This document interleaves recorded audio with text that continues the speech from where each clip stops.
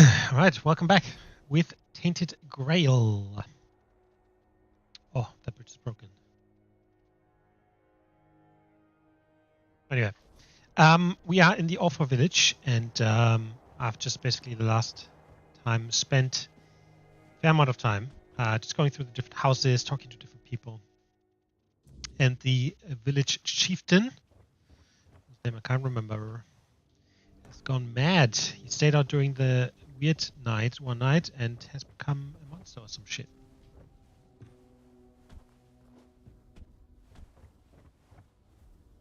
That. I don't get angry if I try to open it.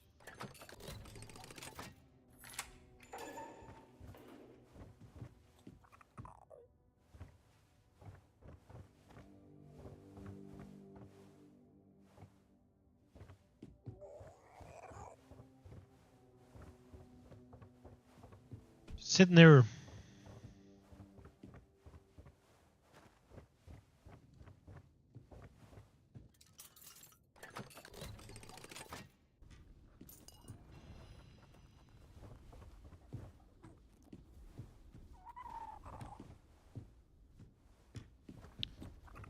Just wanted to say, why does it sound like someone's moving? Because someone is moving.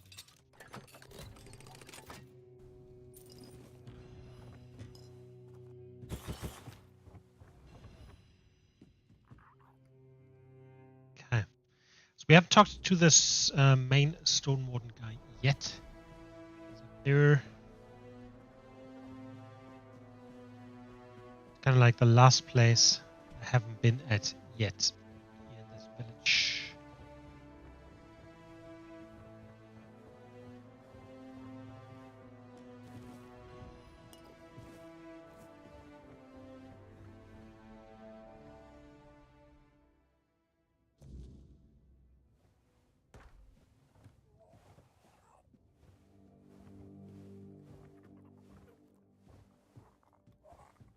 Looks a bit like a construct.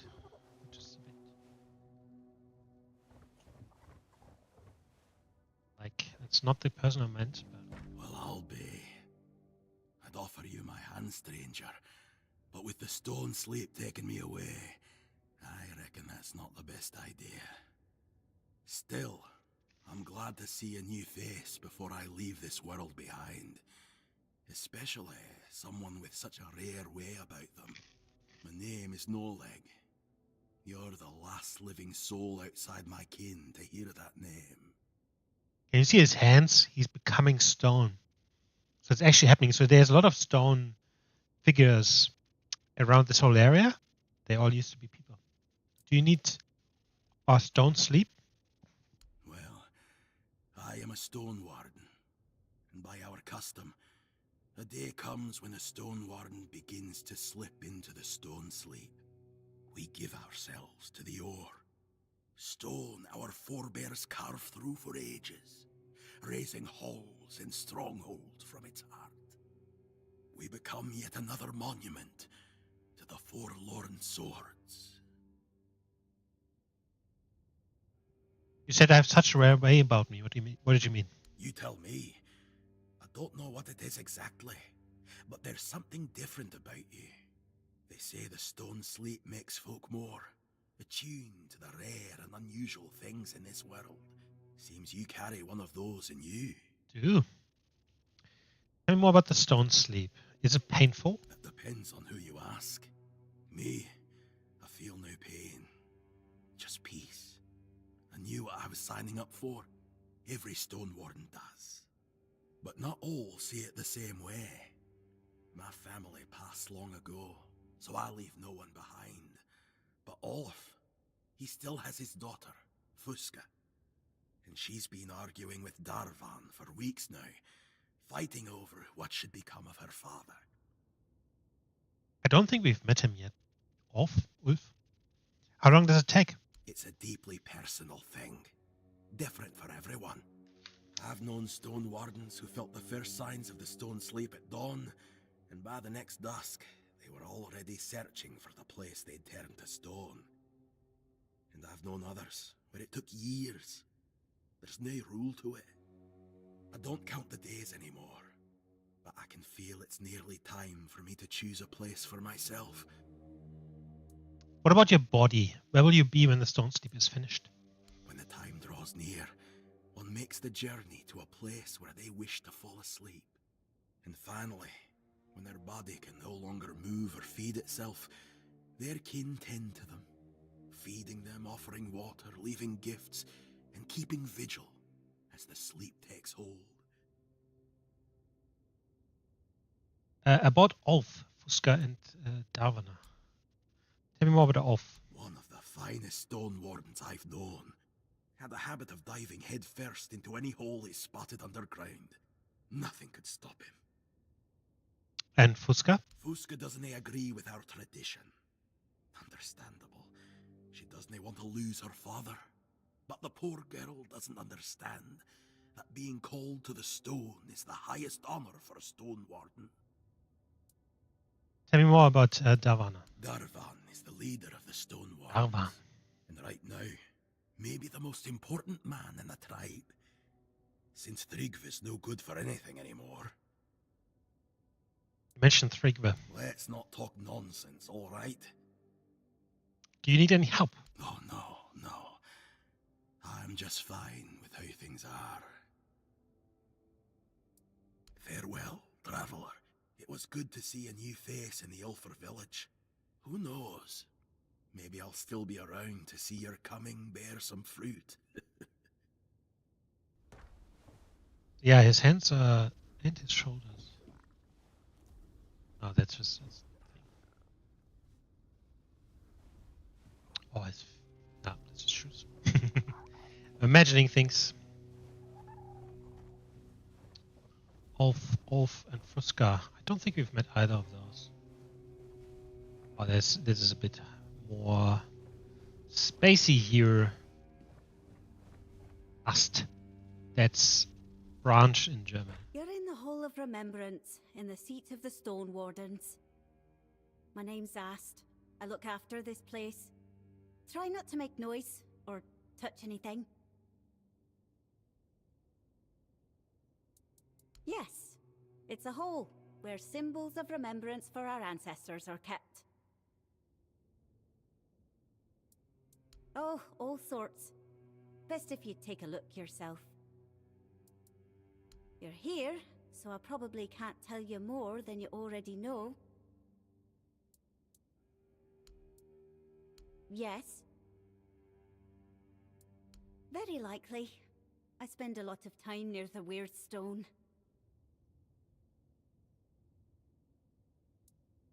That and weird steel, yes.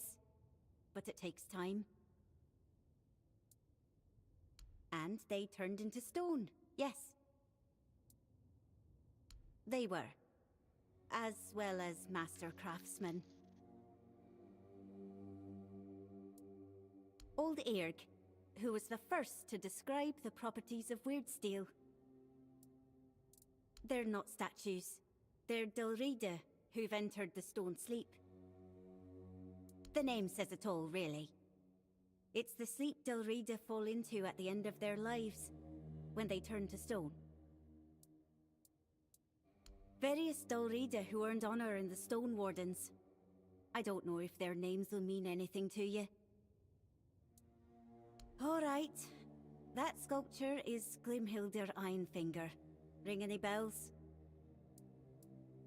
She led the Stone Wardens 2 centuries ago. She looked just like that sculpture. Not much to say. Her rule was long and mostly peaceful. I keep things in order, and I guard this place and the memory of the Stone Wardens' history. Yes, though in the Stone Wardens, tribal ties don't matter much. By the way, I think this is the first person. Goodbye. First person. She only answered with 1 sentence per question. That's the first person to do that, I'm pretty sure. I was prepared to kind of be able, while listening to her, to just, eat my crackers and shit. But that didn't work, because she didn't say much.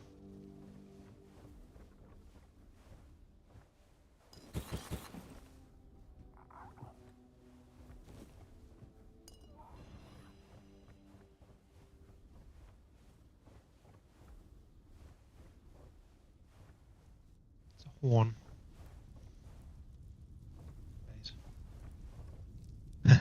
Fuck.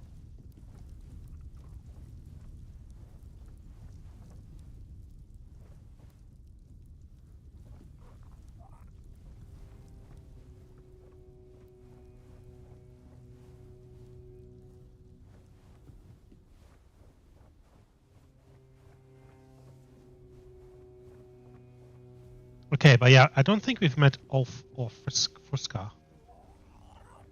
Anyway.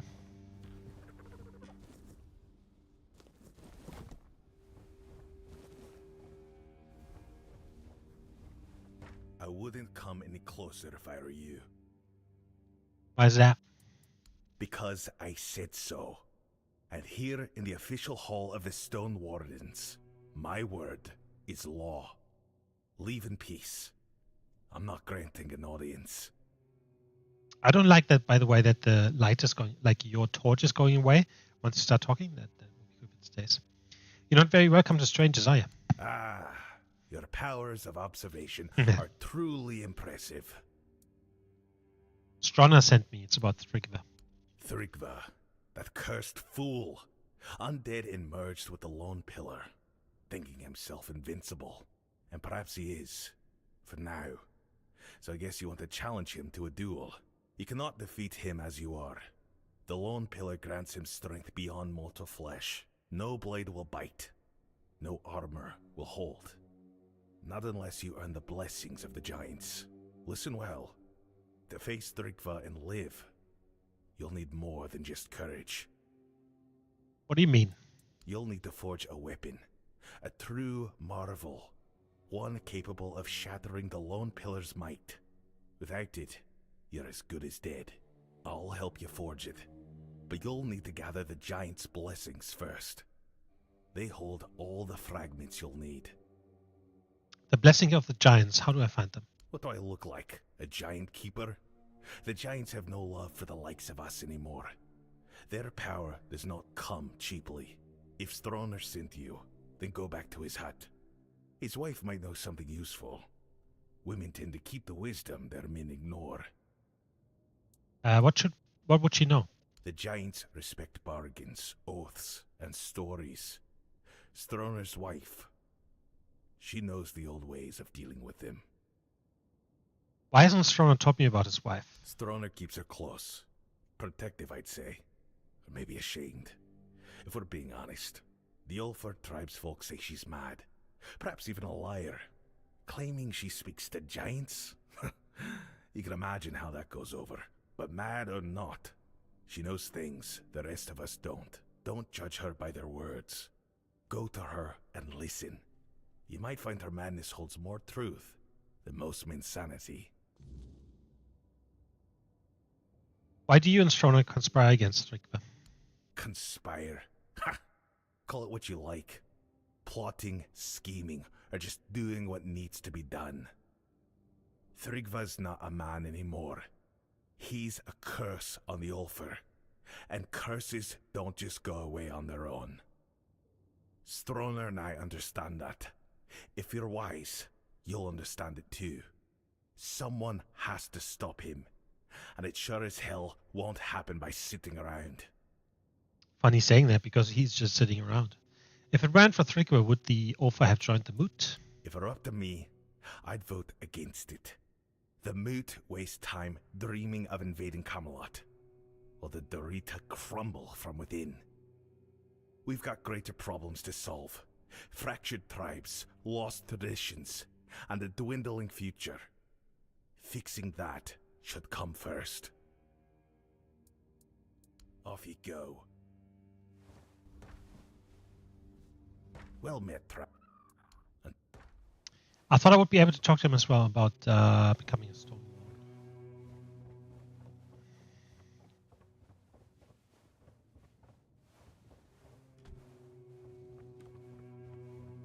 Yeah, it seems there's a few people I haven't met, but it's a bit tricky to find them. I don't know. I thought I was everywhere. Obviously, Ulf and Fruska. I haven't met them.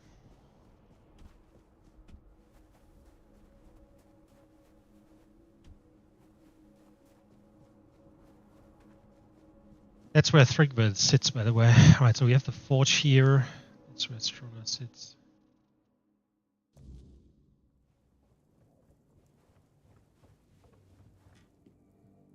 Davan told me to speak with your wife. Vigdis? What does she have to do with this? Why didn't you mention her before? Because I'm protecting her from prying eyes and the superstitions of villagers, that's why. I don't know you. Why would I speak of my wife, accused of madness, to a stranger? Ah, fair enough. For any Dalrita, losing one's mind is like a living death, a shame worse than most can bear. But I love her too much to grant her a good death. If Darvan believes she hasn't gone mad, but instead serves as a bridge between the Ulfr and the giants, then I'll gladly let you speak with her. You'll find her in the locked room. Here's the key.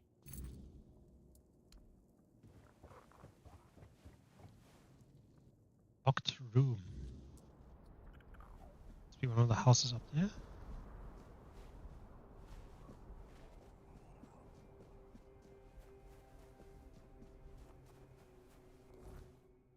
Oh. There's more. I need to go around. Okay.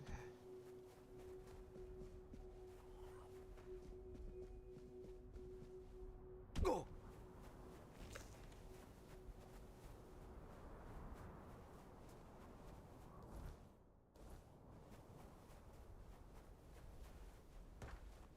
Alright, also, I'm not gonna grab my summons just yet.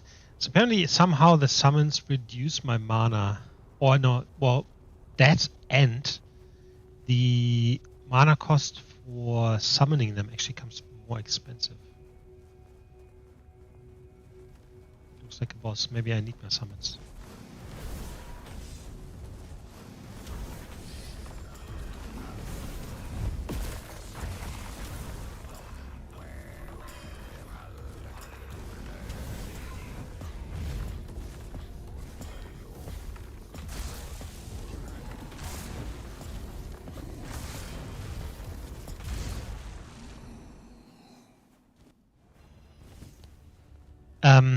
So yeah, I wanted to see if I can just maximize my damage without the summons for now. Is that a person? Oh, that's off.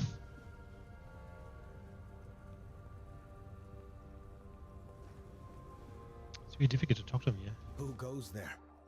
Is it you, Fuska? Blind.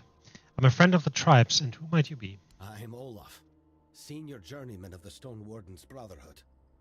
It's rare I meet anyone from outside the tribes. I've never set foot beyond the Forlorn Swords, so my knowledge of the wider world is limited. And now, as you can see, I'm here to stay. So tell me, what brings you to us? Or perhaps you prefer I share some wisdom instead?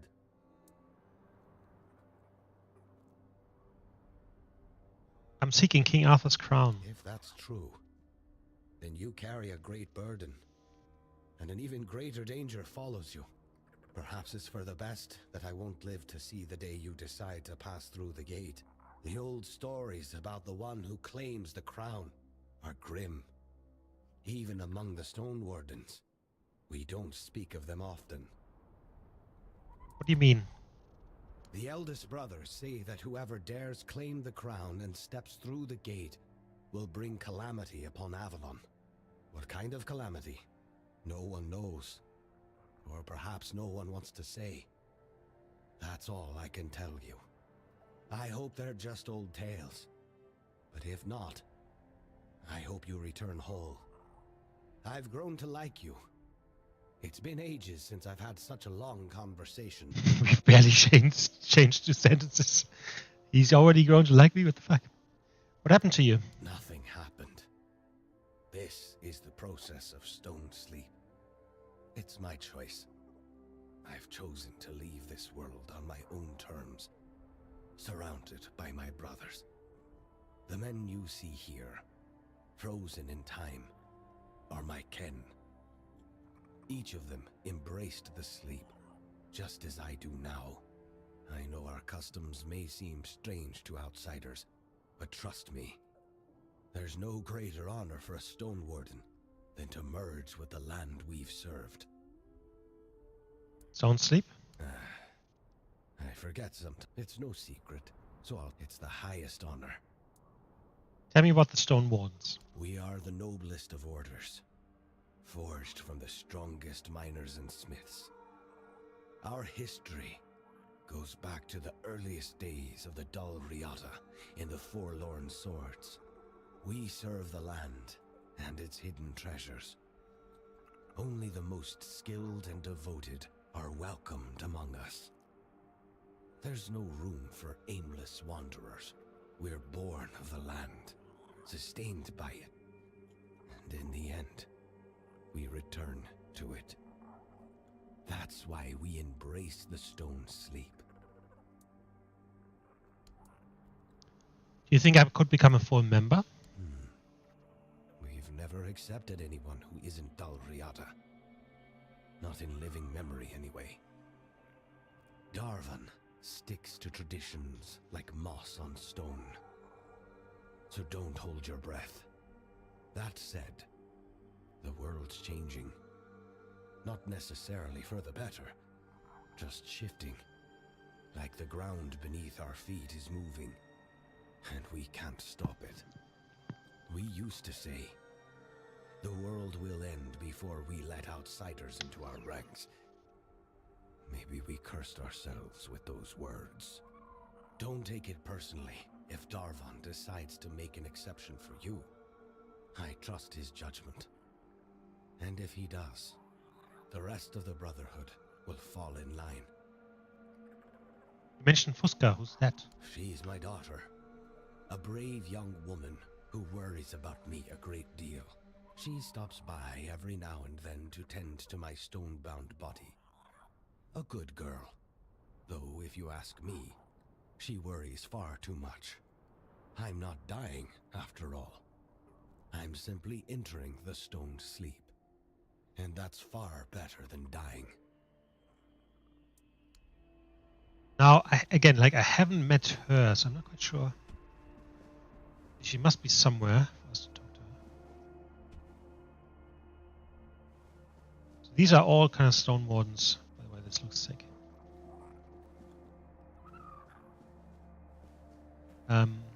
Yeah, these are all Stone Wardens that have become one with the stone.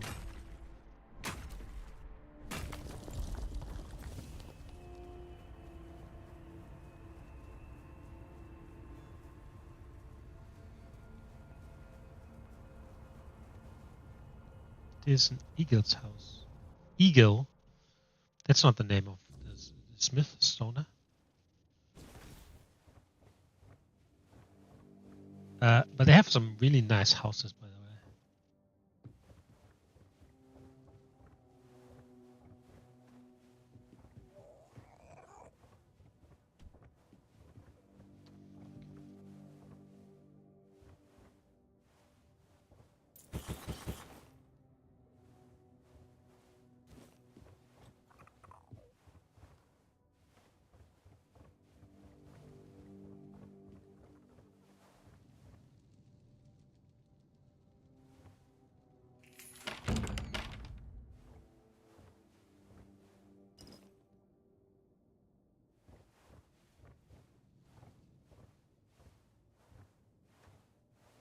These Darvan sent me. He said you know how to speak with the giants. He sent you, didn't he? Ha! That's bold of him. Sending someone else to poke at old wounds. Yes, I know their ways. Or what little of it the Ulfr haven't buried with scorn and silence. But you're not here for stories, are you? You're here for the blessings. Need the blessings to forge some weapon. Without it, I can't face Thrickler. The giants don't just hand out blessings like baubles at a market. Their favor is earned, not begged for. They respect oaths, strength, and sacrifice. You'll need to approach their shrines, what remains of them, and prove your worth. Each giant demands something different.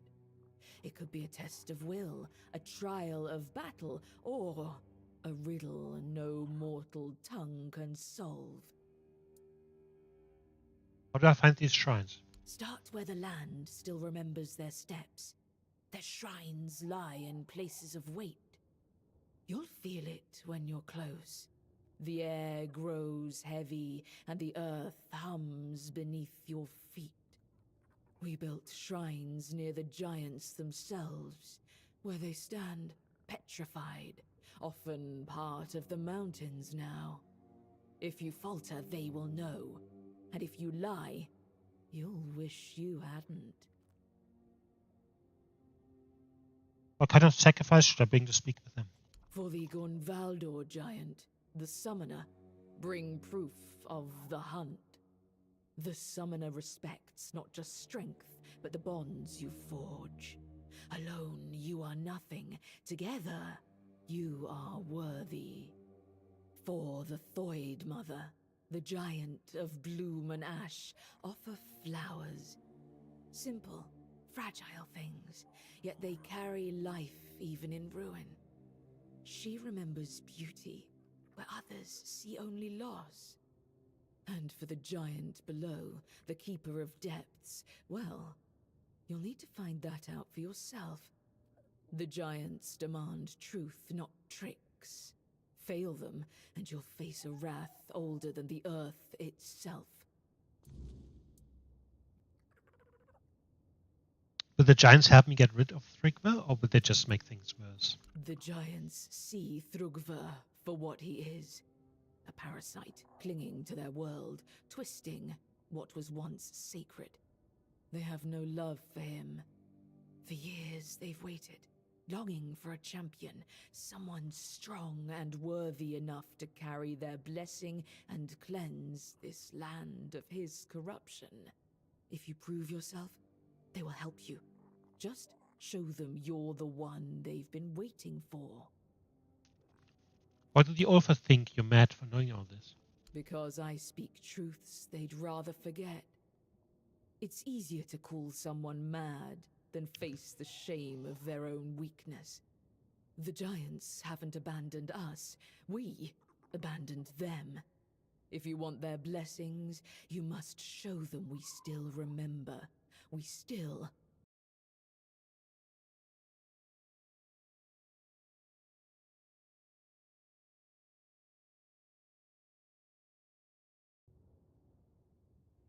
Go with purpose.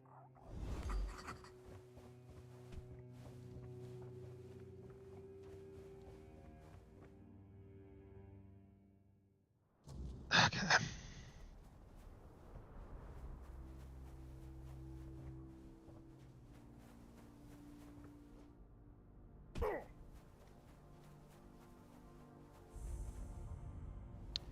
Elevator pass.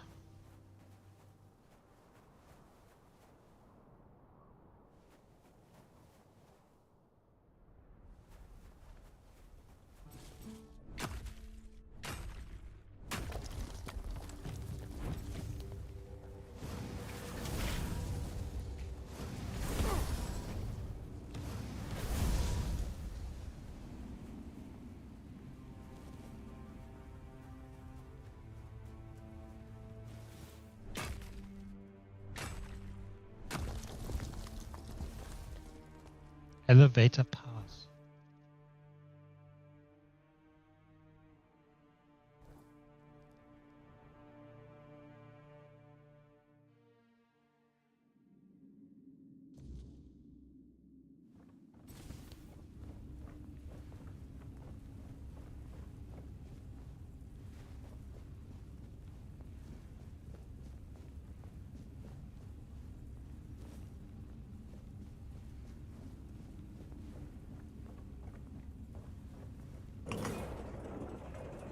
Oh, I thought we were going up.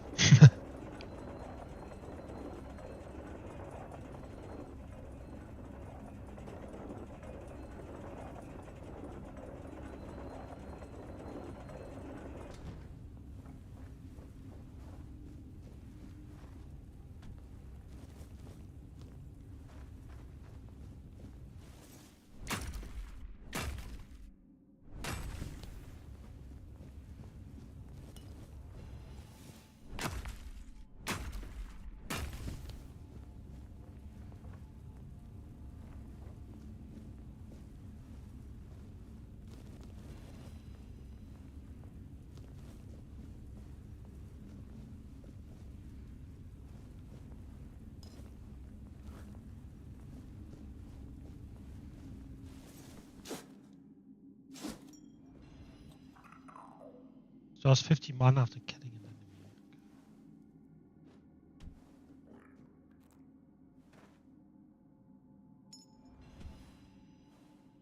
Each consecutive hit increases mana regeneration.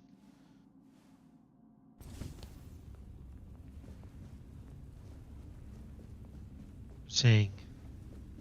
This is the first time I think that I've actually noticed the fucking stone right away. That's it. That was a quick way. Just not sure where we'll come out.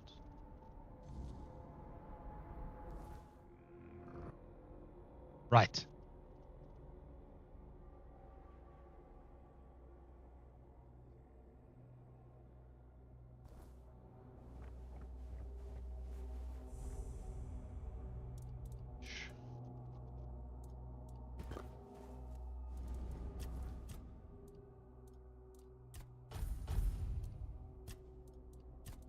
Alright, we can do this. Will give us another 23% just I think.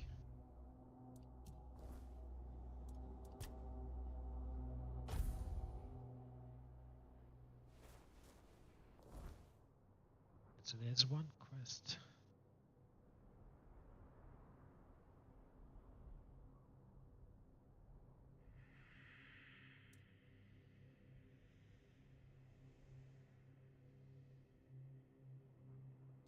I might just do the smaller quests for the different people. Alva seeks knowledge of the giants. I could help by covering what the Gonvalda and Orator tribe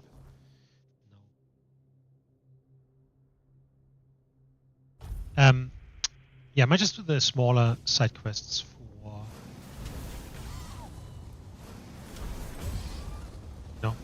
the people in the Ulfa village.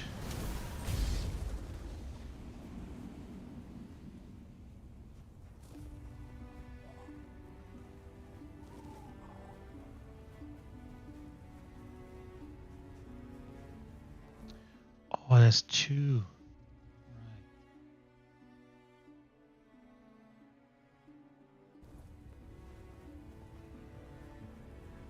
That's alright. We can do this. What the fuck is this?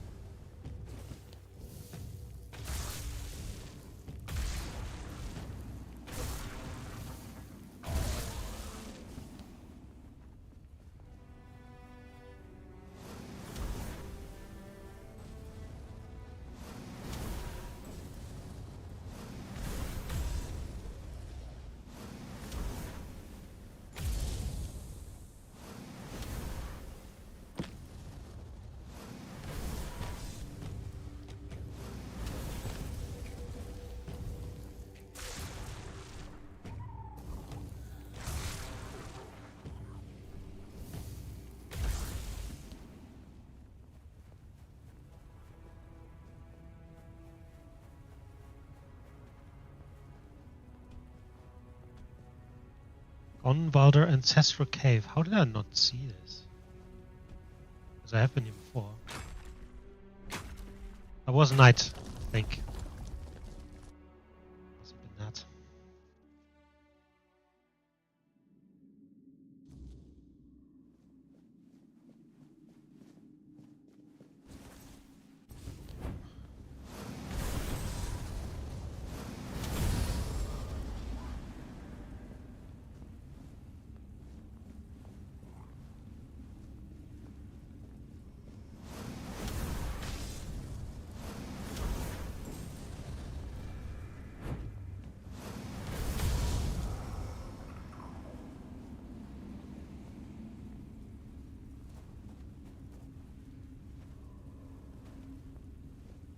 Thought they might give some cobwebs, but it doesn't.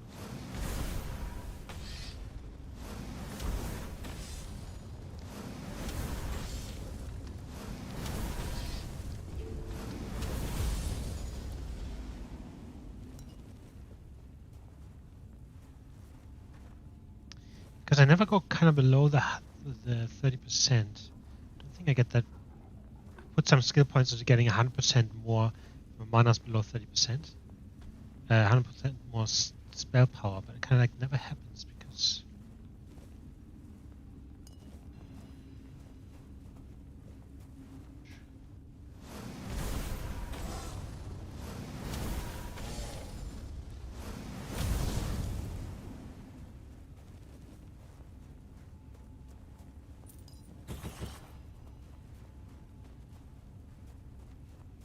Love these statues, they're really cool.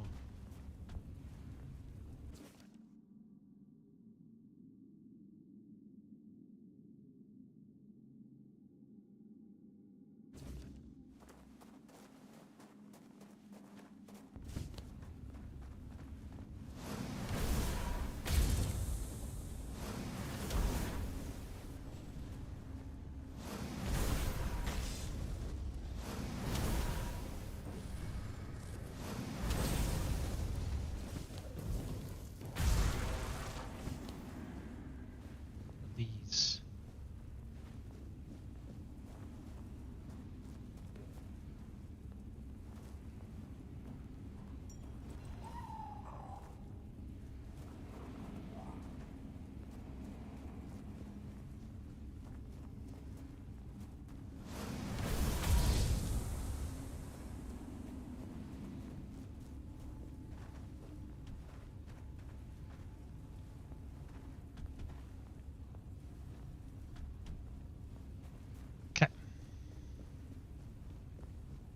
Done.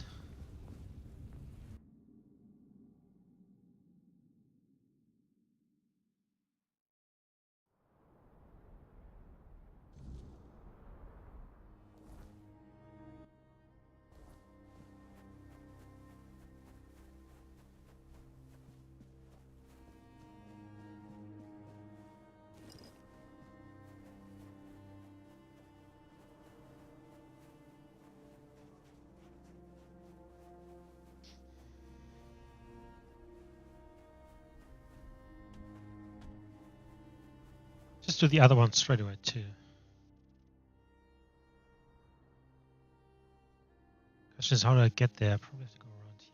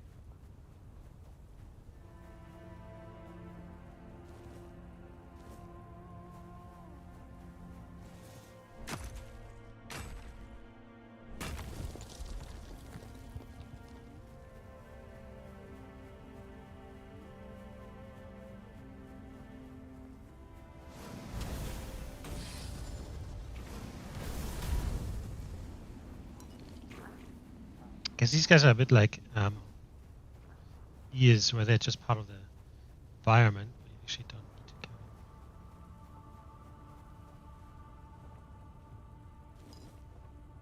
It's another one that is not mentioned in the map. Alright, let's see where this one leads us.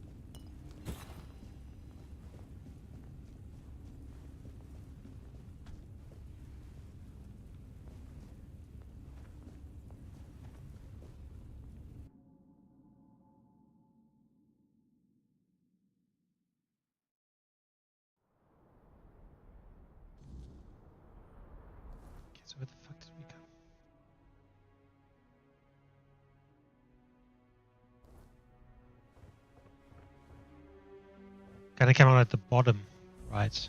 Because this is for the other quest here.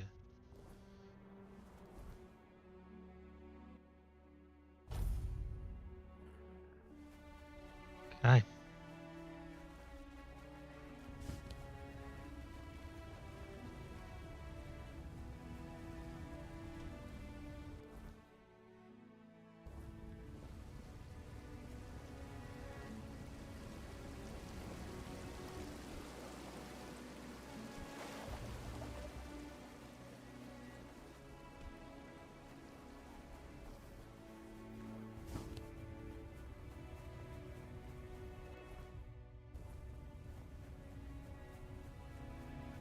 Right, so that's where we just went in, which basically gets us down there somewhere.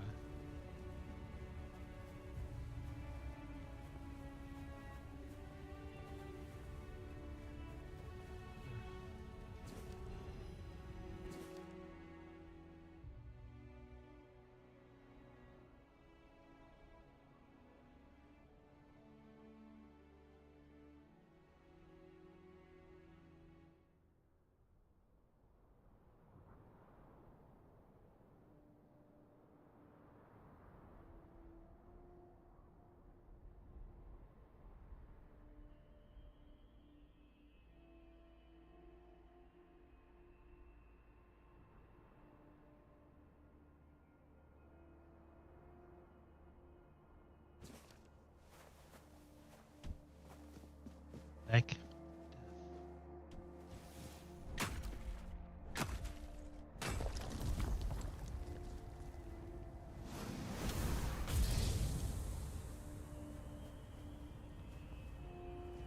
It's like he's pooping.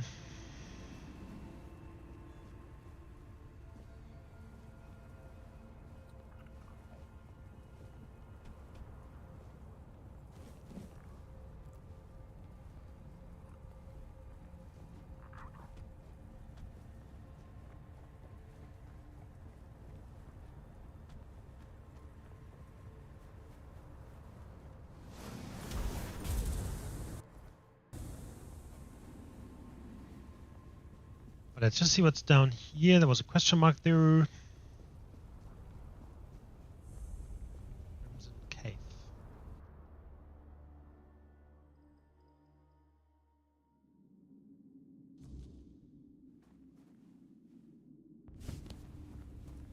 What's this red stuff?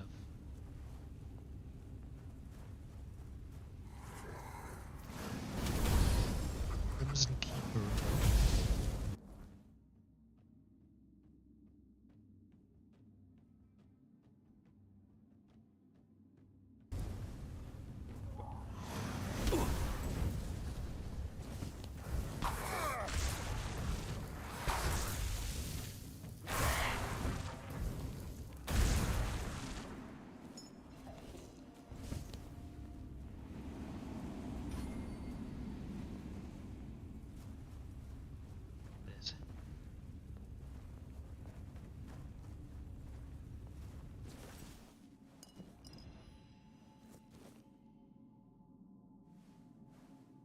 Like bone?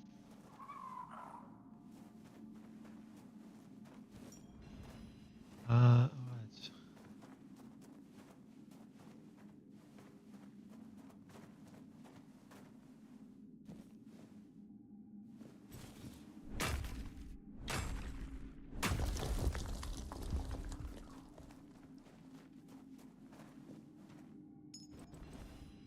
Another traveler.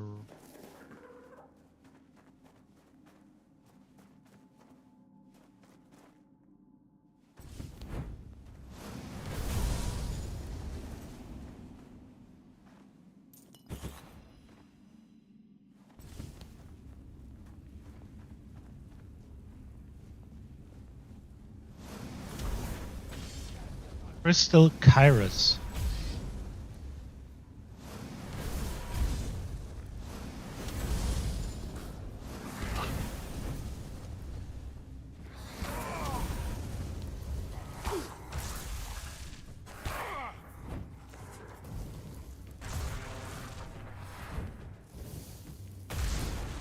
Man, these motherfuckers, they're stressing me out.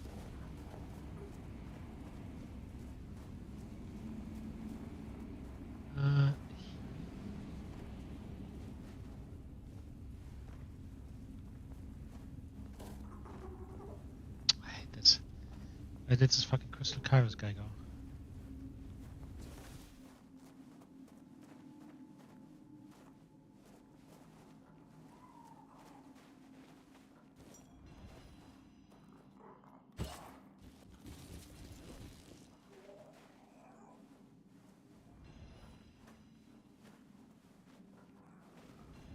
Always checking if there's a secret hallway behind.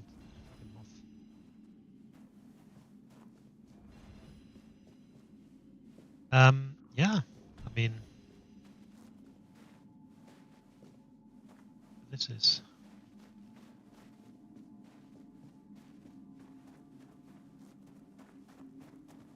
Whatever's going on here.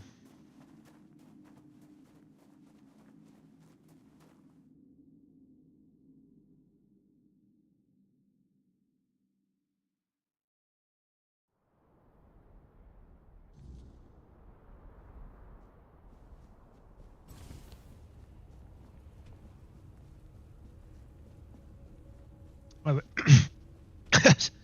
we have a teleportation stone here.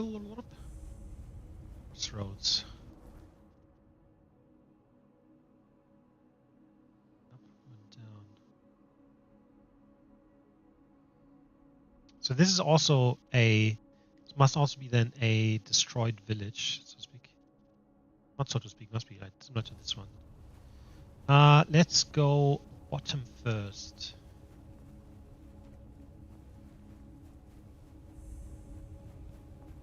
Bear.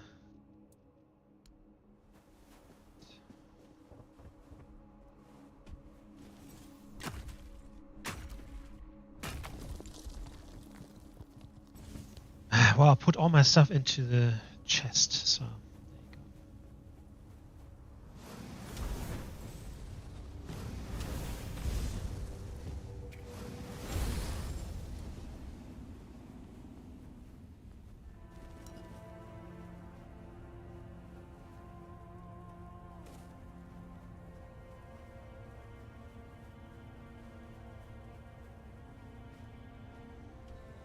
Old chipped tablet.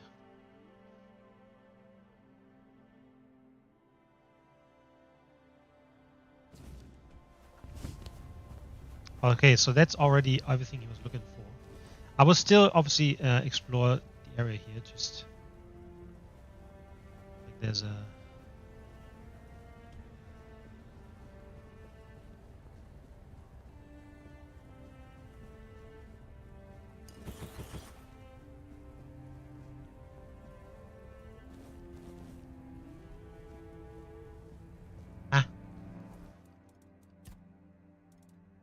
What the fuck?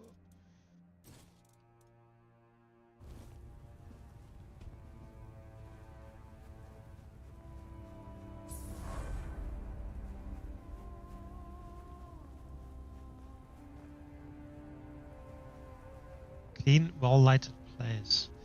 Problems, I still haven't found the area here where our chest would be placed. What's going on?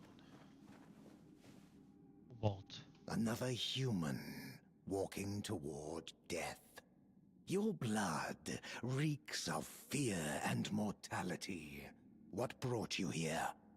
The lies of religion? The weakness of despair? You're looking for the sanctum, like all the rest, as if it could save you from what waits beyond. Who are you? I am Cobalt, Knight of the Endless Abyss. Nothing but a brief stop before annihilation. Your soul is tainted. I can see death growing inside you. If you want to break free from your pathetic existence, I can destroy you. Your life is meaningless, but your death could have purpose. I'm good. Merely speak your desire. You wish to test me in combat? Indeed. The void consumes even the brightest soul, eventually. If I should prevail? Then my vigil in this frozen realm would conclude at last. Sure. Good.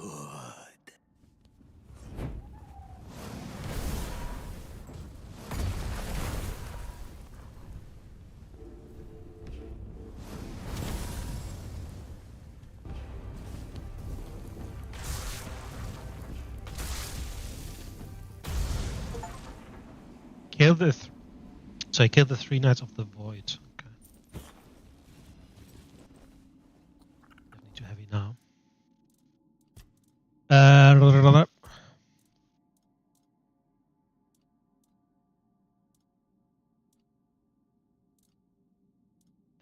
Shit is really heavy.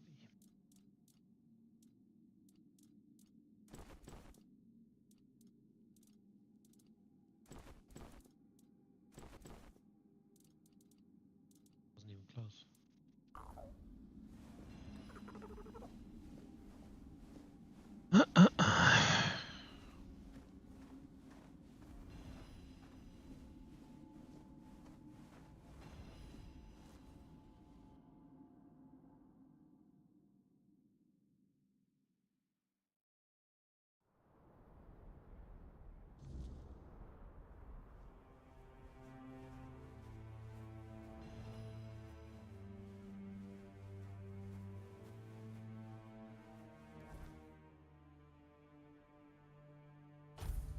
Oh, you cannot fast travel while in combat now. That's interesting.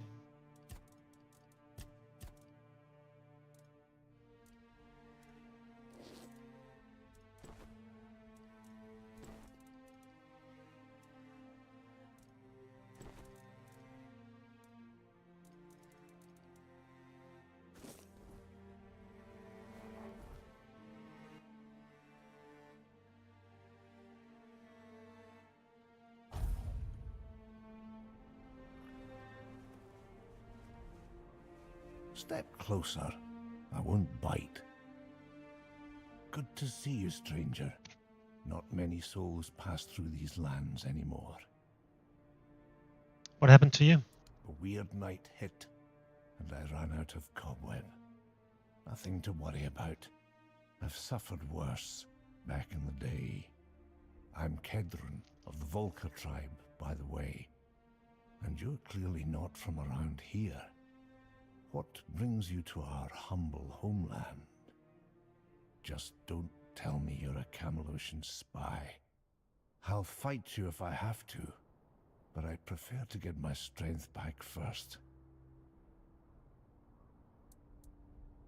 We've got one of those all right. His famous crown, blasted thing. They say he gave it to our ancestors as a sign of gratitude. I say that's bullshit. The crown was used to command giants, and only Arthur could wear it. By giving it to us, he sent a message. Behave, or I'll return and send the giants to devour you. A warning, not a gift. Don't let anyone tell you otherwise. But since you're already here, and I need some time to pull myself together, how about doing me a favor? And to answer the question you haven't asked yet, yes, there's something in it for you. Like not being killed by my Dalrita kin the second they see your face. Sounds like an offer I can't refuse. Oh, you could, but you wouldn't get far. That much I'm sure of. I need you to find Gerfan and inform him of my situation. I can't complete the task he gave me. He's also the one who can grant you safe passage through our lands. Without it, things might turn bloody real quick. What can you tell me about Gefan? Gerfan is the voice of the tribes, chosen long ago, back when his name carried weight and the leaders still listened. They say Mather herself blessed the runes of his fate. Now, he's just an old man, waiting for a moot that may never come. But I'll give him this. He still believes, still tries to gather the tribes. If you ask me, that won't happen again in 100 years. The tribes are too busy tearing each other apart. Those days of sitting together to plan a future, gone. There's no future left. Just snow, ice, and the weirdness. Still, you should meet him. Was this guy here when I came through? Because I don't think so. What's the mood? A gathering used to happen in time, but there hasn't been one in years. I'm skipping the stuff that we already know.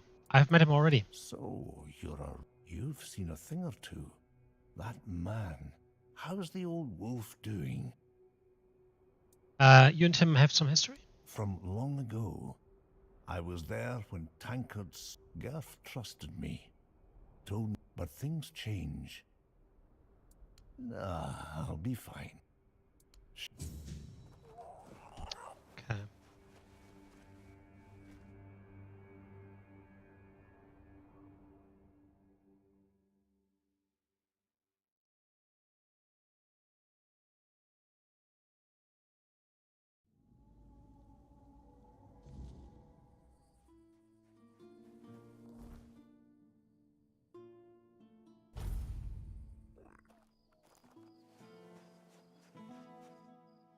Okay, so the stuff that I want to put down, right?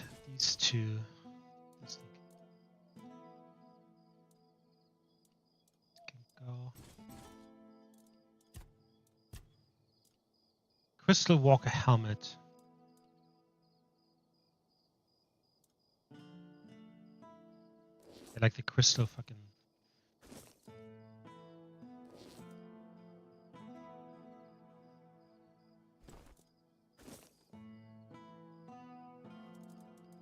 Oh.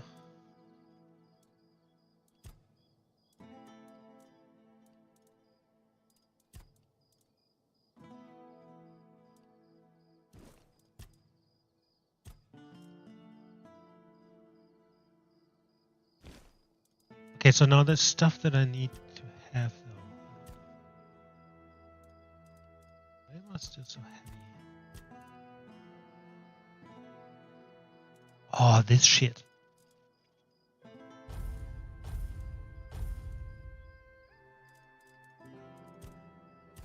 Anyway, the stuff that I need to take, we need bear pelts. Pelts, I can't remember how much, let's just take 10. Antlers.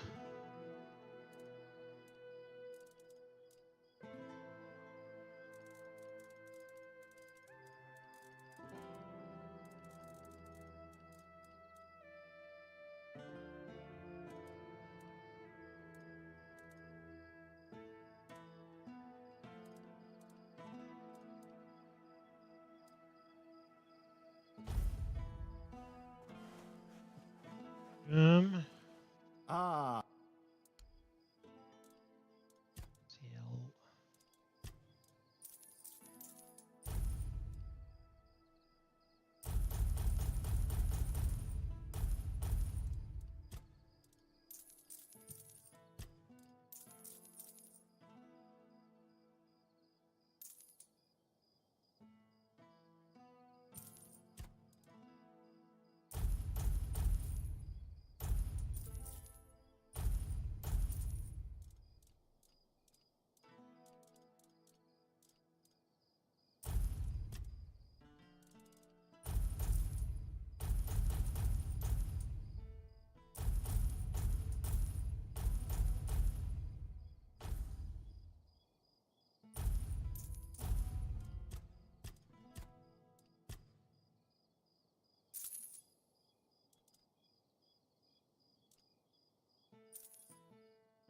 Nice. Okay.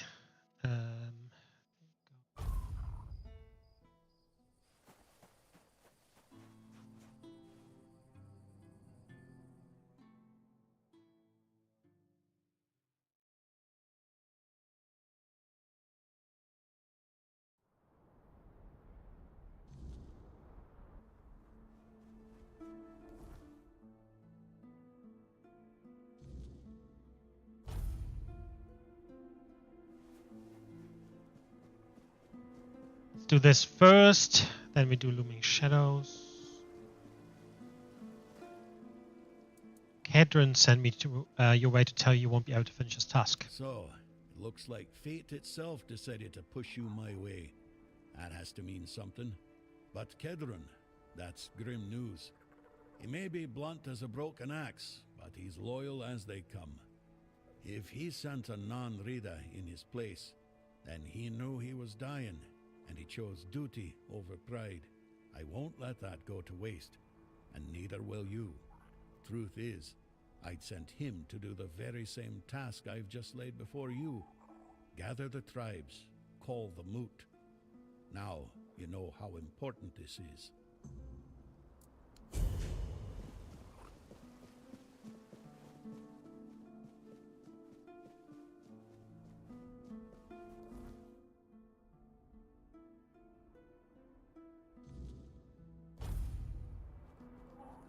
Hold on. There's my stash right there. Oh, idiot.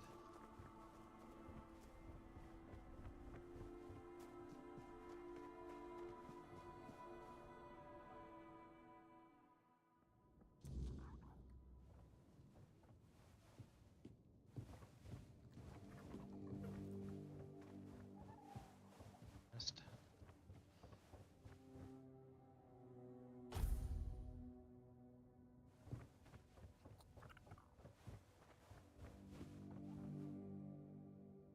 The forge is hot.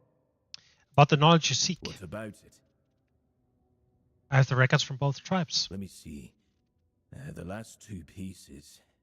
I'll admit, I had resigned myself to never laying eyes on them. It's not the same as standing face to face with the giants themselves. But it will have to do. Here, this is for you. It's something I've been working on with the knowledge I already had. It still needs refining based on what you've brought me. But I doubt you'd want to wait another 10 years for your reward. Thank you, outsider. This means a lot to me. Go safe.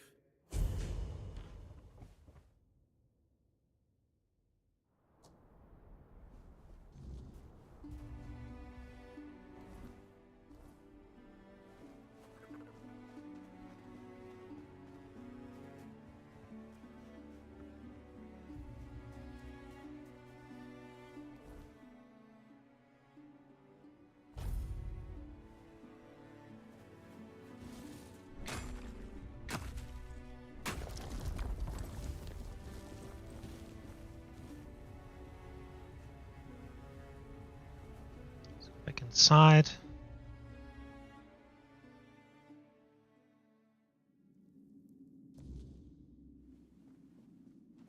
Dead.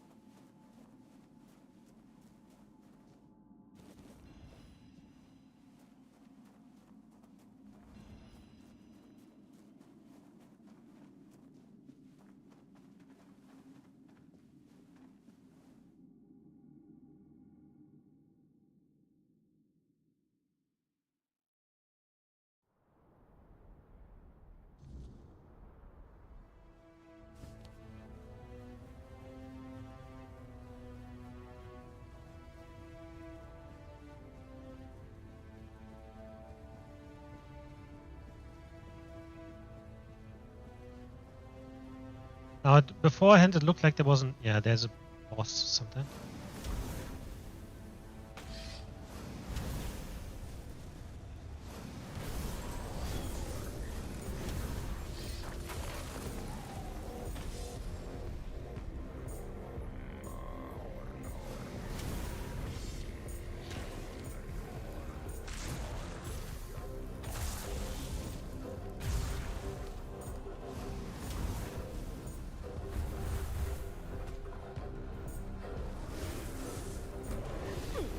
Thing is huge.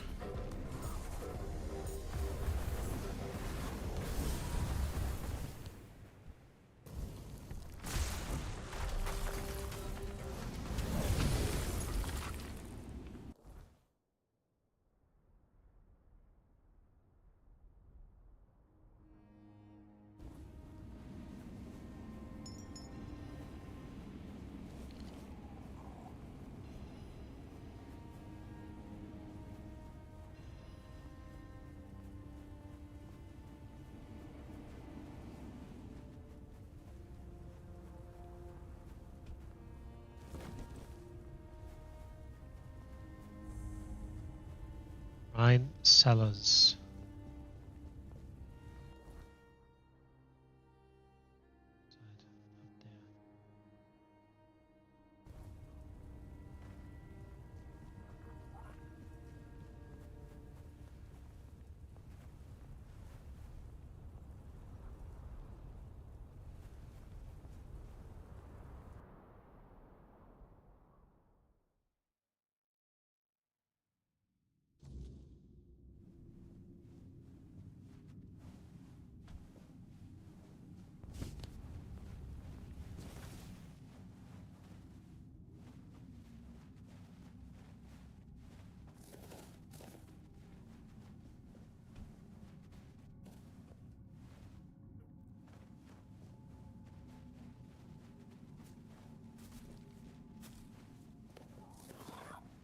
Up there. There's another boss or whatnot. So let's have a look here first.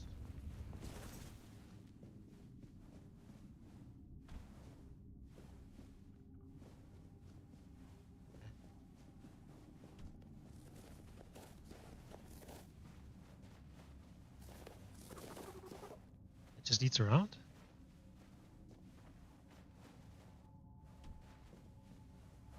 Slower. Just leads around, okay.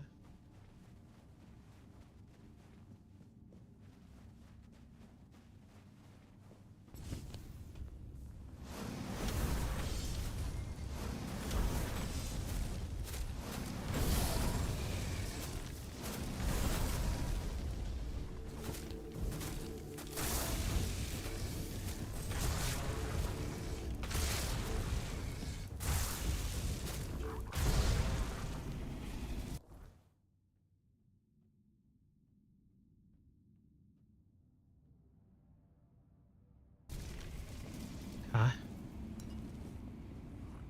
Okay. Matron's insignia. It's orange, so that's usually, yep, it's a quest item. Just haven't found the appropriate quest yet.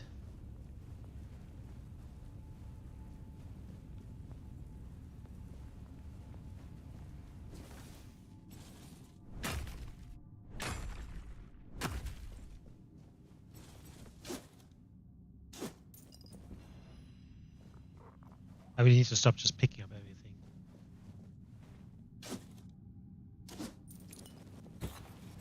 Doing it again.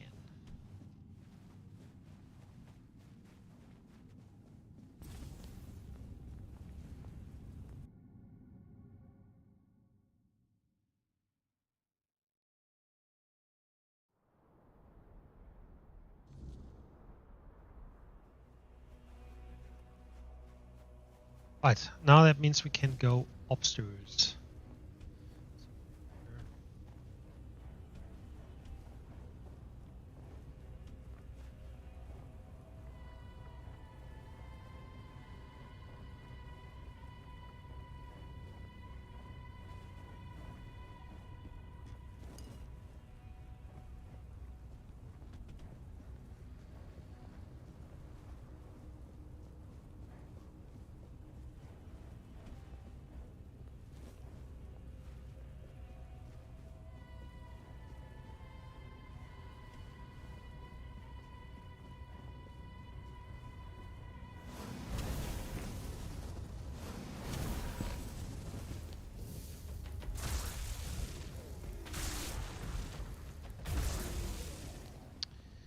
Probably.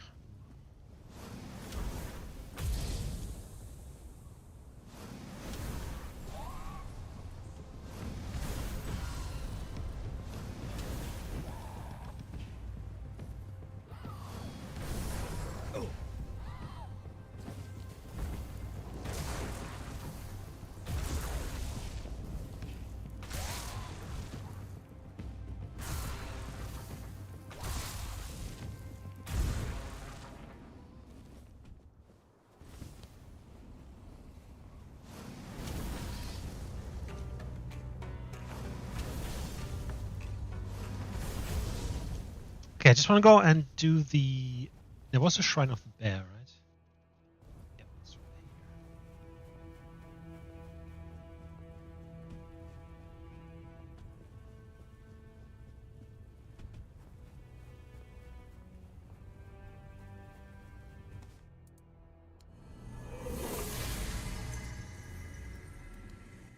That's 25 HP. That's actually quite decent.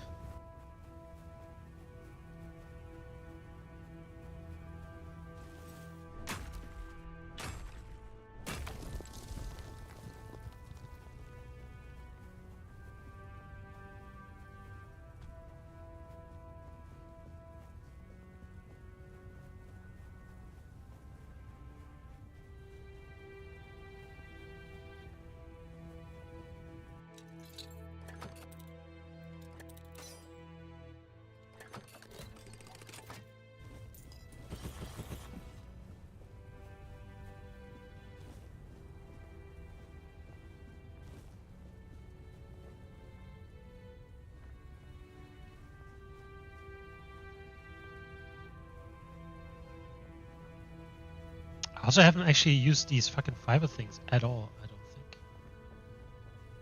I just miss a few. Bits.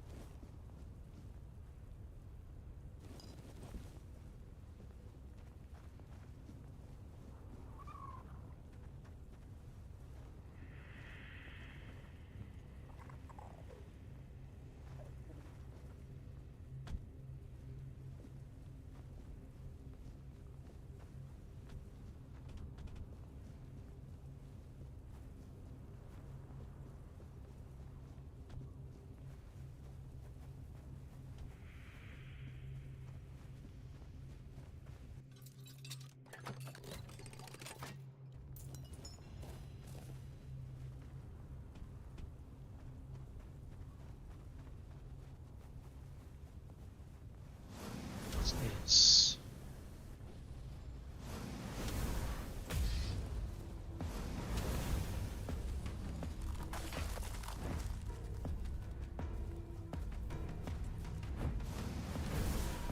Oh my goodness.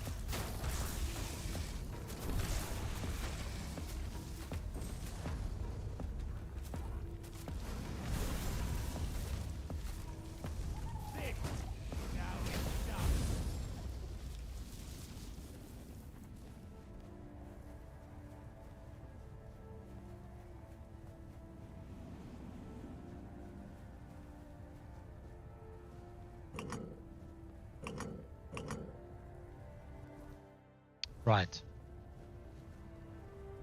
I assume that will happen at some point. Okay, but it looks like at the moment cannot.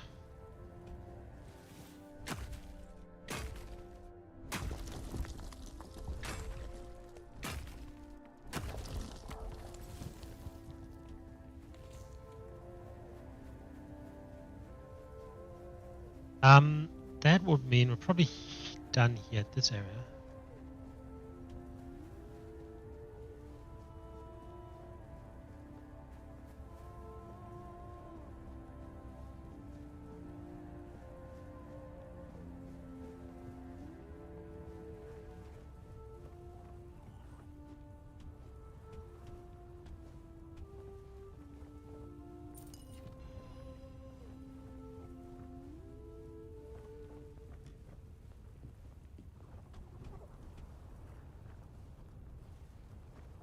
All right.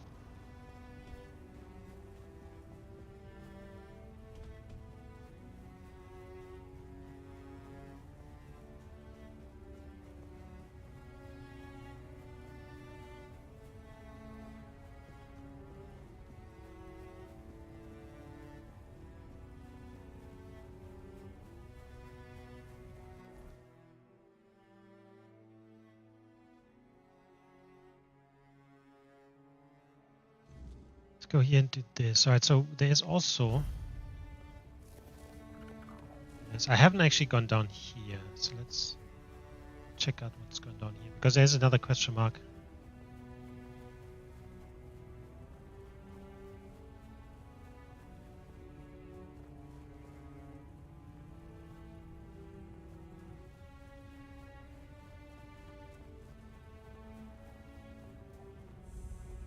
Stone Warden's Hearth.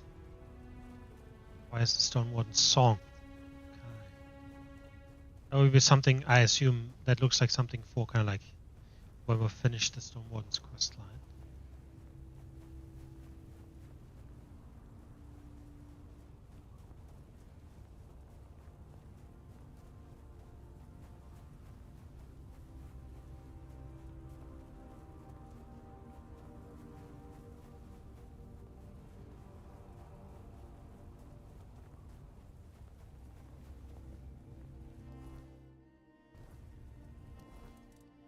Need to investigate the area where Alan saw the beholder.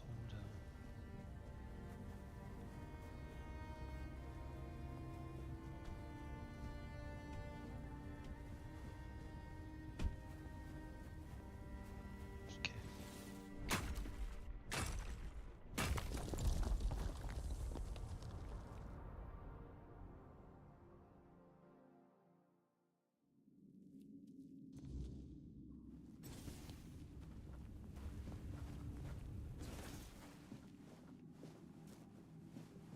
There's a way down. Whoa. I fell down. I didn't actually want to go down. Silence. I've had one of those before.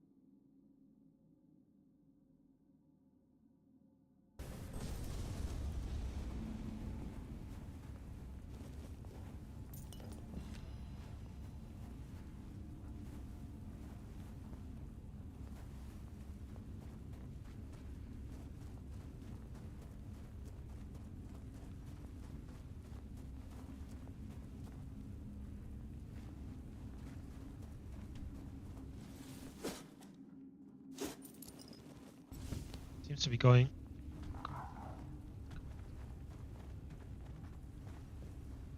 So.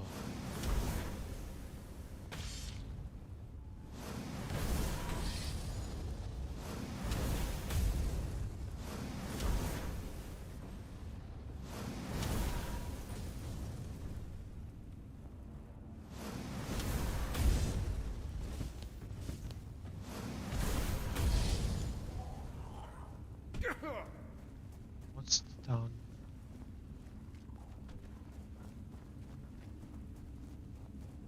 Same thing. Just two entrances. Same thing.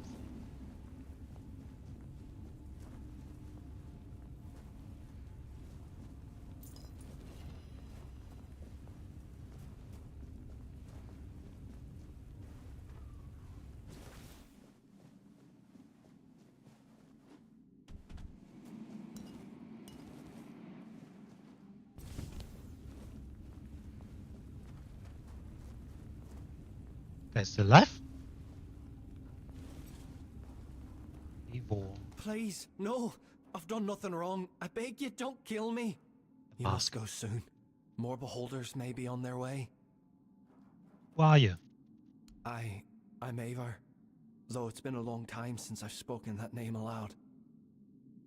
Alan sent me. He saw you watching him one day. So it was him. I wondered if the man I saw was really Erland. He's grown gaunt. When I was just a boy, he cast me out. He said I was too frail, and he feared I'd bring weakness to the Ulfar. An omen made flesh. That's all I was to him. How in the world did beholders not kill you? Can't say for sure, but I've lived among them for years. I guess they see me as the same kind of aberration my tribe did, only they view me with curiosity. not fear or violence. How did you come to live among them? When Erlend cast me out, I was still a child. Weak. I didn't get far. I crawled into the first hole I could find to escape the blizzard. It turned out it led to a whole network of caves. The beholders found me and they fed me, just like that. So I stayed. Can you tell me more about these creatures? The tribe told stories, said they were terrifying living war machines, marked by the weirdness and shaped by the Four Dwellers. But I don't think they were always like that. They're intelligent. They communicate with one another. And once, I saw one that looked like it was crying. Why were you watching Erlend? That day, the beholders led me to an exit, urged me to go outside. It was the first time in years I'd set foot on the surface. After some time, I saw Erlend looking for something in the snow. I stared at him for so long, until he noticed me and fled. I went back into hiding too. Didn't you want to go out again? It's not that simple. The entrance to the cave only reveals itself when the beholders allow it. Right. Otherwise, all you'll see is bare rock. Why was I able to enter? I think that they let you in because they thought you were Erlend. They must have felt what I carry for that man and wanted to do something for me. And kill him. So the way out was close to you too? Yes, but truth be told, I never really needed to leave. The beholders brought me food, and I had access to fresh water, as strange as it might sound. Erlend wanted me to kill all beholders. Please, just go. I don't want any more bloodshed. The beholders you encountered, that wasn't all of them. More could be coming soon. Erlend would probably want you dead, but I won't do that. Thank you, but hurry now. You need to leave this place. Yeah, I think it's, he's not a threat to anyone. Saying that, beholders could probably let him go again, and it happened that he ends up killing Erlend, which Erlend is a fucking old man. He's had his time, and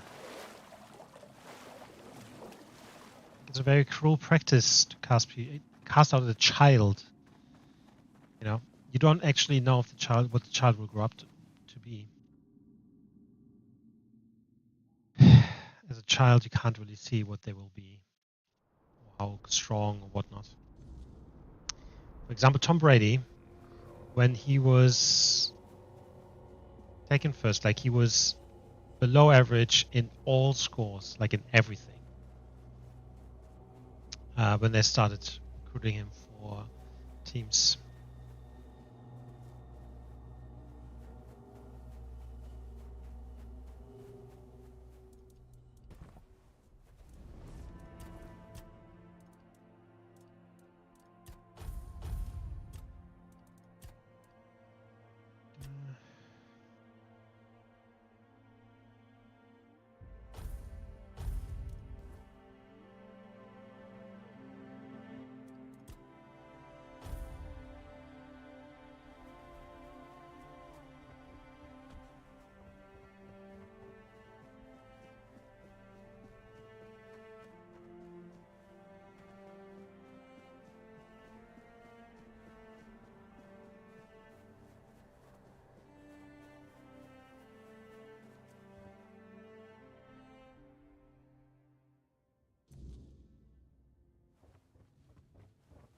Speak quickly.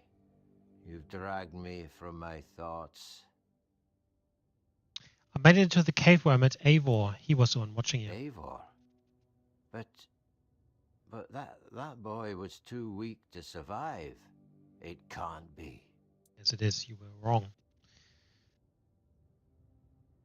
That boy survived and lived among beholders all these years. How is that even possible? That abomination. How could you speak with such a thing? I hope you deal with it. Did you put an end to his life? I let him live. He didn't deserve death. What? This must be some cruel joke. No, you speak the truth. How could you be so reckless? Leave. Get away from me, and don't come near again. You'll bring ruin upon us all.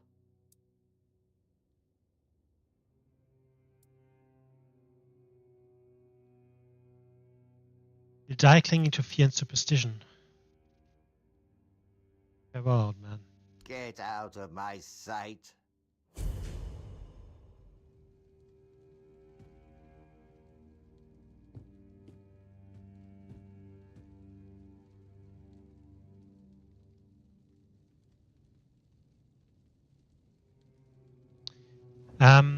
Right, so by the way, I just had a look. There is Fusca, the daughter of Ulf. She is somewhere here. This fucking village. I just don't know where.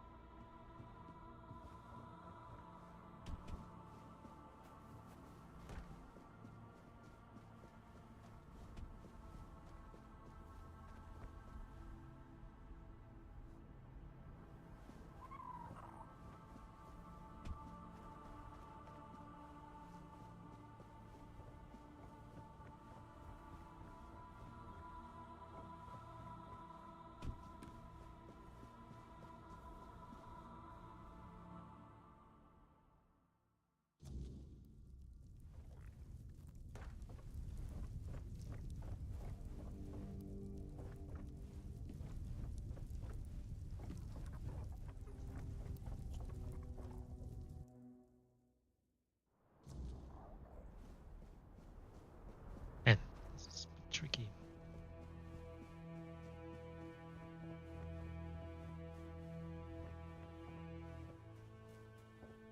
Where did the son go of the smith?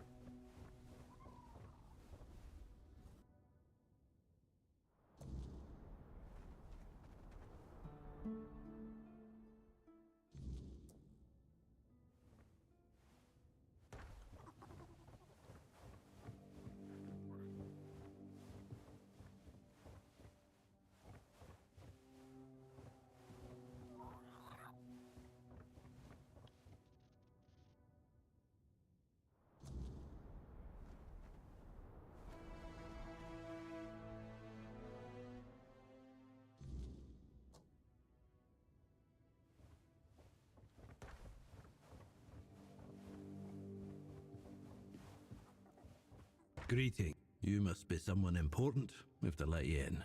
I'm Cord. I guard this place. Last time he didn't say anything to me. It was a surprisingly nice greeting for an Ulfrite. Aye. I know everyone takes us for a bunch of boors. But that's not all true, you know. It's like claiming all Thide are off their heads. And that's not what I think. I've known a few Thides who had their feet firmly on the ground. There are different kinds of people everywhere. Did something happen? You look sad. You surprise me. It's rare for anyone among us to notice, well, emotions. Not that kind, at least. But you're right. I've got nothing to be happy about. I lost my father not that long ago. He died fighting Thrygve. Challenged him, believing he could topple him from that damn throne.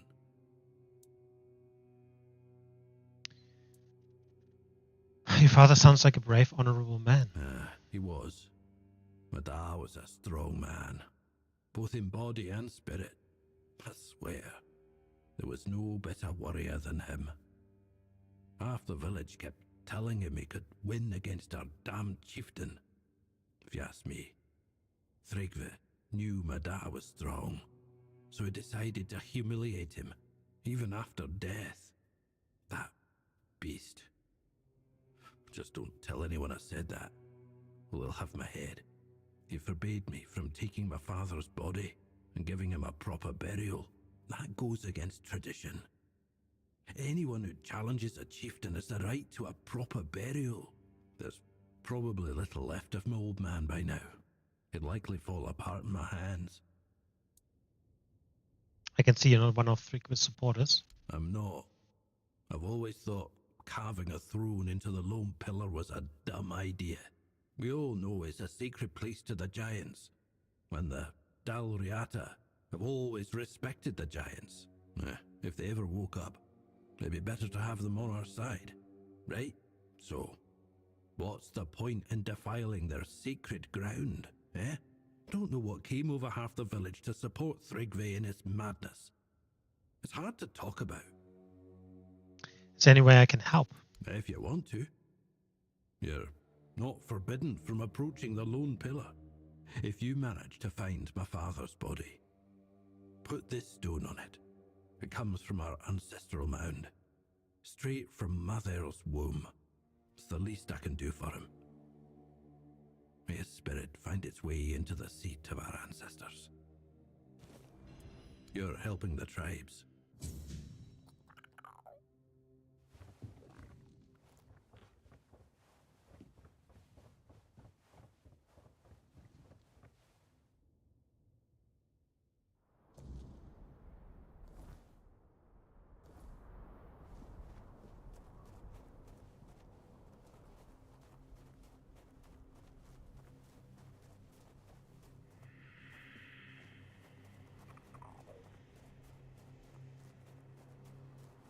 So I think it looks like Fusca, she isn't standing around anywhere, but rather she come once you finish the quest.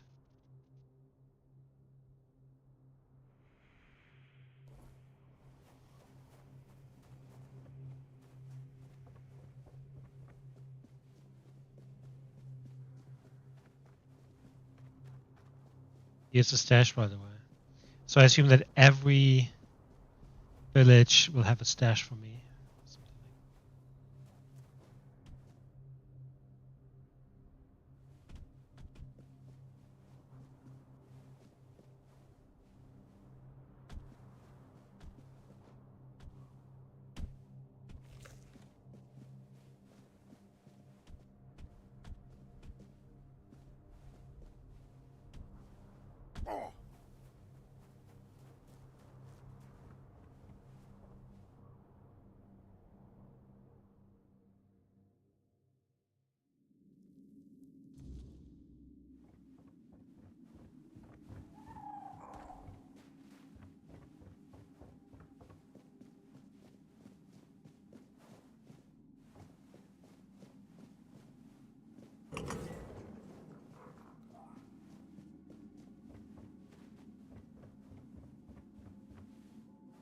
But there must be somewhere in here.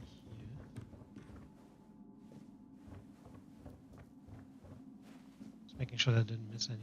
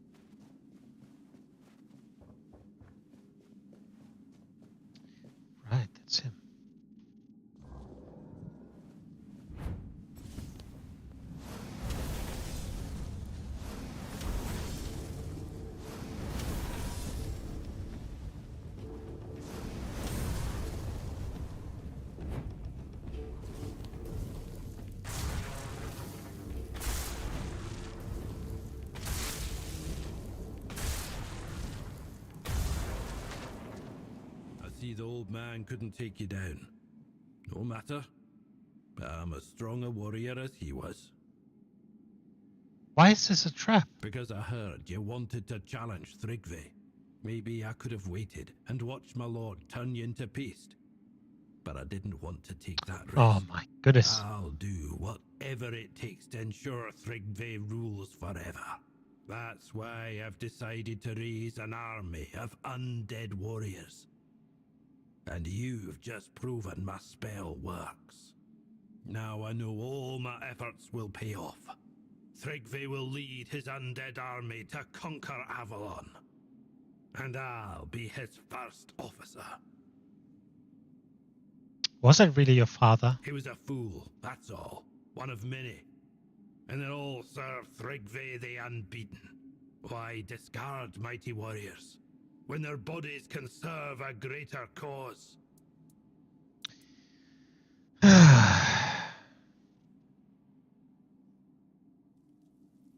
Good thing the Jarita don't tolerate madmen. I'll show you mercy and give you an honorable death. And here I thought you'd never offer.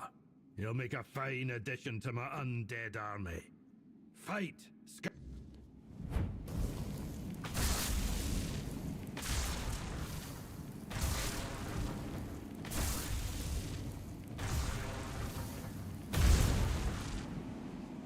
And some of these people are crazy.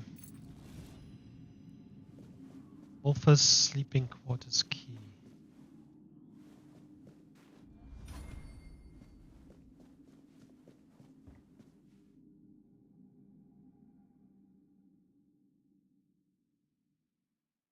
Wolfer's sleeping quarters key. What key is that?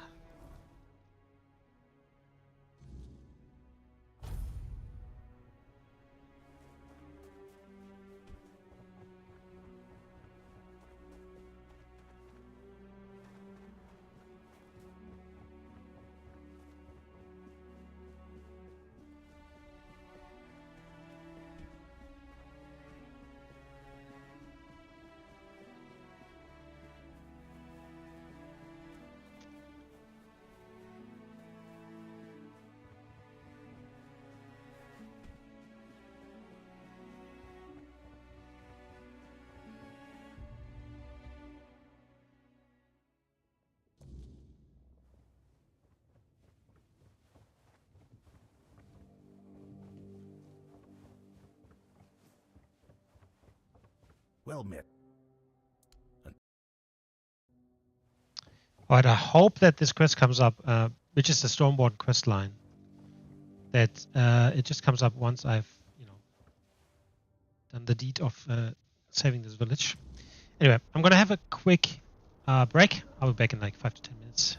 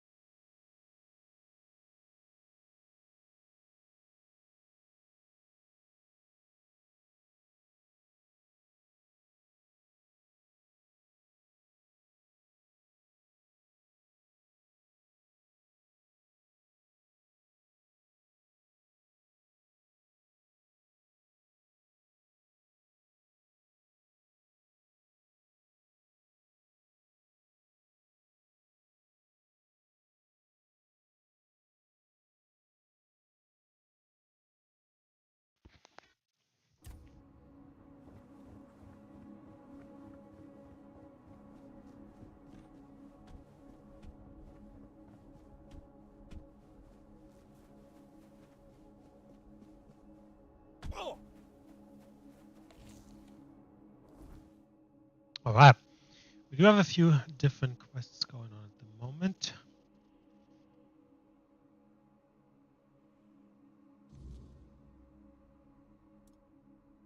All right, so yeah, that one of them is here. So I think I might just continue down here and get to the. This is the Thude village, right? So I think I might do that.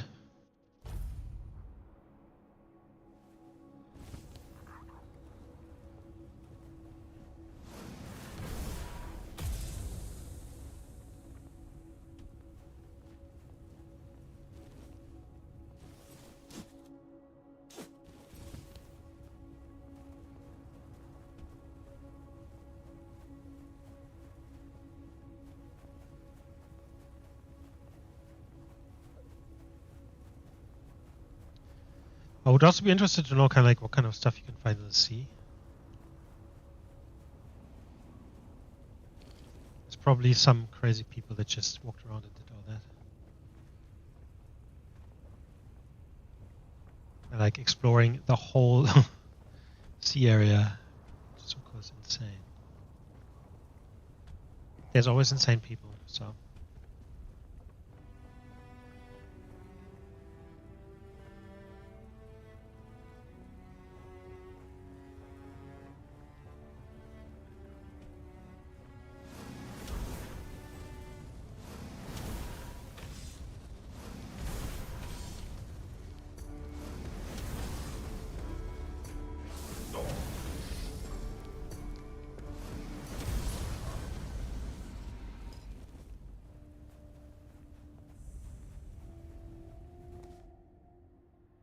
Get 50 encumbrance limit. Now that is amazing. Croakmore skin 3. I probably again put that on storage.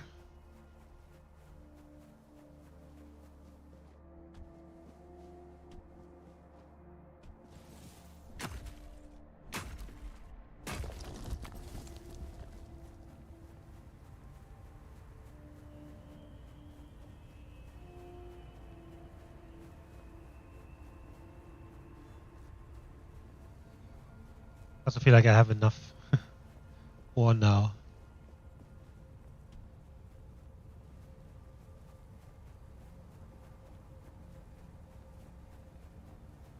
Is that a throne? I think it is. Dot Heimsgard.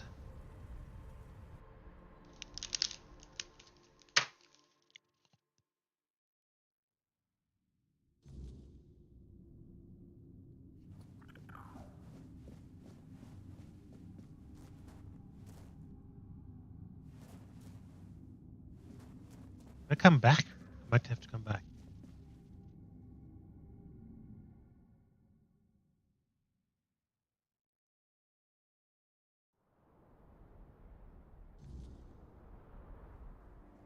They're coming back when I have a quest for this.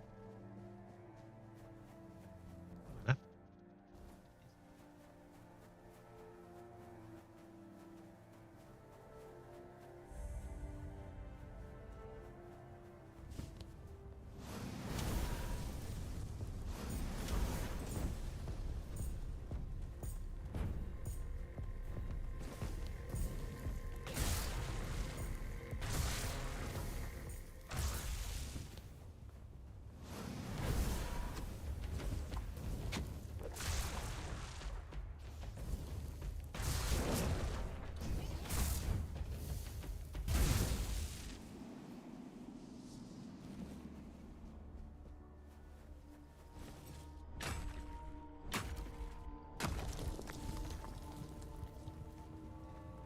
There's also the one mine that I actually didn't go into. Really need to go back and kind of get all of these done, because otherwise I forget about them. Oh no. Go down. Fuck. I need the hides.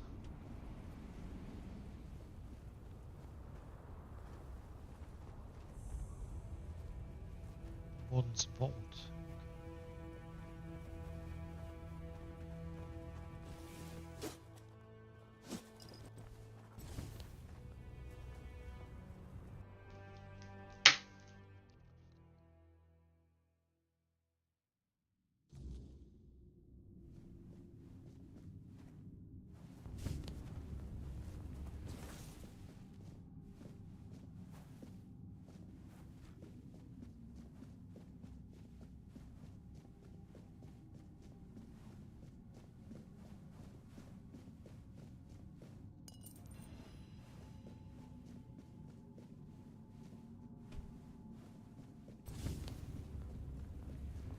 Probably won't be able to enter. Yeah. We need a specific key for that one.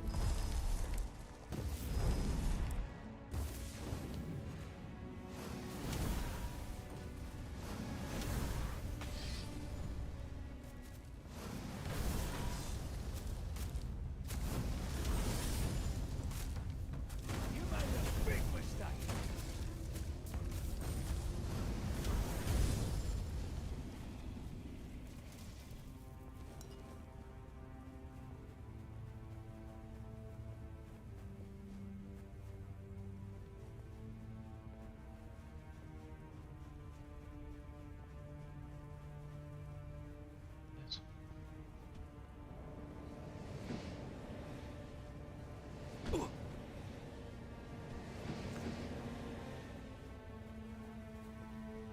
It's some magic.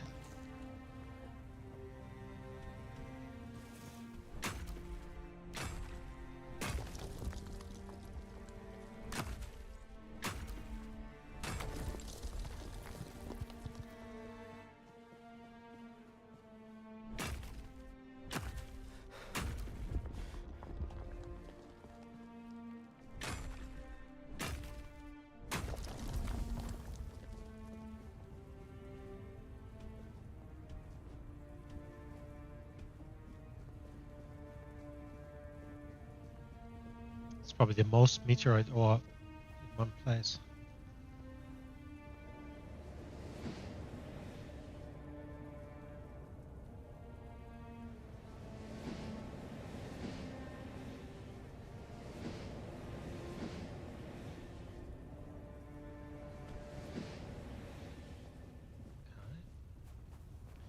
These flute people know how to make a teleportation or fly spell or some shit.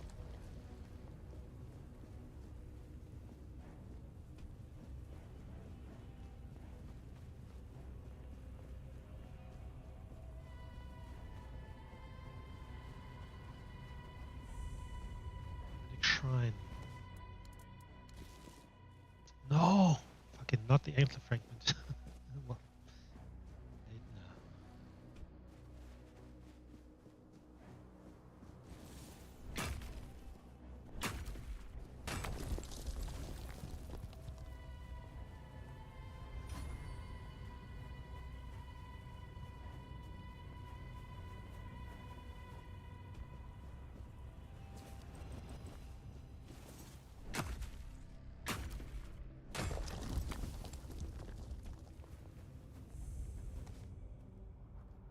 Greetings, Walker in the Weirdness.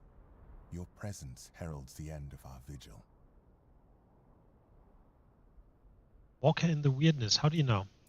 Skuld sees the weirdness flowing through you. He is impressed. He offers his help and counsel.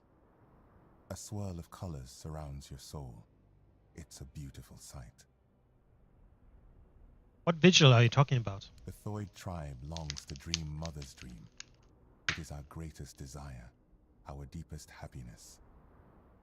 Mother told Senja, Skuld's sister, when the one who walks in the weirdness arrives, then your time will come, my children. You will fall into the sleep, and we will be together forever. Okay.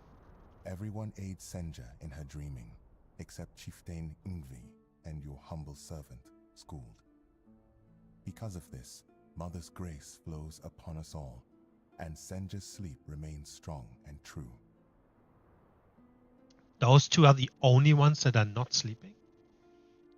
So everyone's asleep except you and your chieftain? Yes, walker in the weirdness. Thanks to you, they will fall into true sleep. May Mother's light shine upon the moment of your arrival. Why does he pretend like that's a good thing? Who is your mother? Mother is everywhere. Probably the You Maiden can see her gods, image whatever they're there, called. towering over our lands. We long to surrender to her. In her warm embrace, we will find eternal shelter. An eternal sleep sounds like death. School is not worthy to reveal Mother's secrets, not even to the walker in the weirdness. If Chieftain Ingvi decides to tell the walker more, then it shall be done. I guess the good thing is there won't be as many people to talk to.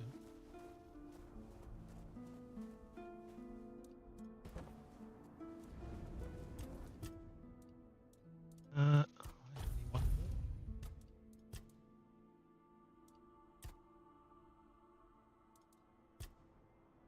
This one can be increased effect. I don't know, this one. Increases combat mana generation by half of the value. So I think this is actually not very good.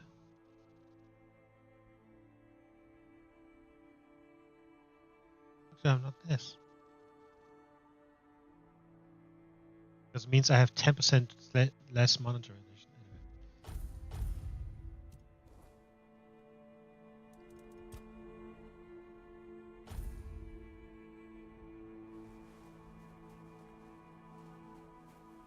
Can't even go inside.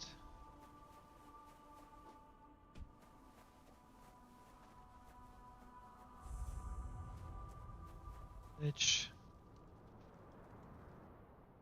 I guess you can go in here.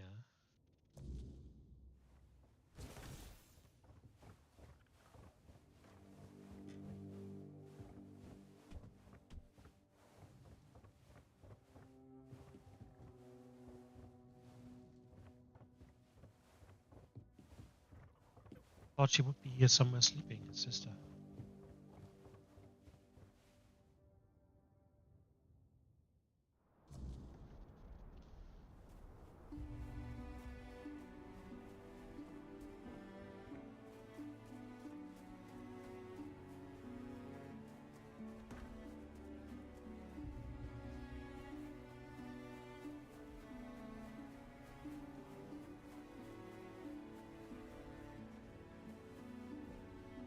House of the Kin.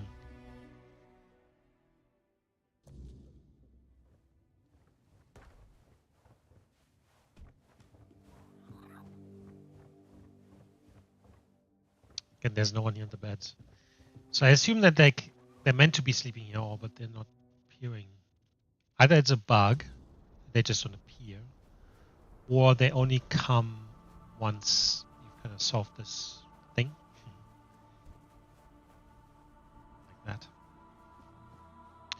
Food's Elder's house. Food Elder's house.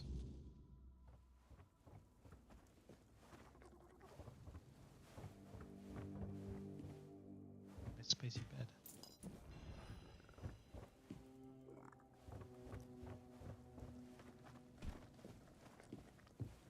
You are here, Walker in the Weirdness. Your arrival heralds change. I'm looking for Chieftain Ingvi. I am Ingvi. May my stature not surprise you. For the Thoid, it is what you bring to the tribe that matters.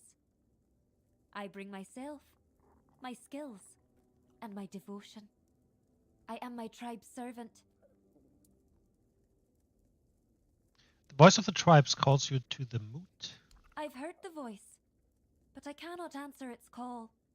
The members of the Thoid tribe are preparing to fall into sleep, and it is my duty to ensure their safety while they do.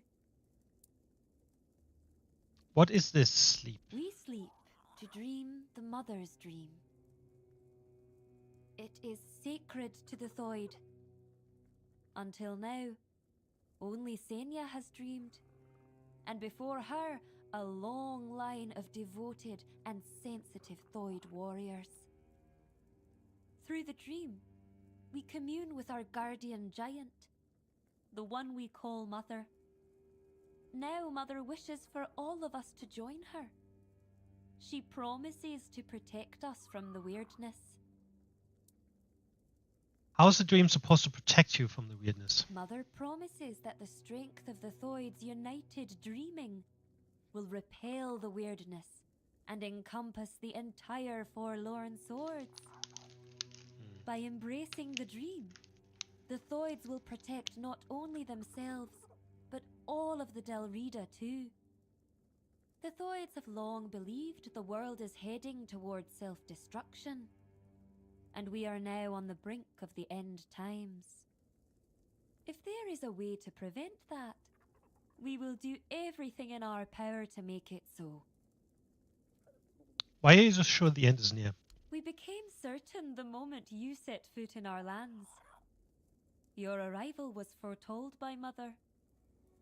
She said that when the Walker in the Weirdness arrives, it will be time to fall into the sleep. Through our dream, we will save ourselves from the end of days. What makes you sure that the dream will help? We are not sure, but we have faith. It has to be enough. Is that the only way to help the tribes? I'm trying to do it differently. You are the Walker in the Weirdness. You can do far more than we ever could. We have tried everything. Magic, diplomacy. Some of us even joined One Eye's rebellion. But it wasn't enough. We needed Mother to show us the way. She said that only by joining her dream in another realm can we truly affect the reality we know. It all sounds rather fishy. The Thu tribe worships a giant? The Gunvalder tribe did the same. They worshipped their giant too. We believe King Arthur entrusted us with his crown for a reason. There's always been a special bond between the Delrida and the giants, going back to the Age of Legends. How does Arthur's crown work? That's not widely known. But we have our own theory. We believe Arthur bound his essence to the crown, which allowed him to communicate with the giants and gain their allegiance. However, you can't bind your essence to another being without mastering the weirdness first. That's why we believe Arthur must have uncovered the secrets of the weirdness, unlocking the mysteries of the Fordwellers long before he forged his allegiance with the giants. Perhaps Arthur could prevent you from falling into sleep. Perhaps. He was the only man who could speak to the giants as an equal. But how could we find out now? The king is dead, and he's not coming back. This is our last chance to make a difference. We need to trust Mother. Oh, do you? Do you wish to join them in the dream? I will keep watch until everyone enters the land of the dreaming. Once they fall into sleep, I'll decide whether or not to join them. I may simply become a nameless, tribeless Delrida. So you put everyone to sleep and disappear? I did not say that. I'm only saying I haven't made my final decision yet. If I help your tribe, will you come to the moot? How do you think you can help us? Can you do more than walk the weirdness? Can you walk through dreams too? Possibly. If that's the case, I won't stop you from entering. Mother will decide if you're of use to her. But don't you dare harm her, even if you can. If you do, you'll have the entire Thoid tribe against you. That much I'm sure of. I will enter Mother's dream and find out how to help the tribe. As you wish, Walker in the Weirdness. I won't make any decisions about the dreaming until you return with answers. or the will of the mother.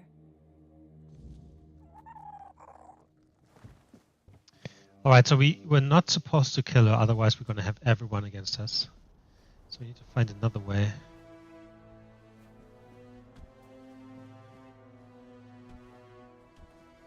I wanted to have a look at the fucking statue here first.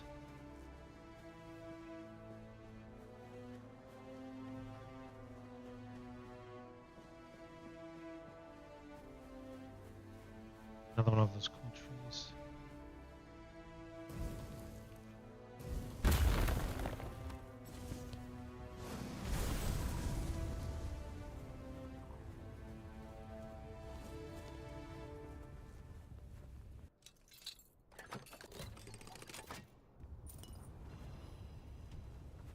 If it's in a chest, I just instantly take it without thinking about it. So it's done.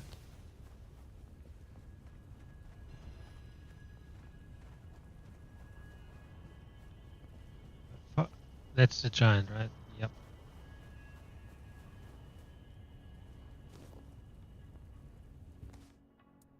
For sacrifice. Walker in the weirdness. What draws you to this place where stone and life entwine? Speak, and let the truth in your heart fill the silence.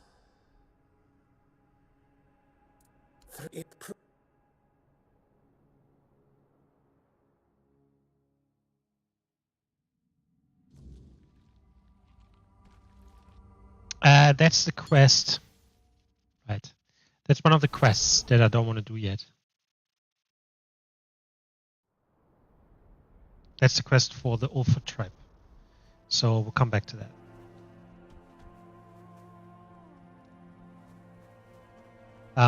Yeah, we come back to that later.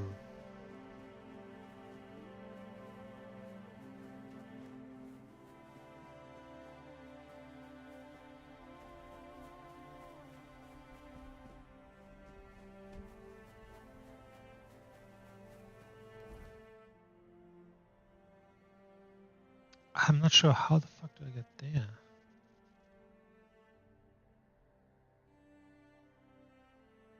What even is Sweet Dreams?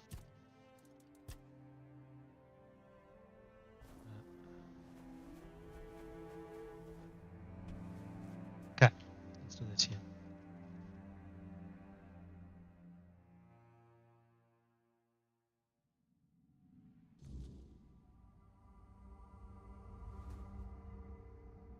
It gladdens school to see you here, for it means we draw ever closer to Sonder. Behold the dreaming, our true home. Walker in the weirdness. As I greeted you in the waking world, so do I welcome you once more. Why do you call this place your true home? The world that withers is no home to us. It is a fleeting mirage where nothing holds. Nothing remains. There all crumbles, without meaning, without end. But the dreaming is eternal, and it has a purpose. The deepest of all layers, Sonder. You spoke of something called Sonder. What is that? When your arrival ended the vigil, the dreaming began. The final phase of our dreaming is Sonder. Sonder is the moments when we shall become one with Mother's dream, forever entwined. Sonder is also a place deep within the lowest layers of the dreaming. There at last we will be safe, far from the world ensnared by the weirdness. These guys sound like, I don't know, cultists, Scientologists or something. What is my role here? Ingvi believes you may unravel the burdens that weigh upon some of the Thoid. Without freeing them from these burdens, they cannot enter Mother's chamber, where each of us must drift into ever deeper dreaming, until at last we reach Sonder. And what of Ingvi? She's not here among you. Ingvi's burden is to guard the village of Thoid, to safeguard Mother, and to ensure that all members of the Thoid tribe journey towards Sonder. She awaits the right sign. When it comes, only then will she choose her fate. What exactly are these burdens? Life, unfulfilled duties, feelings that tether the soul, keeping it from sinking into the dreaming's embrace. Each of us carries burdens. Once, we of Thoid would end our vigil and return to wakefulness, striving to cast off these burdens through life itself. But your arrival ended the vigil. It began the dreaming, and Thoid may no longer wake, not unless such his mother's will. I have a feeling I need to talk to the mother. Oh, we can just go back. Okay, cool.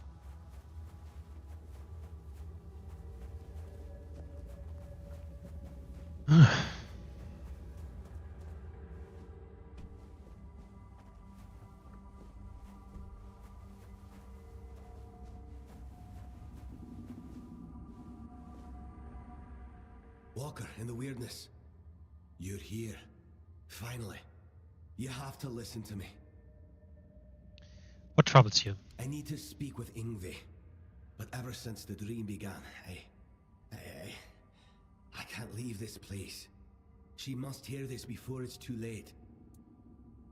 If I help you, will you enter Sonder? That's exactly the problem. Sonder is a trap. No one can go there. I mean, especially not Yngvi. Do we not think that the whole time? I'm begging you. You have to help us. Sonder is a trap. What do you mean? The Giant Mother, the one we believe to be Mather, wants us to become her children, to surrender ourselves to her care. But why did we ever assume she was Mather? I don't know. Our mother goddess was a warrior. She gave us the strength to stand against adversity, to unite against those who seek to destroy the Dalriada. And what is this dream, if not turning our backs on our kin?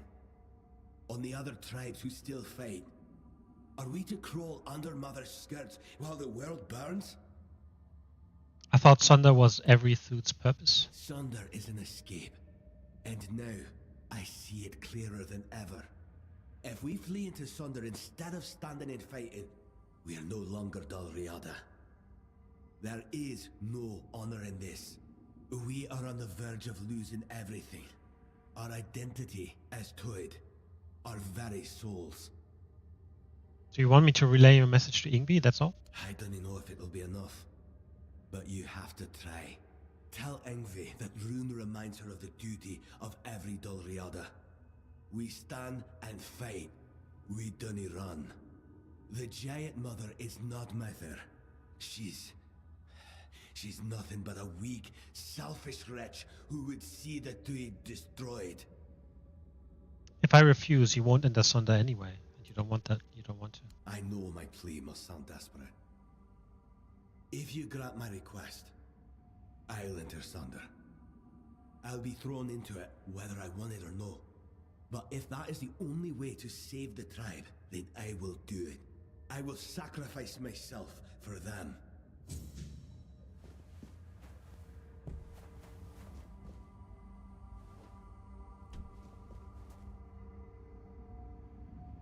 You, don't just stand there. Help me find Veilkin. I know that filthy swine is hiding somewhere around here. We have to find him. Who is Veilkin? A filthy beast. A mongrel who tried to put his hands where they didn't belong. Oh, how I wish I had cut them off when I had the chance. But he fled. And now he's entered the vigil and I will not let him go any further. If he dares try to harm her again, I swear... Who did he try to harm? Senya. I swore to protect her, but I failed. I chased Veilkin from her bedside, then from the tribe. But he still managed to worm his way into the vigil. I need to find him. As long as he's out there, Senya will never be safe. And I will never be able to join her in Sonder. How do you know this Veilkin is here? Because I saw him. I tried to give chase, but he's surprisingly good at slipping away in this place. He cannot be allowed into Sonder. There is no place for the likes of him among the dreaming. His very presence would be like poison. have a look. Good. Bring me his head so I can finally dream in peace.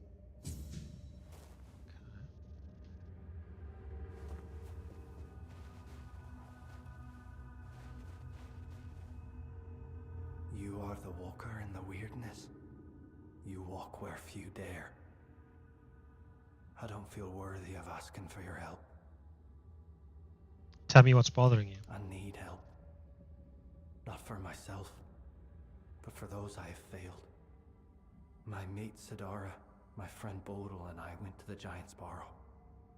We sought knowledge, a sign that we still walked toward Mother's dream. But what we found instead was ruin. Bodil, our companion, did not return. And Sidara, the White's touch took hold of her. She's no longer herself, not truly. So what needs to be done? Find Bodil. End his suffering. And Sidara, she still sleeps, but her soul cannot rest. They must be freed from this curse. Then, at last, we will have peace. We will join Mother in her sleep. Where can I find them? Bodil's earthly vessel might still be in the White's lair. As for Sidara, she sleeps in our hut, beside me. I feel her. So close yet so distant. Please, bring back my loved ones. Free their souls. Then, maybe we can find ourselves again. Join the Mother. Not gonna lie, the whole thing is a bit confusing. Ho ho ho, you're here. Munvarth knew you'd come, even before we headed to the Mother's chamber.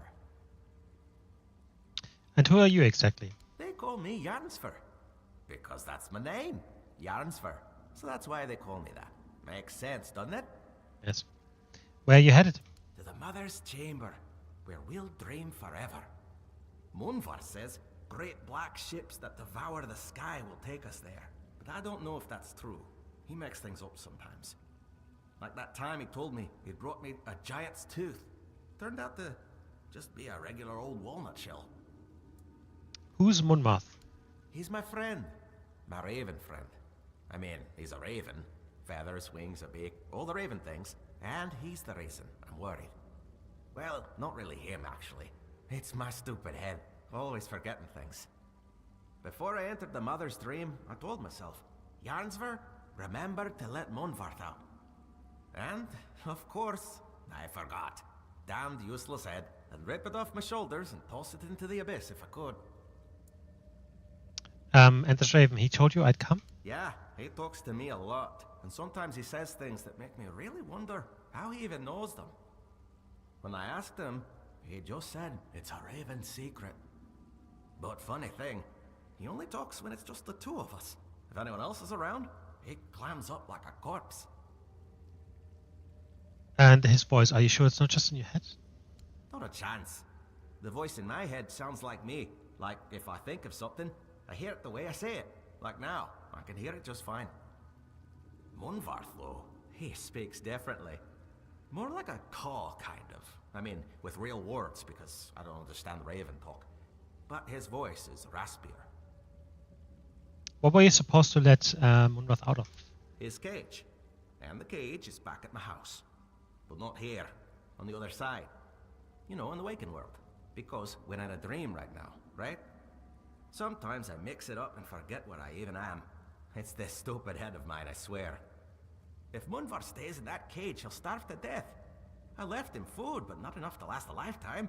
Well, I mean, it'll last a lifetime. Just a short one. You left your friend to die? You don't have to rub it in. I already feel bad enough. Not only did I leave him, but as long as I carry this worry, I can't go deeper into the dream. I'll help you. You will. I do it myself, but I can't go back anymore. For Toids, dreams are a one-way journey. Both Munvarth and I would be forever grateful.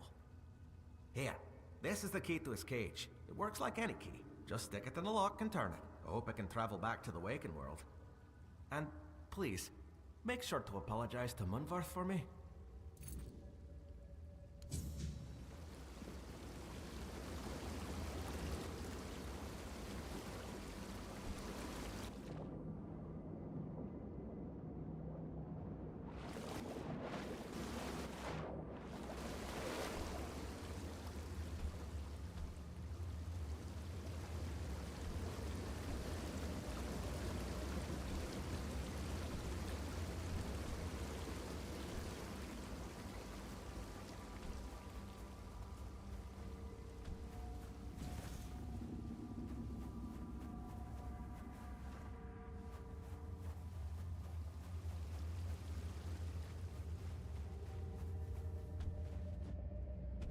the home of Thrym and Sidara, a love shattered by the waking world.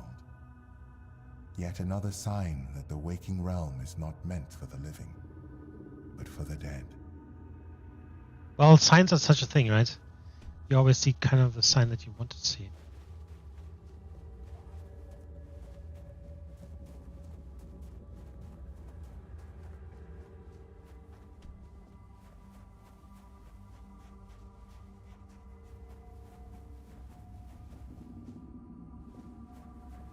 Right, I might just go back and we do. There's 3 quests in the waking world, and might start with the one where we need to talk to the chieftain. Yes, Can anyone slip into this place? yes, and no. Surely anyone may try. Yet entry into the dreaming is not always gentle, especially for those who are unwelcome.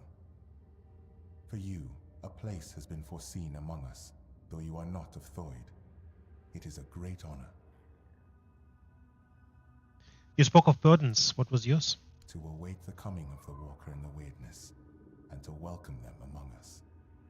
Your arrival has lifted my burden. I have entered the dreaming. Skuld shall be your guide, Walker, should you ever have need of one. I met one of your tribe. His name is Therof. Yes, Skuld knows him. Therof was once a valued Thoid, but he chose another path. By his own will, he abandoned the tribe. He is no longer one of us. He shall not see Mother's chamber, nor journey towards Sonda. He entrusted himself to the mission of Gonvaldir's son, the one now called One-Eye. It was his right to choose. The dreaming is not for all.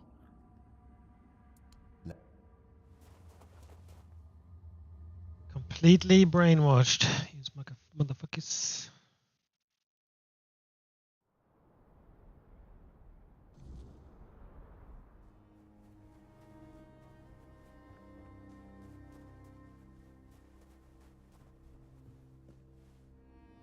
I want to save here first. Do a proper save, actually.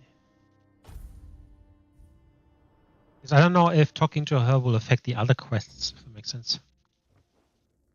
Walker in the weird. The voice of the tribe calls you to the mood. I've heard the members of the Thoid tribe are. I'm here on Rune's behalf. It's important. Ah, Runa. I suppose that means you simply must tell me whatever it is, just because it is his wish. He has told you, I hope, how much he longed to become chieftain. He tried everything to be chosen. One of those attempts nearly cost me my life. But among the Thoid, ambition is one of the gravest sins. That is why I was chosen as chieftain. I was the only one who did not seek it. Why accept the role if you didn't want it? I was chosen, as is the way of the Thoid. I couldn't refuse. It was the will of the tribe. As for Runa, he would have thrived as an Ulfrite. I have no idea how he managed to pass our trials. Whatever he's asked of you, know this. Runa has his own reasons for stirring up trouble. So tell me, what is it this time?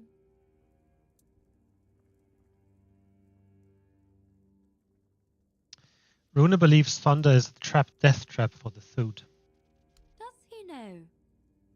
And he's only just come to this realization. Now that he's in there, and I'm stuck here. Let me guess. He wants to switch places. To take the chieftain's seat while there's still a tribe left to lead.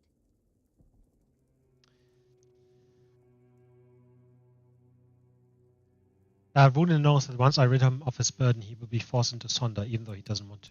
Sacrificing himself for the tribe? That is unlike Runa. It does make me wonder. You don't know Runa like I do. He would never do anything that doesn't serve his ambitions. But entering Sonder goes against his desires. And if someone like him acts against his own nature, it's worth considering why. Will you decide? The difference between us is that I face my challenges, while Runa flees from his at all costs. Taking him at his word would be naive, but I cannot ignore what he says. I bear a great responsibility. On the one hand, there is the myth the Thoid have followed for centuries. On the other, my own doubts, and the opinion of a man who's known to work against me. Tell me, Walker in the Weirdness, you do not share our burdens. What would you do in my place?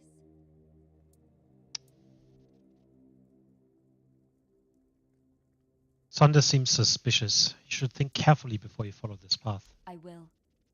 You have my word. You, Walker in the Weirdness, see things in a way the Thoid cannot. We've always placed our trust in intuition. And if mine tells me there may be truth in Runa's words, perhaps I should heed by it. Thank you for your involvement. My duty as chieftain is to hear the voices of my entire tribe, even those who are not respected, like Runa. You may leave me to my thoughts now.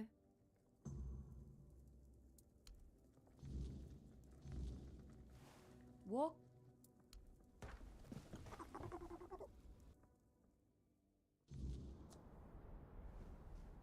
Okay.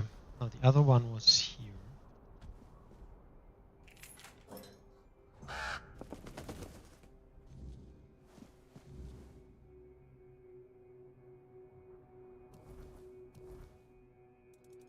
And then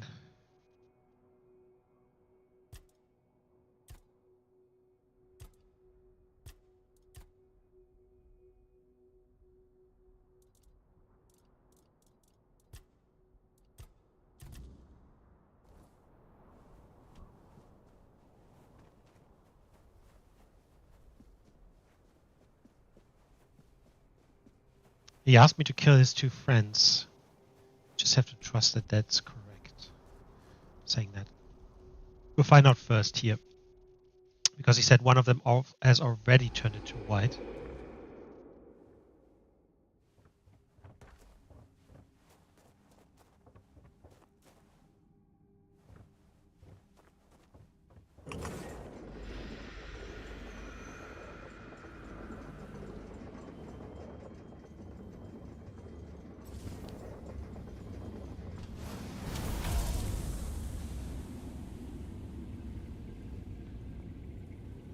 What the fuck?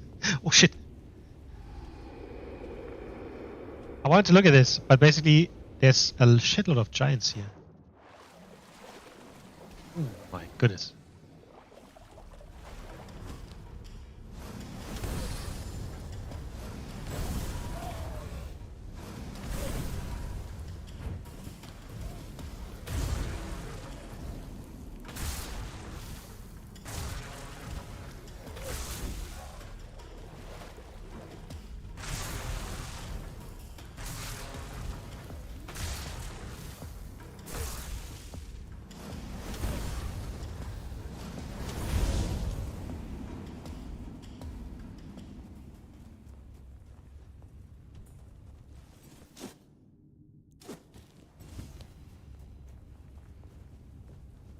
Maybe.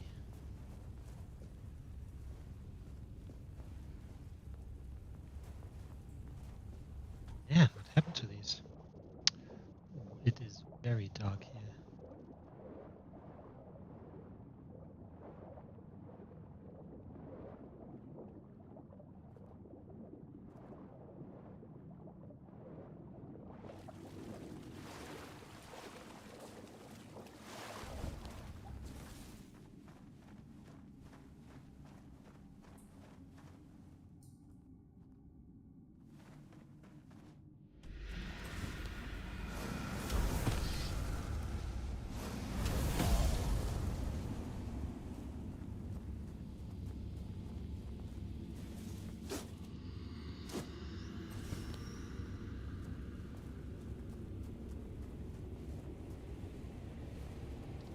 I mean, I've seen them like this before, and they weren't dead. So...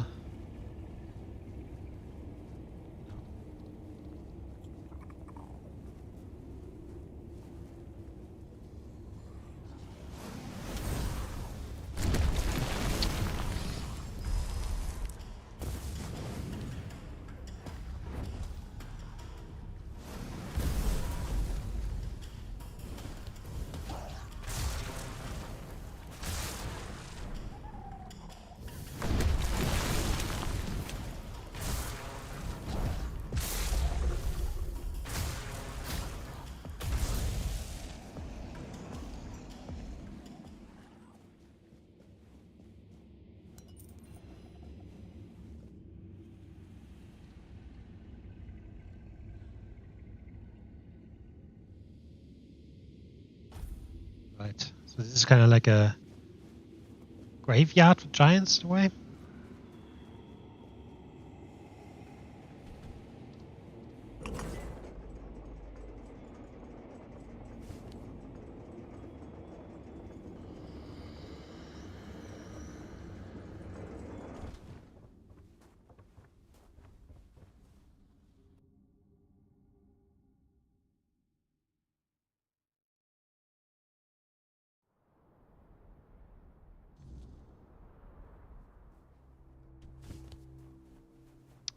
We still have the other friend that is infected, apparently.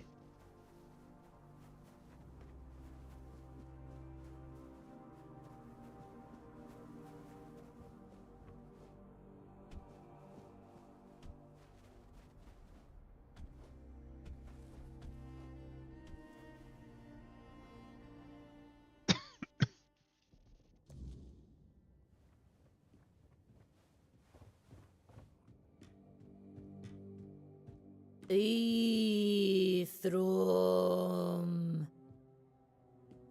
my beloved. Right.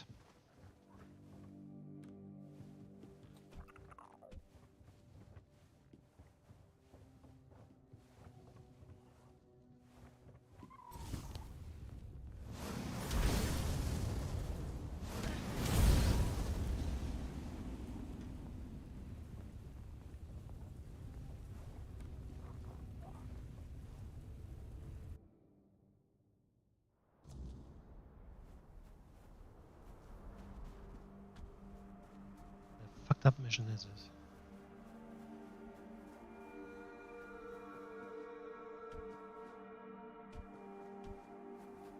Stash.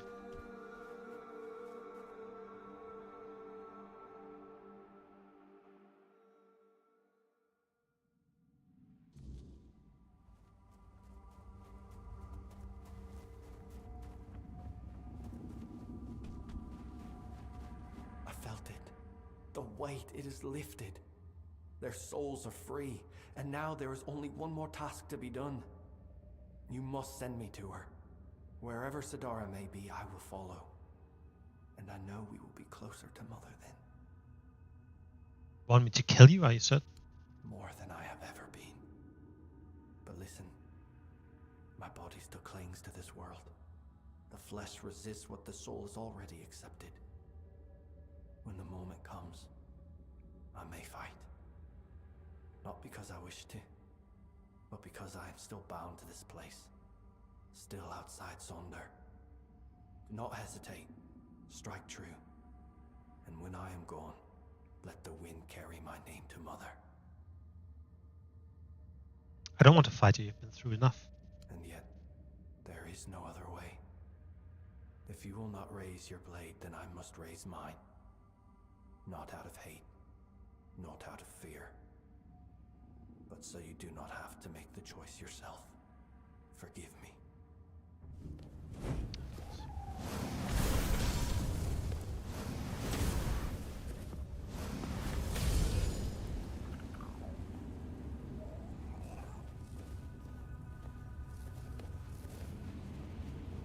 These people are crazy. Hello, it is you. About Monmouth. Did you manage to free him from the cage? I did. thank you. I hope he finds a new home, or at least some other ravens to keep him company. And I can already feel my burden lifting. Now I can join Mother and Senya in their chamber.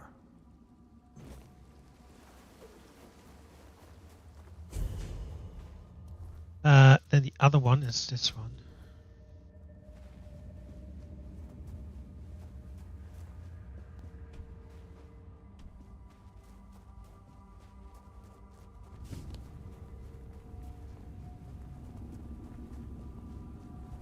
Behold, Walker. This is one of Mother's earthly faces. She watches over us now in the dreaming, as she once did in the waking world. I believe Mather watches your path with great intent, as do I. That's crazy. Yo, fuck that.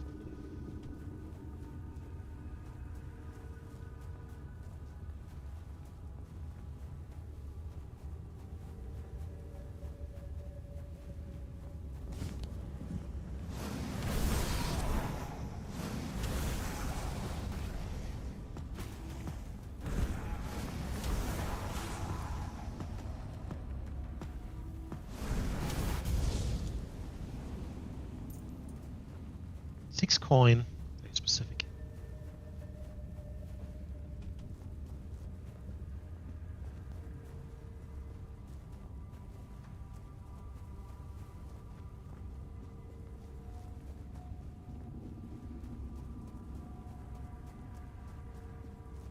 Have you found him?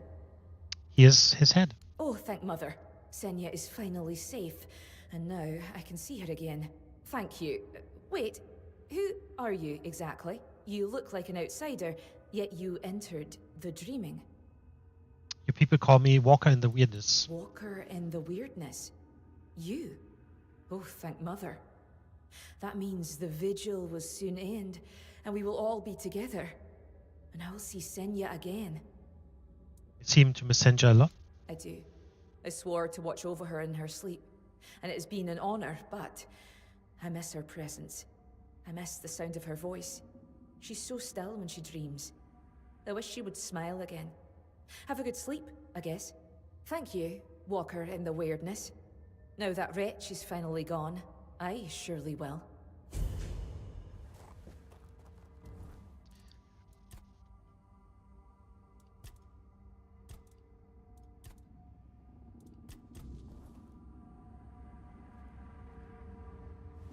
Cool.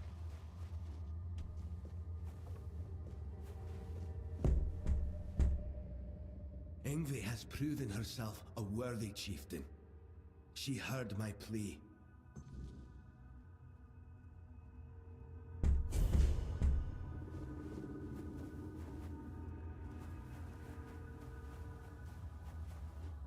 Well, I hope we can resolve this and get these people out of this dreaming. I certainly think it's a hoax. Same time, I mean, it could be true, I guess. Who really knows? You have come, Walker in the Weirdness. Jarnsfor, Rune, Alfild, Thrym. You do not yet grasp the weight you have lifted from their shoulders. No matter how great or small their burden, it still bound them, kept them from journeying towards the deepest layer of the dreaming. But now they may step into Mother's chamber, and you shall be granted this privilege as well. After all, this is why you are here, is it not? What awaits me inside? You shall see my sister, Senja, and Mother, whose dreams we have shared, and in whose dreams we long to become one. Is there anything I should know beforehand? Do not fear. No harm will come to you in the dreaming. I know that you are expected, Walker.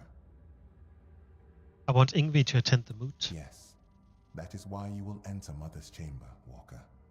The choices that must be made shall be made within. No matter the outcome, you have the gratitude of all Thoid.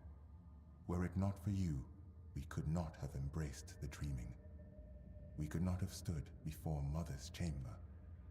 Indeed, the time has come.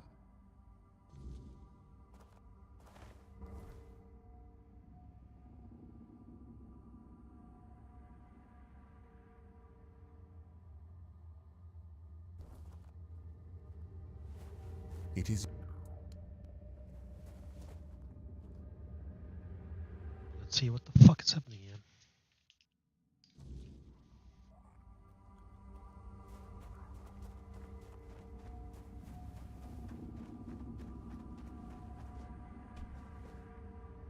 I have watched your journey, Walker in the Weirdness. I saw how you helped the lost Thoid children face their burdens, the weight that kept them from entering this chamber. For that, you have my gratitude. But I know you have your own purpose. Now tell me what it is. That thing there looks like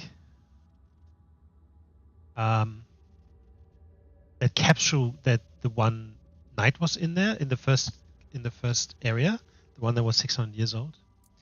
I have a few questions for you. I welcomed you as my guest, so I will grant you this privilege. Ask then, Walker in the Weirdness. Who are you exactly? In your tongue, you might call me Moonrose. I was known as the Giant of Bloom and Ash. I stood beside my brothers and sisters as they entered this world. And I stood beside them when they faded into eternity, guiding them on their final journey. Thu told me my arrival ended the vigil and began the dreaming. What does that mean? You humans cling so desperately to the waking world. Your dreams are fleeting. You dream, then wake. And in doing so, you destroy what you have dreamt. The Thoid follow a path to end that destruction. To stop waking. The vigil was the first step. Those brief visits prepared them for a reality beyond the waking world. Why were the Thoot waiting for me? Because I dreamt of our meeting, Walker in the Weirdness. I could not wait. You bring change. And in the waking world, change is the greatest force of all. The human child, Senya, the keeper of my dreams, delivered the message to the Thoid. With your arrival, the dreaming would begin, and their final burdens would be cast away. The burdens. Why did the Thoot need to shed them before entering this chamber? Nobody should fall asleep, weighed down by earthly concerns. They only bring fear and nightmares. And there are enough of those in the waking world. They have no place in the dreaming. Why have you been waiting for the Thoot to join you in this place? Don't you already know the answer, Walker in the Weirdness? You see the world beyond my dreaming. It is a layer of reality steeped in suffering. A place where all that lives is doomed to perish. No civilization will endure. It happened to the Four-Dwellers. It happened to us, the Giants. And now, your own end draws near. Avalon is no longer a place that favors you.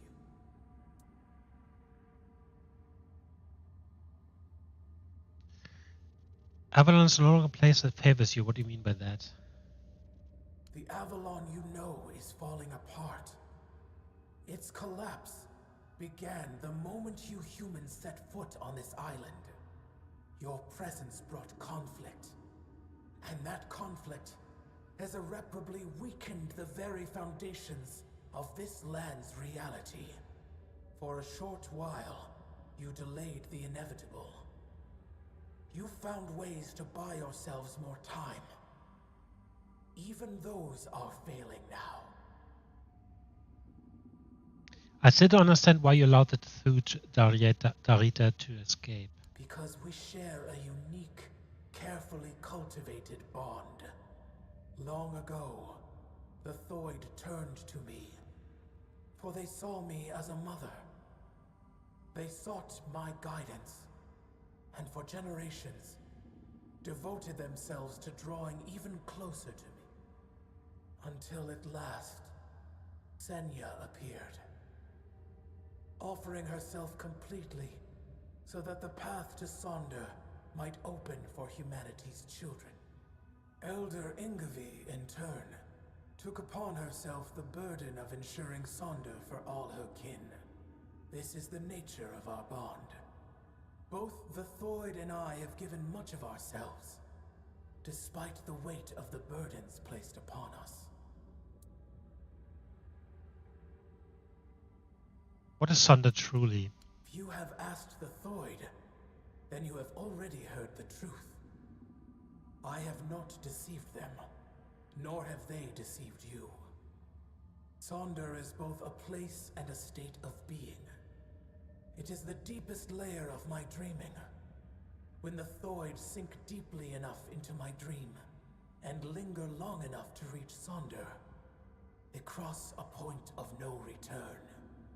They remain there forever. Finally safe, cut off from a world that races toward its own demise. Tell me about the giants. Why do you remain asleep? We swore fealty to the human king. Arthur spoke in our language, and his words were resonant, full of wisdom. He promised us an Avalon free of those who could shape reality through the weirdness, twisting it to serve their own whims. We helped him drive the Foredwellers back to Tuathan. We helped him because he showed us a vision of the world where all were equal. What happened next? From the moment we bowed our heads, he ruled over us. After the terrible war, Arthur gave us an order to sleep. And so the dreaming came to be.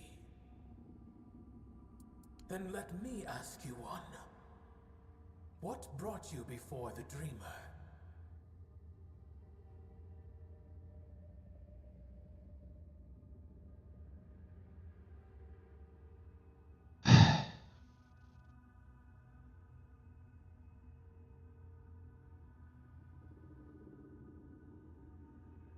So the dreaming is real. It's a proper thing. But I feel like the Thud tribe will I feel like they actually won't come out of it. The only person I might get out of it is Ingvi. Let's go with... It's not that one. I don't want to go into Sonder. Let's go with this. I need to retrieve King Arthur's crown. You seek the legacy of the one who brought so much suffering. I do not know if you come to me searching for pain, truth, or hope. But now I understand. You need the support of the tribes to face what slumbers beneath the earth. Tell me, human child, why? Why should I stop waiting for Ingvi and release her from her journey towards Sonder? Her burden is lifted. She has no reason to remain in a world crumbling into ruin. All for the ambitions of one old man.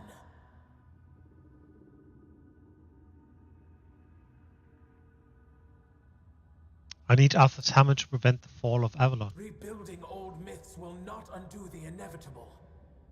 The past is a graveyard, Walker. If you keep chasing it, if you keep digging up what was buried long ago, you will find yourself in a grave before long. Enough. There is no reasoning with the giant's stubborn nature. No matter what you say, she'll keep dragging you deeper into the labyrinth of her mind. That is why I ordered the giants to sleep. Their nature was unpredictable. They reveled in strange manipulations, willing to wager their own lives in primitive bets and frivolous games. And so, I speak. Whatever this one demands, grant it. That is the order of the king to whom you swore fealty. I was wondering how long you would stay silent, letting the human whose body you stole speak for you. You have lasted surprisingly long. I suppose emptiness and oblivion have taught you some humility. Nevertheless, greetings, Arthur. I am glad I have finally dreamt of... And the children of the other giants. What's going on here? No, Arthur, what is she talking about? Your human king got to know us well. When he ordered the giants to sleep, he knew that our children could not dream. Dreaming is something giants grow into with age. Having no choice but to obey, we left our children behind in the waking world. Alone, defenseless, condemned to the coldness of death. Quiestra, the child I once held in my arms, never dreamed with me. While I built layer upon layer of my dreaming, she was dying. But I had time. Enough time to dream of Sonder. A place and a state where death holds no power. There, I will dream, Quiestra. I will give shelter to the entire Thoid tribe, including Ingavi. I will not abandon any more children to the waking world. It's true. I have made many terrible mistakes during my reign, but I always considered what was best for my people. At least, that was my intention. I wanted to make Avalon our home, free from the plague, free from forces that would seek to oppose us. I thought that my return would restore balance, that I could prevent Avalon's fall. Your idea of what is good is twisted, human king. As for you, mortal, yes, you need the blessing of the tribes to claim the crown. Those were the terms of the sacred pact, but you will have to manage without the Thoid. They will all come with me into Sonder. I will care for them as if they were my own children. And I will save them from this world's corruption.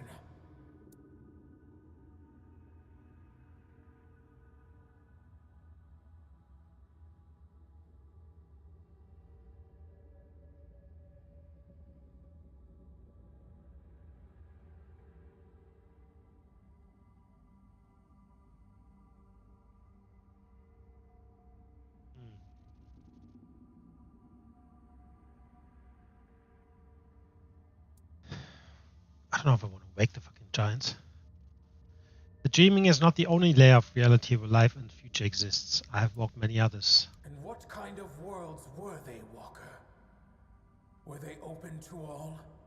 Or did they demand a terrible price for the mere chance to exist within them? Whether this is reckless bravado, or blind faith in the King's promises, my stance on Ingavi remains unchanged. Our meeting ends here, Walker. You will have to dream what lies beneath the King's threat, without the blessing of the Thoid tribe. Leave now, and let us dream.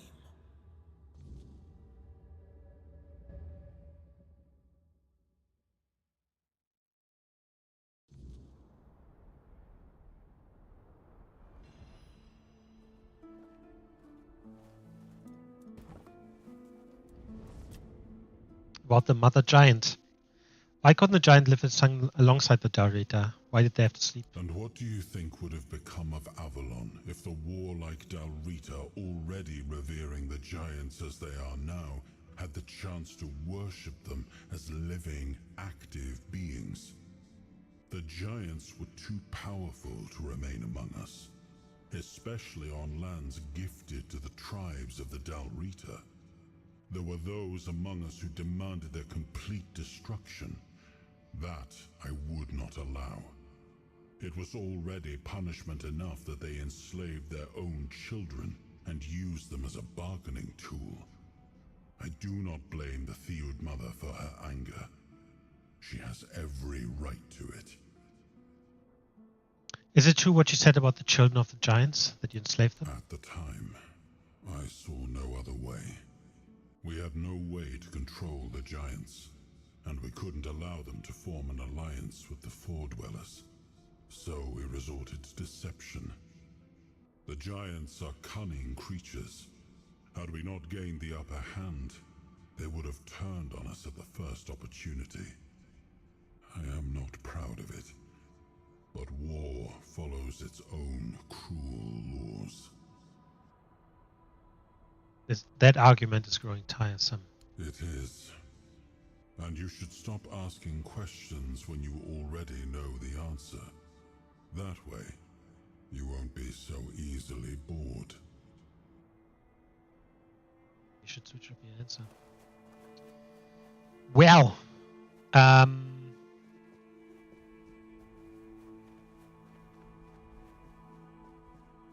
let's see what Ingwe says. Hope we can convince her to kind of. Walker in the weirdness.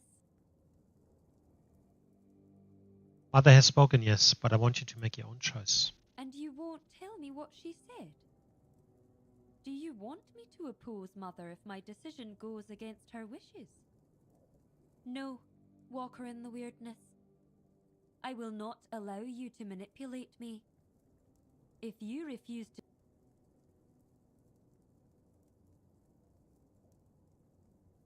Why are you so afraid of her? A true mother loves the children unconditionally and lets them leave the nest.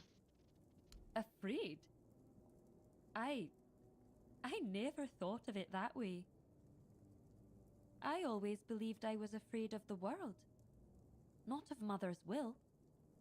But now, as you give me a choice, there is something I must confess. Deep down, I've always felt that Sonder was not my destiny. I envied Therov for joining One-Eye's rebellion and getting to see the world. I envied Taranis for his work with the Alchemist's Guild. Now I will have the chance to know real life. But I cannot be the elder of a tribe with no tribe. Perhaps I will join those who refused Mother's call. For the first time in my life, I feel free. What will happen to the Thu tribe now? The Thoid. We have long been divided between those who follow Mother and those who were deaf to her call. Or at least, that's what we believed. That they were cowards, unfaithful, ungrateful wretches. But I was never convinced by those words. To me, they were simply brothers who dared to walk their own path, even at the cost of eternity. Deep down, I admired them. I am still Thoid, and I am young. When I come of age, I can bring more Thoid into this world, perhaps even with the help of those who return home one day.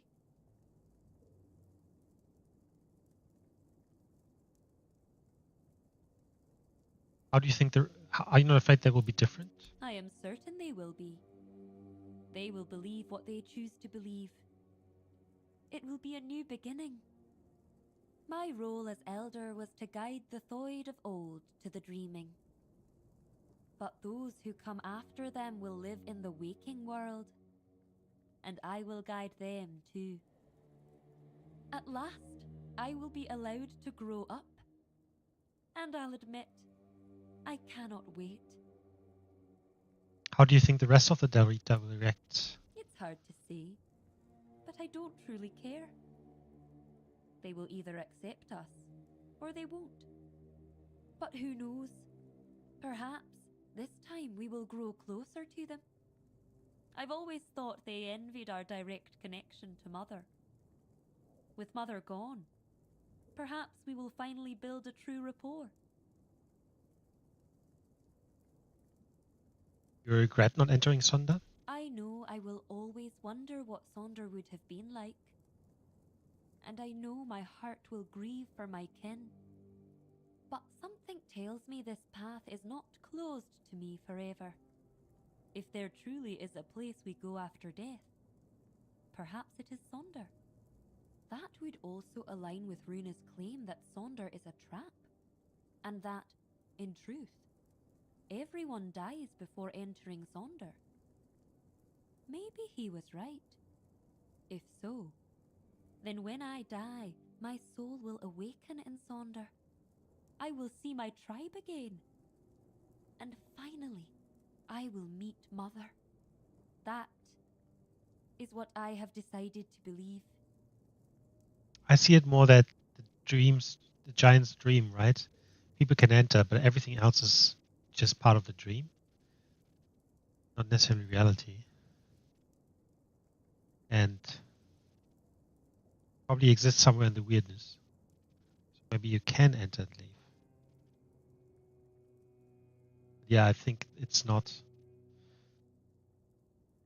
Can we count on your presence at the moot? I don't know how Gerfan will react to an elder without a tribe. But, well, he summoned me, so I will come. There is a reason why the Thoid made me their elder. My power, despised by the other Delrida, is truly unrivaled. And on the battlefield, a skilled Thoid is worth 10 Volker warriors steeped in Mather's fury. See you at the moot, Walker in the Weirdness. Thank you for everything you've done for us.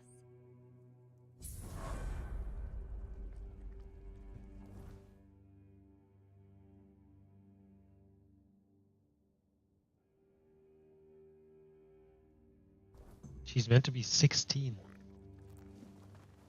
Okay. Well.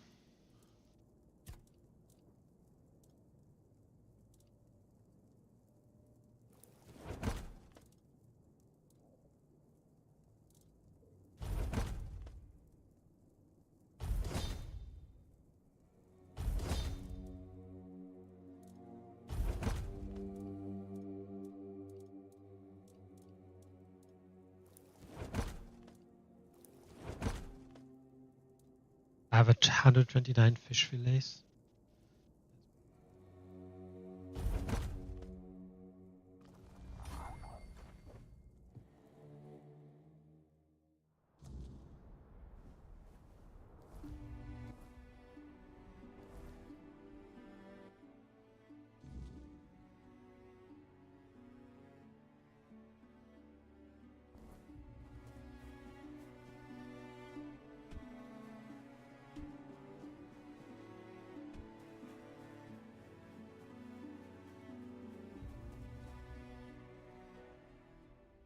They're all gone. She's the only one left.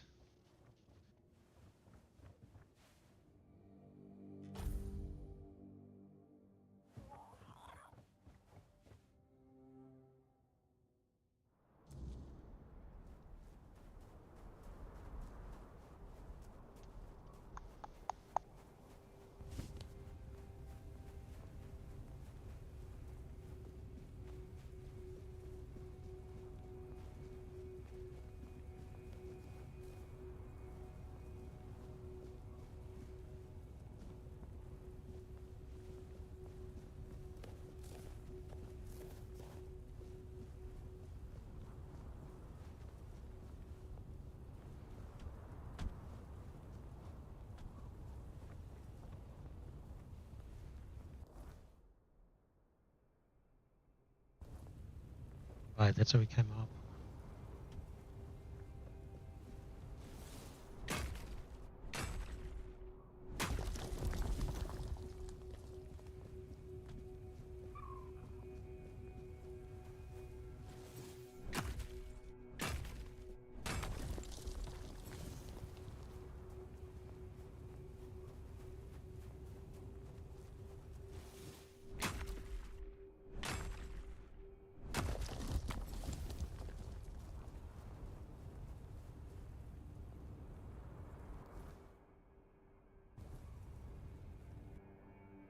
Old Weirdstone Mine.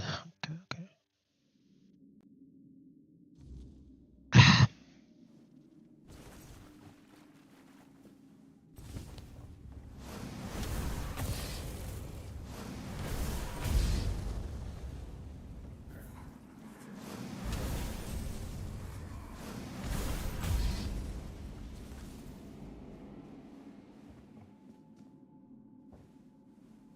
only a specific key can grant entry.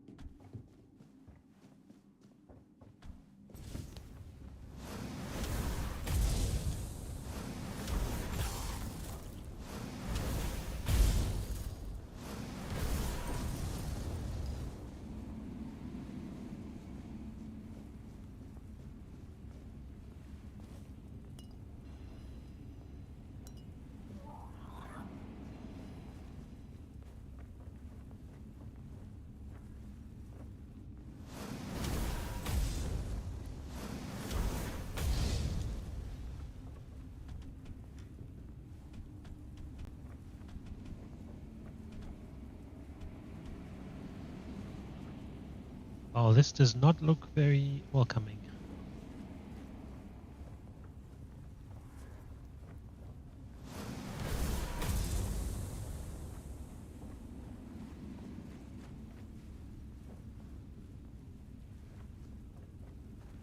We're getting deeper and deeper. More and more.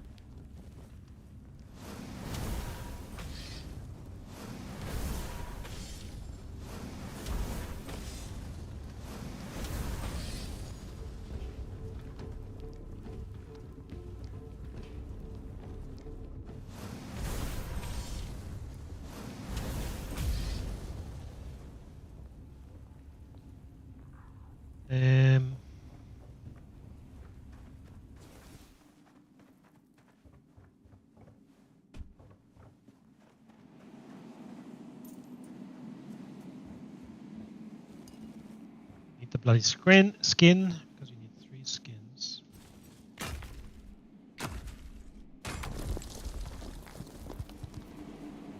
For the one shrine.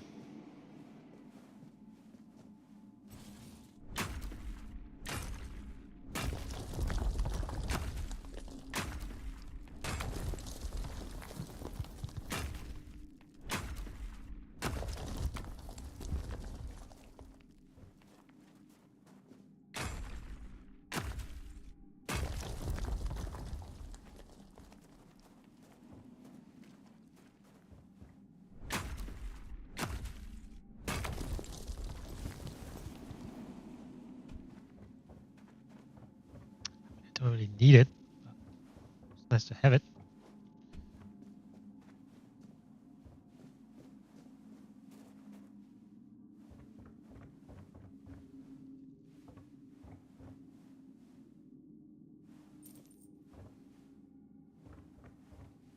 Looks like it could be a door.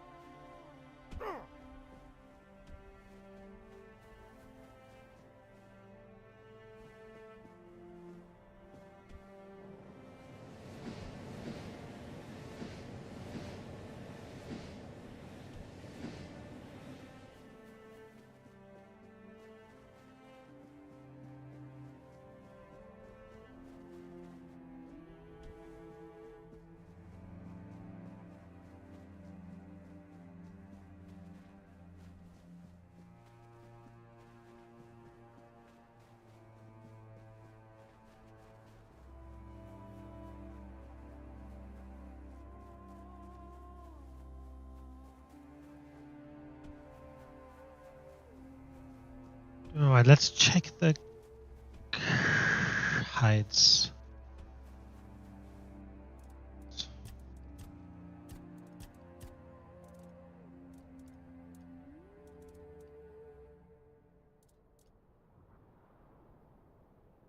No, we want to take them.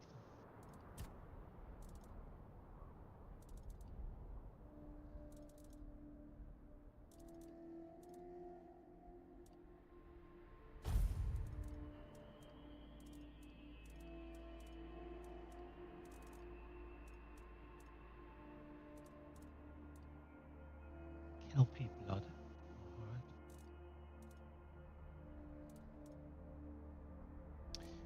Alright, let's see what we can put because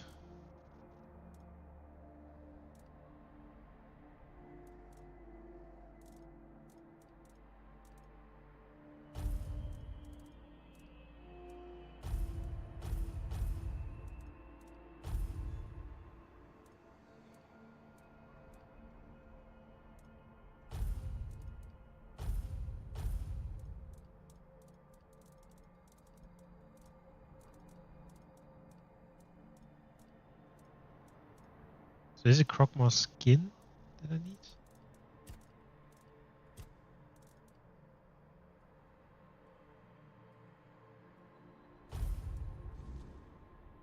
Yes.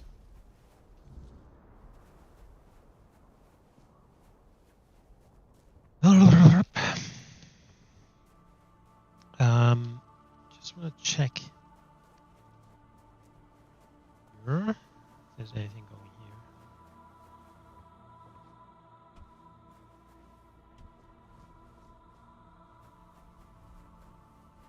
here. Obviously, this, technically they really need to finish this bridge. Able to kind of talk to the other groups, tribes again.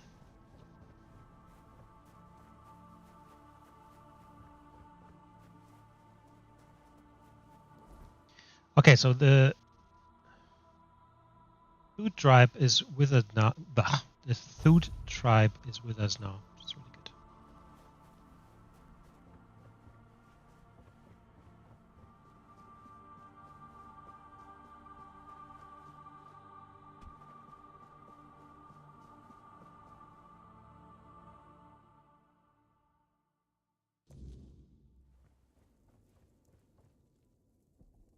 It's you. I brought the Brimshade hides. Ah, these are fine. Just what I needed. Here, take this for the trouble. Now that I think of it, I'll need some Frostgrot mucus too, just in case. Might be useful, might not. Either way, it's valuable stuff to keep on hand. I've never heard of Frostgrots. I'm not surprised. They only live in the Forlorn Swords, in quiet, dark places. Caves, mostly. The Dalrida believe they carry the memories of old sages. That's what we call our druids. They say touching them with your bare hands can lead to madness, though I couldn't tell you if there's any truth to that. But what I do know is they are very useful if you want to make special armor. Where should I look for them? I'll mark on your map where I used to hunt them. That's where I'd start, though you might find them elsewhere too. Anywhere the dark's deep enough. I'm not in a rush, but the sooner you bring it, the sooner I can finish my project. We both stand to gain from that.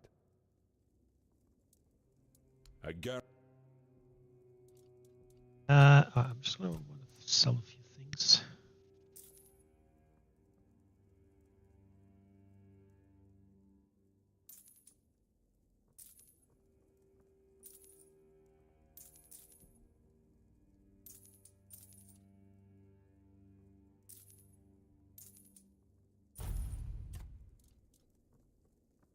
Oh yeah, Spell Slinger. That's all spell power. Can go. Can go as well.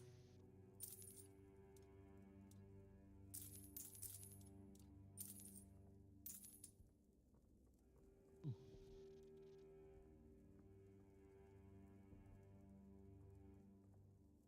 Oh, I need 15 endurance for these. That's crazy. Yes? I guarantee. Alright, let's see.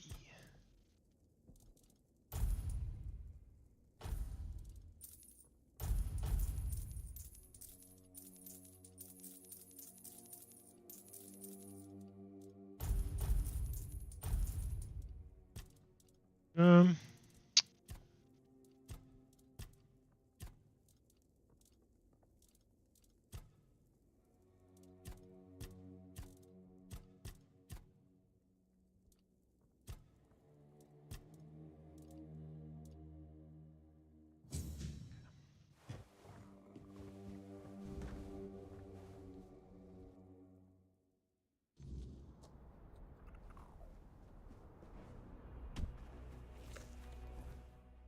does he want me to hunt these?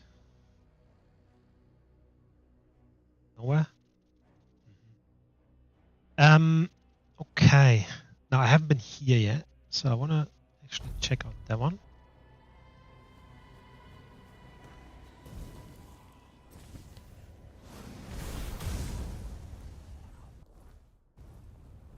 Direction anyway.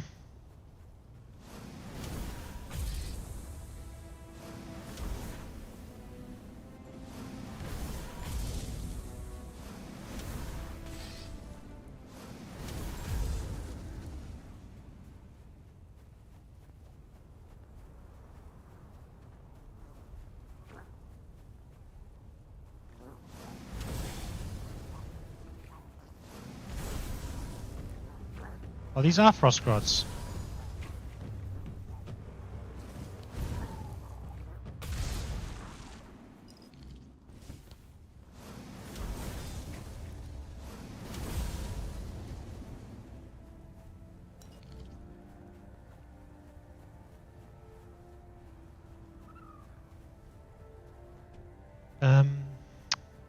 Oh, mine even says. I thought it was called Woodstone Mine, and it's just mine. Unless my game is buggy.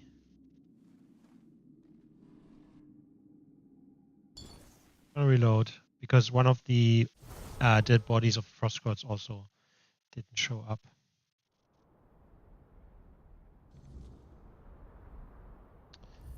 What?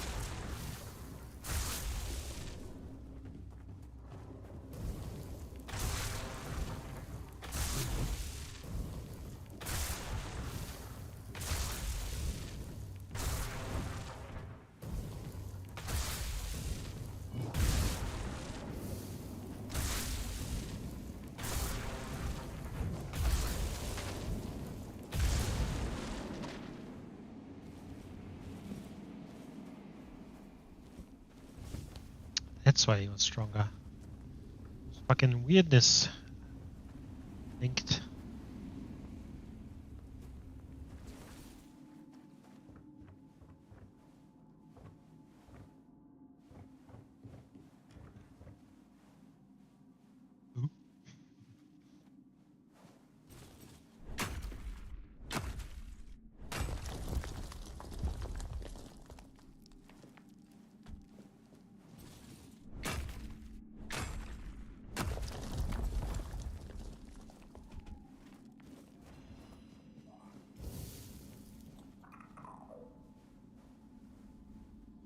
Critical hits restore 50% of stamina. If this would be mana, that would be really good.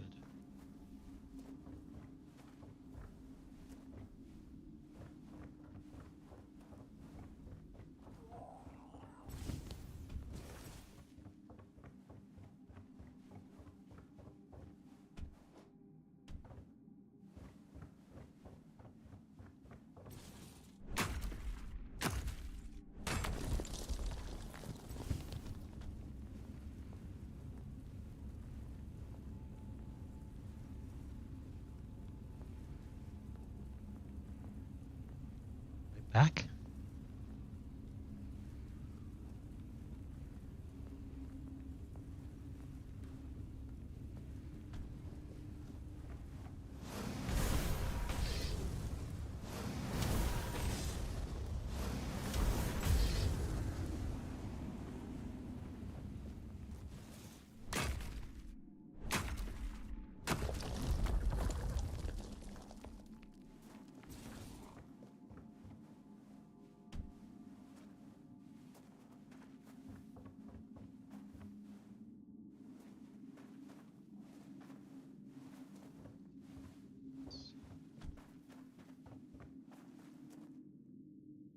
Relatively small.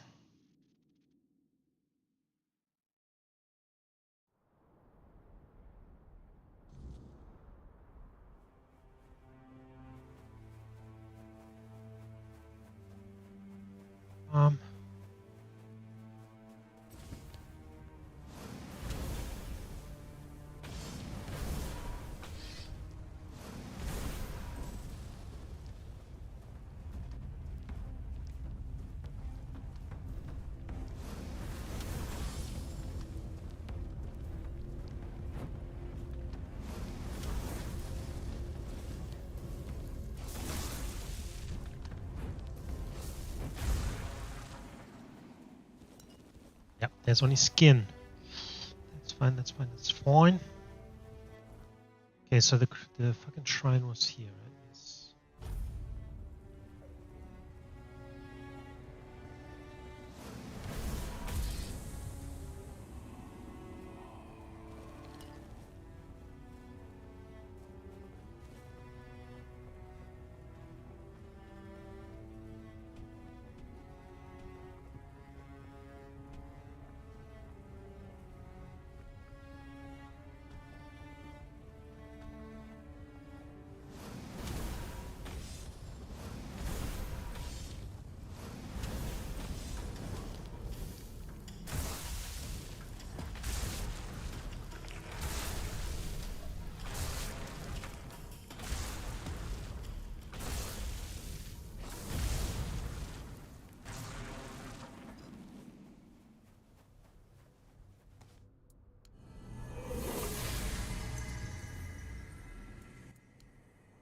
Very nice. Okay, so there was this fucking throne just on the cliff right there. Check it out.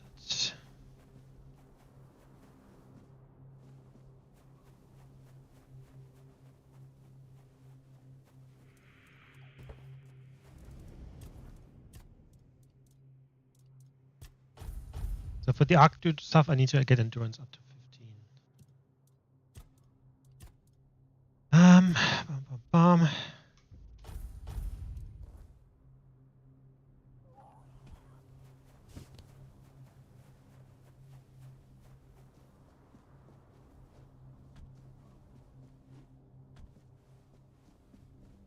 Dorheimsgard.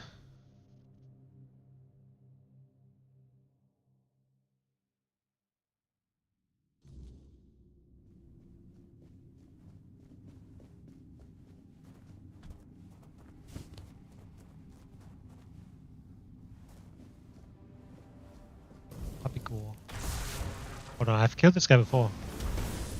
This was the first duelist knight I've killed.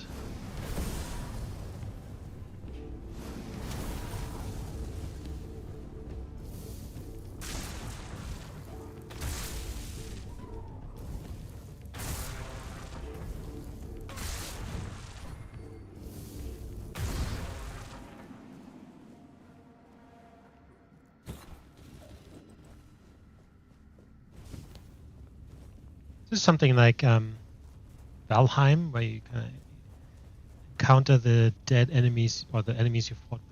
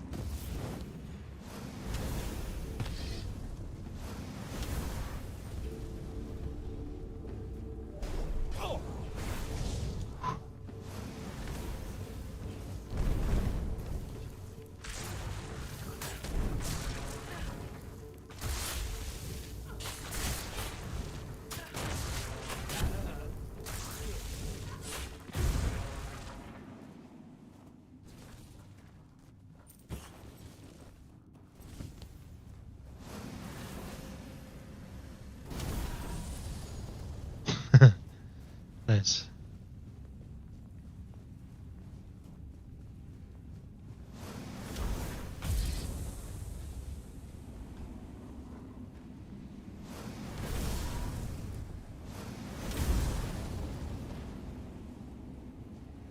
There's another up there. How we get around there? Okay. Because I've encountered a few different dual knights. Yep. Okay. That's my gang.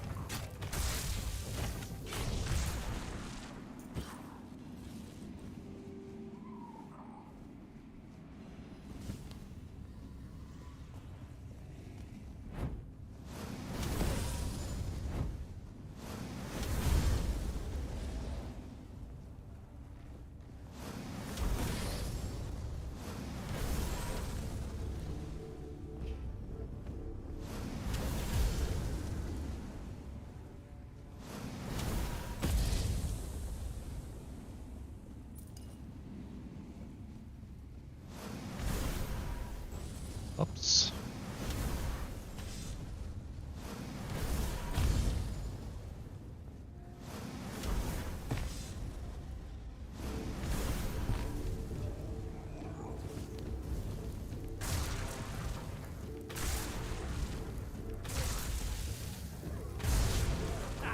That's what you got.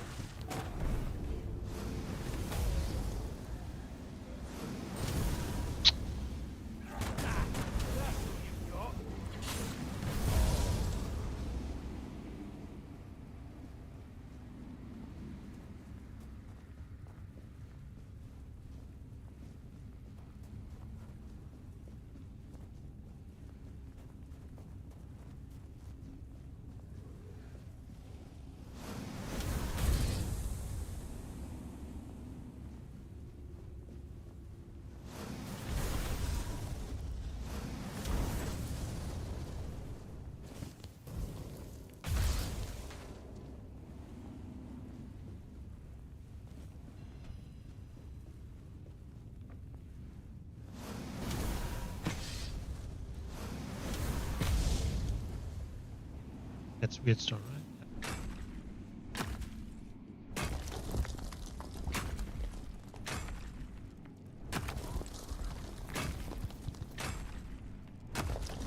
haven't kind of created anything for ages. Probably do that at some point. Saying that I don't know that great of plans yet for crafting shit.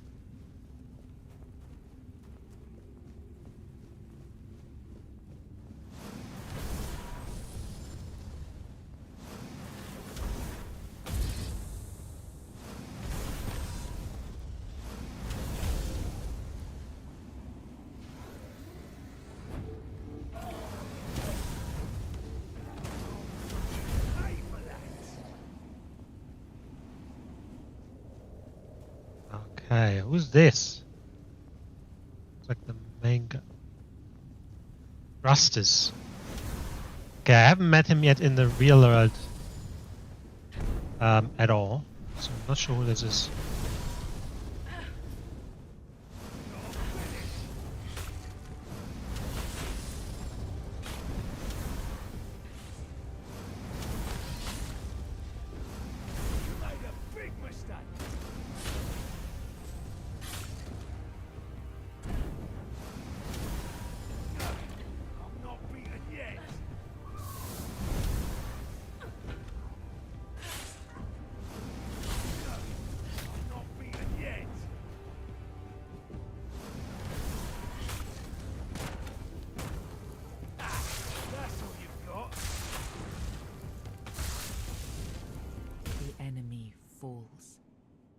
You watch as the last glimmer of life leaves his body with a mixture of triumph and well-earned exhaustion, darkness.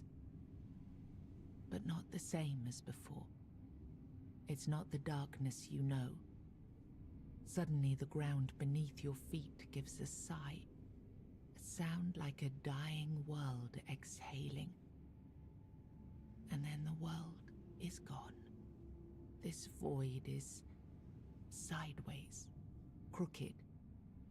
A wrongness seeps through every imagined surface, like something designed by memory but assembled in haste.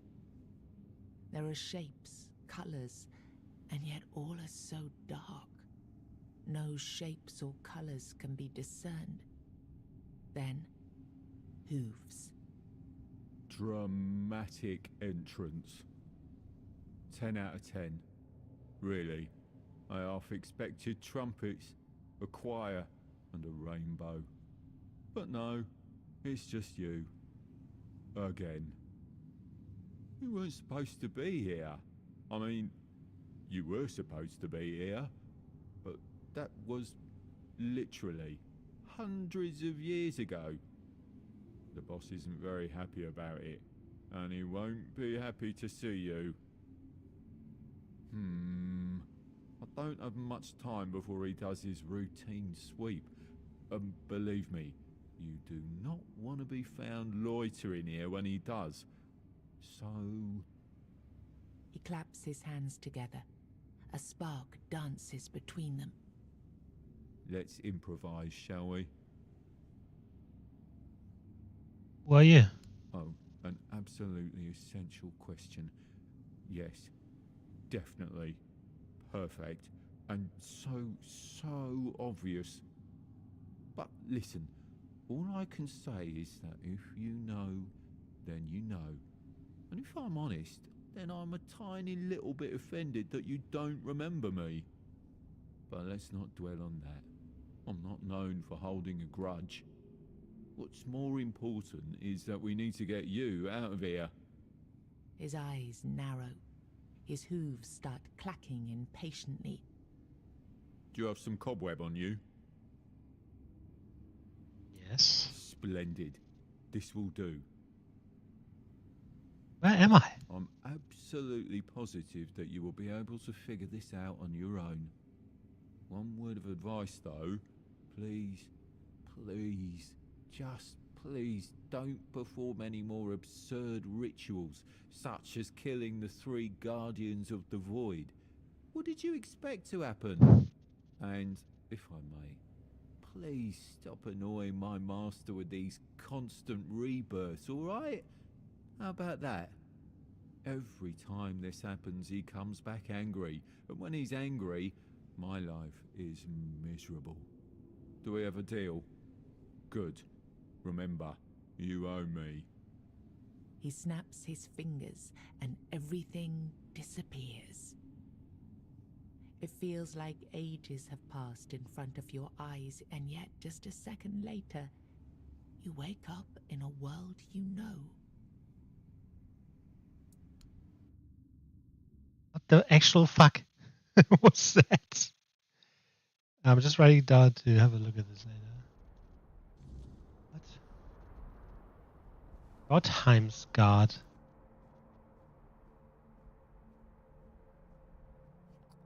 So who would his master be? We destroy. So I assume you can only get in here if you. He mentioned the. He mentioned the 3 guardians of the void. Who looks after the void?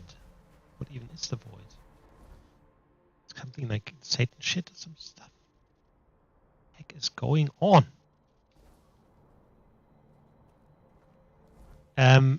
I have no clue what just happened.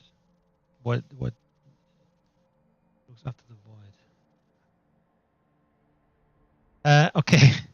All right. So we've done this area here. The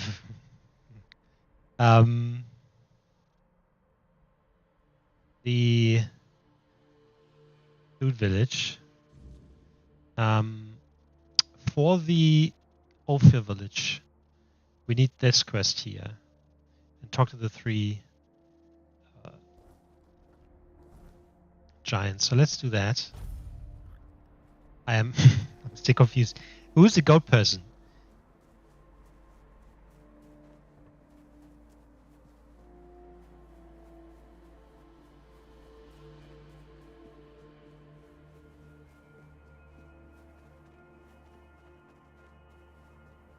I'm utterly confused.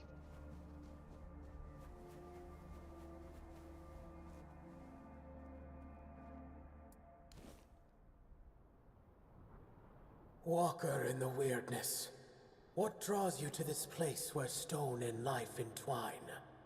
Speak, and let the truth in your heart fill the silence. You are the giant of Lumen Ash, aren't you? I was told you could guide me. Guide you? No, child. I do not guide. I nurture.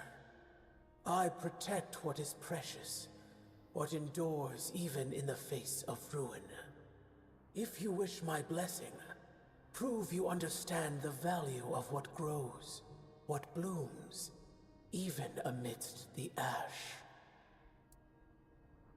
What does a giant like you care about the fate of mortals? Mortals are fleeting, but they are also the caretakers of the world I love. Each life is a spark, each bloom a promise. The fate of mortals shapes the fate of all things, child.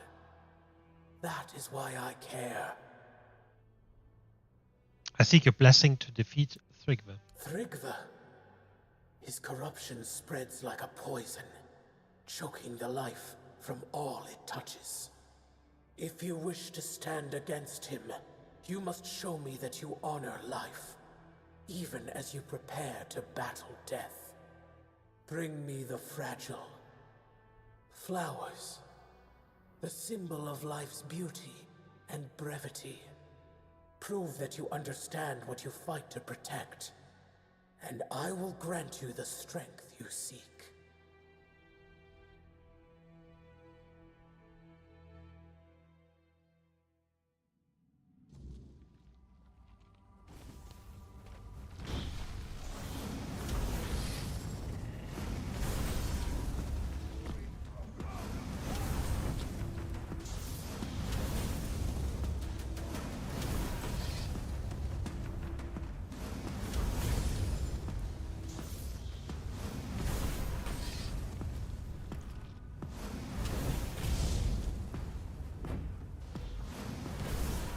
Shown me your heart, mortal, and it is steady and true. Take this blessing, forged in both bloom and ash. A fragment of what was and what will endure. May it shield you in your darkest moments, and remind you of what you fight to protect. Go with my blessing, child, and let life flourish where you walk. Not gonna lie, that didn't make much sense at all. They asked us to get some flowers. We got transferred and have to fight 3 beholders. Okay. I would have liked something else there where you might not fight it, actually go on a hunt for flowers. Or even protect the garden or something. I don't know. Something that would have just made a bit more sense. Anyway.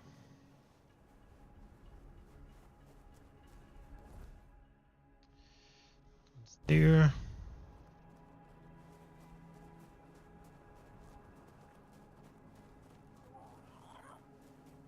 Not quite sure what I need for this, so let's see. Mountain Ice Cave. I hope I have it on me, whatever it is we need to make the offering.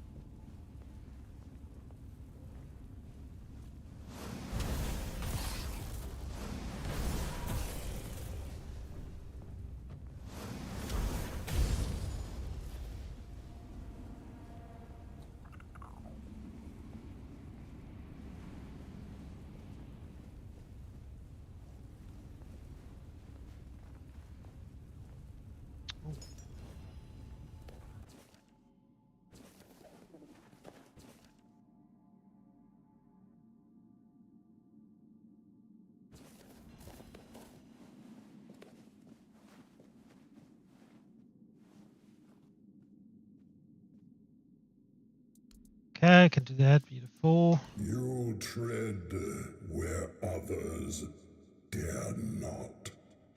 Speak, mortal. Why have you come to the dark beneath the world? Are you the Keeper of Depth? I was told you could help me. Help? No, mortal. I do not help. I judge. I weigh the worth of those who come seeking the secrets of the deep. If you wish my blessing, you must earn it in the shadows, where fear walks beside you. What are you, a giant or something else entirely? What am I? I am what lies beneath. The roots of the world, the keeper of secrets long buried. You do not need to know what I am. You need to prove what you are. I seek your blessing to defeat Thrigva. Thrigva. His corruption festers even here, staining the roots of the world. If you wish to destroy him, you must prove you understand the price of power. Show me you can take what the depths demand: courage, wit, and sacrifice. The heart and the mind both are tested here. Bring me what lies at the core of your enemies. The heart and the brains of a beast will prove your courage and cunning. Only then will you earn the blessing of the depths.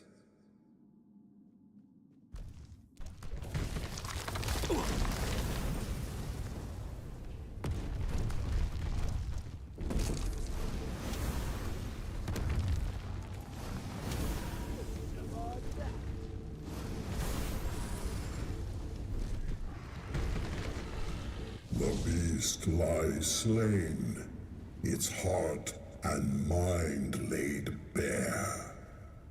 You have proven yourself mortal, not just in strength, but in will.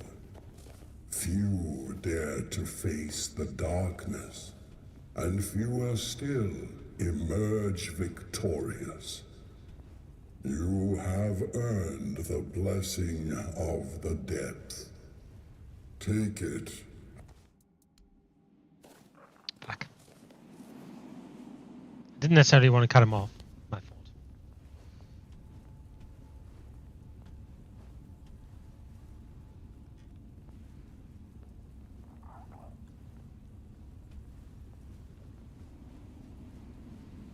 Because there must be a way to get past this, right? Yep, right here. Right next to it. Could have been more obvious.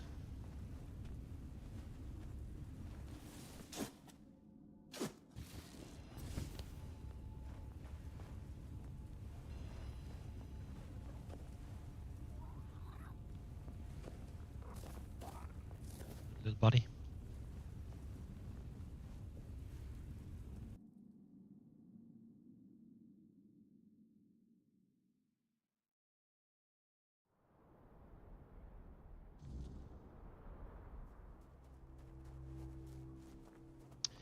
Alright, Gunwald the Giant's Blessing.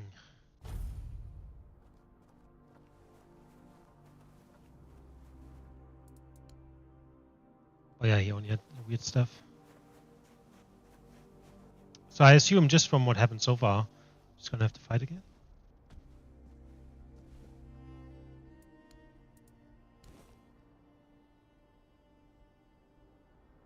Who dares disturb the silence of the stone? Speak, small one, and tell me why you stand before the summoner. I come to honor the giants and earn your favor. Honor, a rare gift from the living to the forgotten. But honor alone does not earn my blessing. Show me your strength, your will, and the bonds you have forged with others. Only then will I lend you the might of the summoner. Are you truly alive or just a memory in the stone? Alive, dead. Such words mean little to a being as old as I.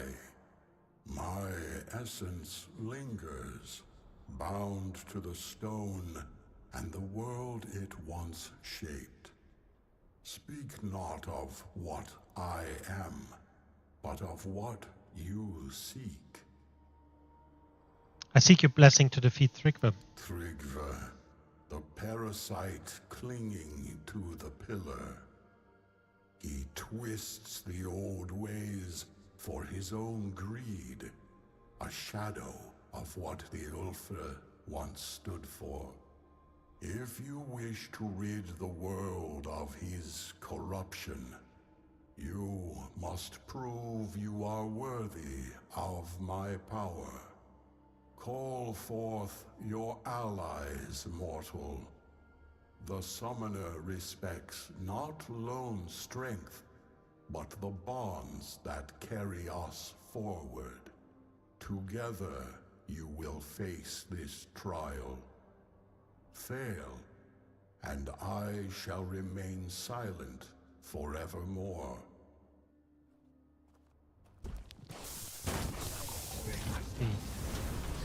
It would have been cool if you actually needed to kind of like have summons or something, right? Because just from the way he was speaking, that would make sense.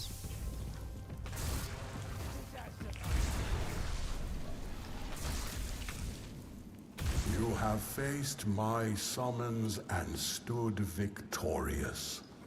Few possess the strength to endure, and fewer still the bonds to overcome.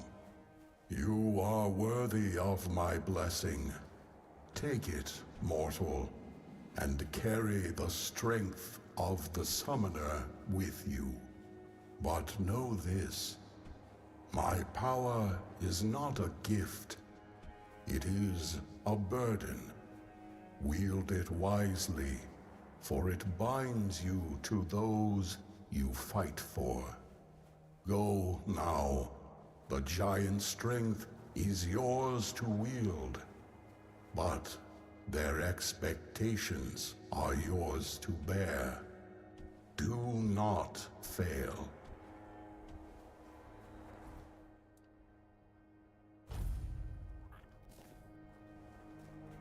Alrighty. That means we, I think, are ready to face the. Well, we have to kind of craft this weapon.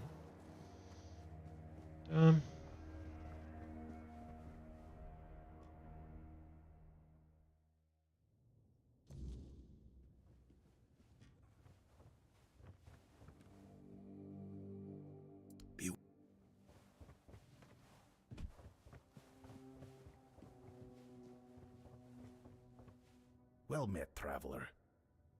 I've gathered the giant's blessings. By the stones. You've done it. The blessing of the giants. Do you have any idea what you've accomplished? Forging a weapon from them is the pinnacle of the Stone Warden's craft. It's a feat spoken of in tales but never achieved in living memory. You've brought us to the peak of what we can do, and surpassed even that. I want to forge it myself. Ambitious. I respect that. The forge is yours, but I'll guide your hand. This isn't something to take lightly.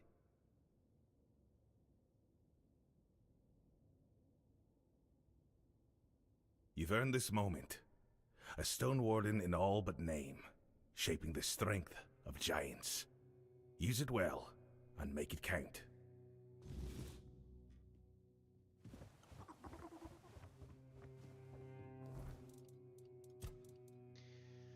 It's of course a eternal weapon. Blessed by the strength of the giant, long gone, and its weight carries more than steel. The only blade known to wound Thrigvir's cursed immortal form. Well.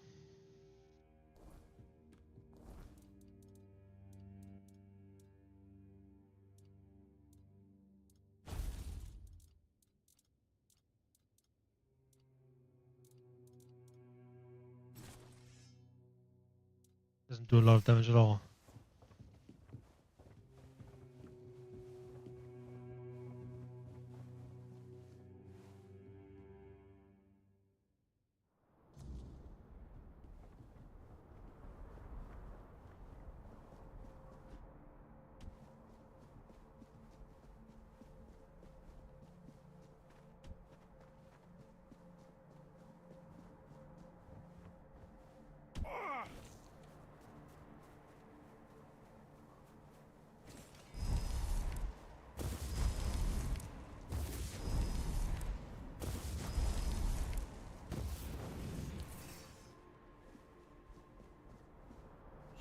Return, but not as before.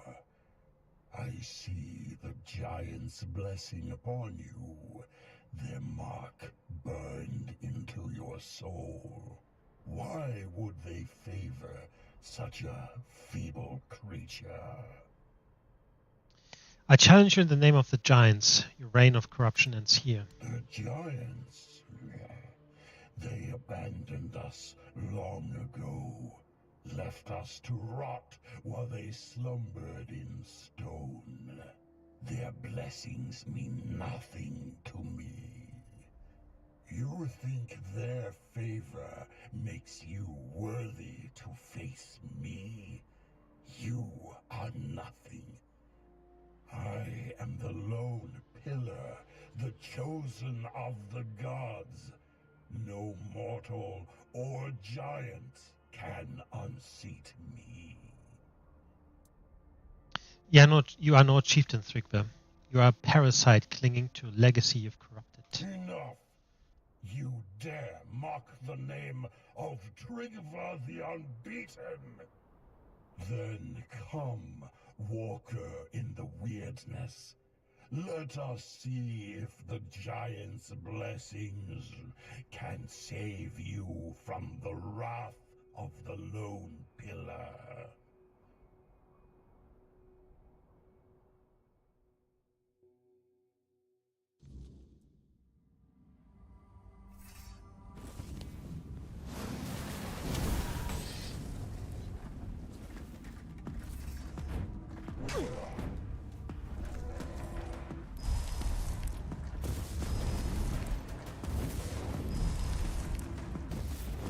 Basically, just need them to kind of like distract him.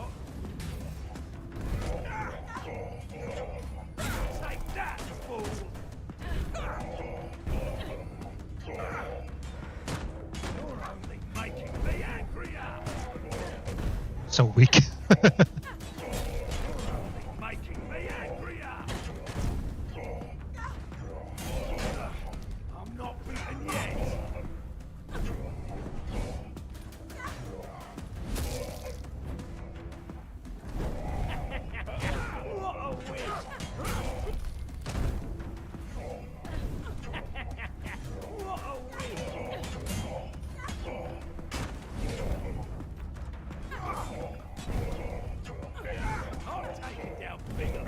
It probably would have been better if you could have made the weapon into a weapon of your choice, to kind of allow for, you know, every kind of playstyle. Not sure why they didn't do it that way. You have bested me. The Lone Pillar has fallen. But you are no Dalrida. No outsider can carry the mantle of chieftain. The tribe needs one of its own. Speak, conqueror. Who will take my place?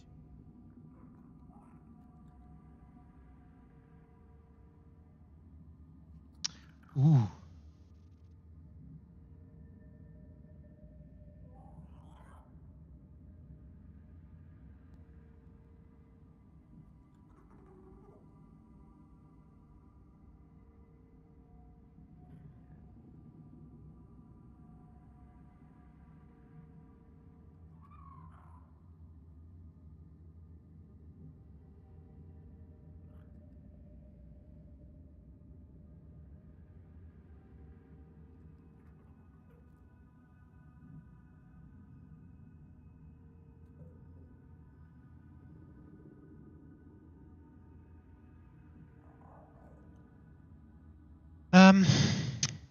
Right, I'm not sure.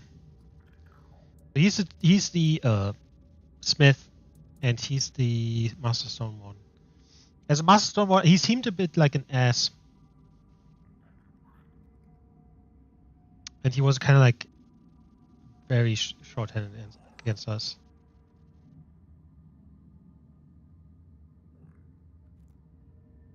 I'm gonna go with Strona.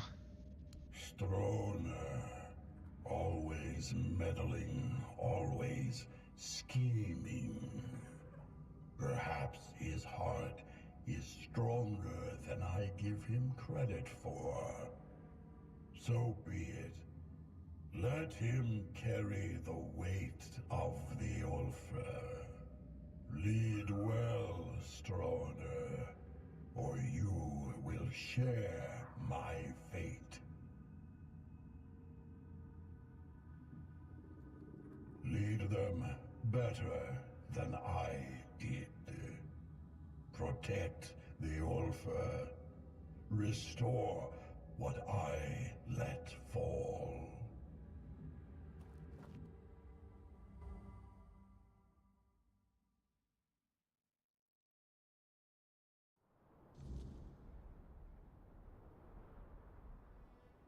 You fought bravely, and I have heard your will. Me, the new chieftain.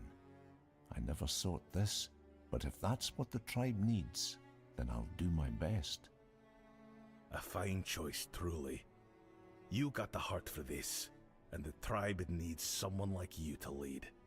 You fought for the Ulfr in ways few others have. Let's hope the weight of leadership only strengthens you further. And you've done well, choosing wisely when the tribe needed it most. I'm humbled, really. I'll make sure our tribe is strong and united, and yes, I'll go to the moot. The Ulfr will have their voice. Thank you for everything you did. We surely couldn't have made it without you. That's right. The other guy as well said that he won't go to the moot, right? He said he thinks it's not the right thing to do. I didn't disagree with him when he said it. He was saying like that they should. Was he the one that said they should focus on getting their strength back first? Anyway, what's your plan to lead the Ulfr tribe? What about your wife? Now that you've spoken to the giants and put Thrigvi down, she might finally have a chance to return to herself. I hope the voices are silent now, or will be soon. I couldn't have done this without you. What is your plan to lead the Ulfr? First, I need to get this Thrigvi nonsense out of their heads. That'll be the hardest part. Ulfr might be stubborn, but we're not fools. Once they see Thrigvi dead, they'll come to their senses. Before long, he'll be nothing more than a cautionary tale we tell our children. After that, we honor what the moot decides. If it means war, then we march. And there's nothing the Ulfr love more than battle. You have my thanks and my respect. It's been a long time since the Ulfr had a reason to stand tall. Thanks to you, we have a reason once more.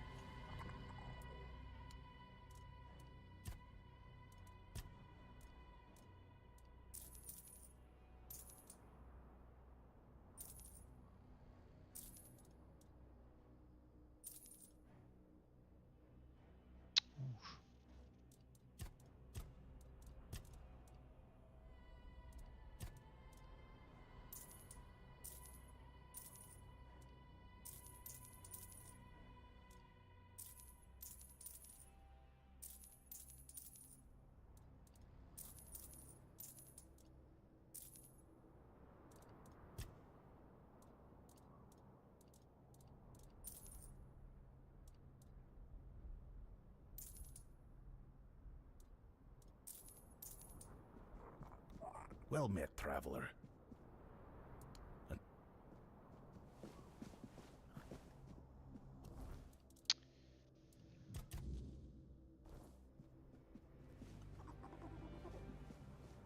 Ah, he's sitting right here.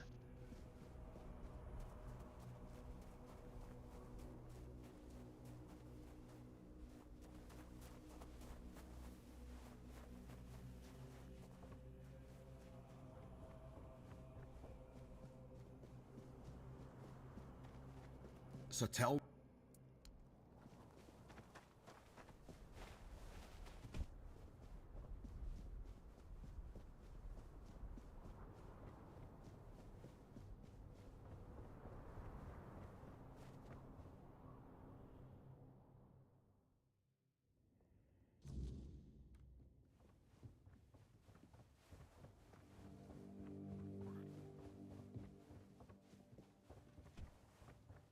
Well met.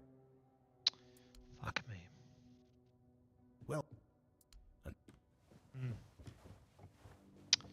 Well, that's a bit annoying. I can't make this quest.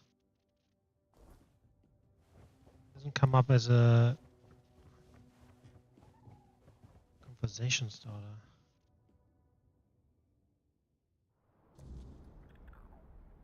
Call of the Winter Moon.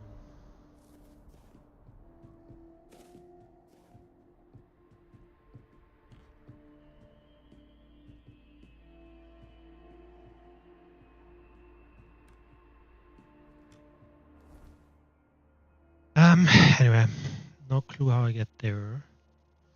So we've done most of the stuff here, I think. Right, so I haven't.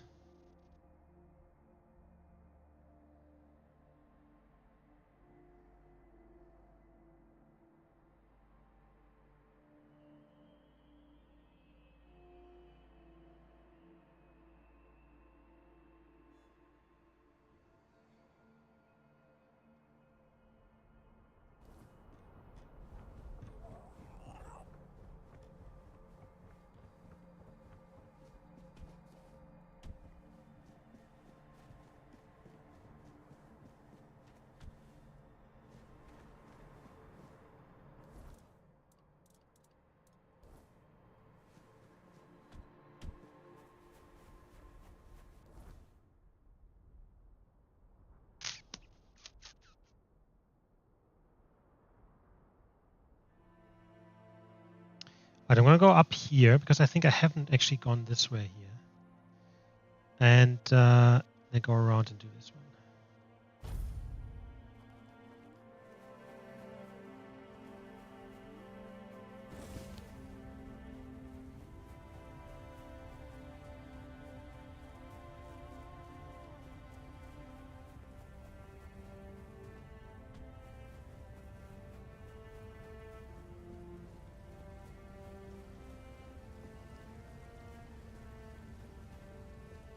I did go here. Fall in.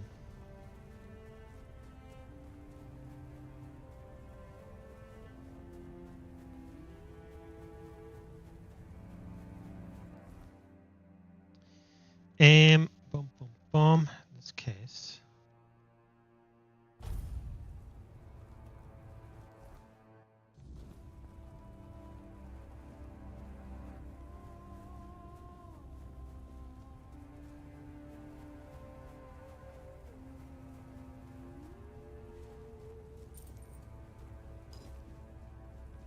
As I said, it's in the chest. I will just take it.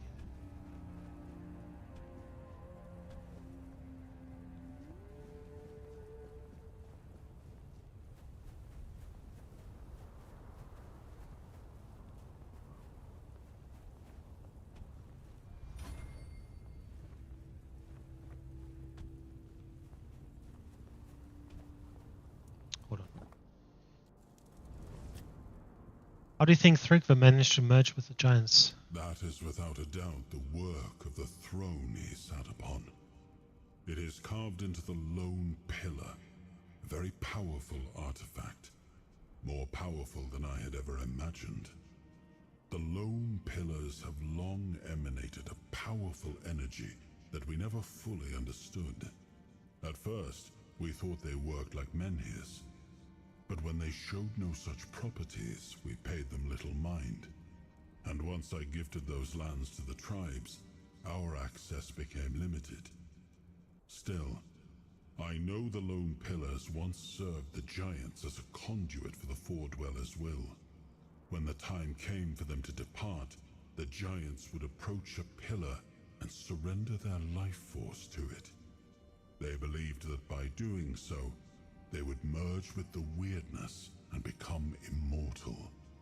And after what happened to Thrygva, I'm beginning to believe they might have been right. Stupid question. Is it possible? Can I walk alongside the sword?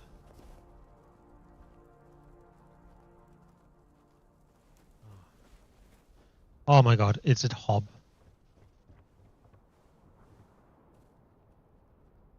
Oh, you're here. Good. I was just... well, I'm not sure what I was doing. Feels like there's something in the air, doesn't it? Something waiting. Hob, you seem different, restless. Ah, you feel it too, don't you? The air's heavy here, like it knows something's coming. I've wandered far, seen much, but this feels like the end of the road for me. You mean your journey? Aye, my journey. Whatever's waiting out there, be it fate or something greater, I think it's calling me home. Funny, isn't it? I spent so long drifting, only to feel tethered now. You're not afraid? Afraid? No. Curious, maybe. A little sad, too. But not afraid. We all have our stories, don't we? Mine's nearing its final chapter. And while I'd love to keep reading, the book has to close sometime. Why here? Why the Fallen Swords? I think it's the weight of it all. The stories of the Dalriata, their triumphs, their failures. It feels like I'm standing at the heart of something greater. Maybe this is where I'm meant to let go. You don't know what's waiting for you, do you? No, and that's the beauty of it, isn't it? Life's last secret, waiting to be unveiled. If this is my final stop, I'll face it with open eyes. But tell me, friend, what about you? What will you do when your journey reaches its end? That's the question, isn't it? First, I need to finish my journey. I'm not sure how long it will take. Ah, the unknown. Both a burden and a gift. Just remember, the end isn't always what we expect. It's the steps we take along the way that shape who we are.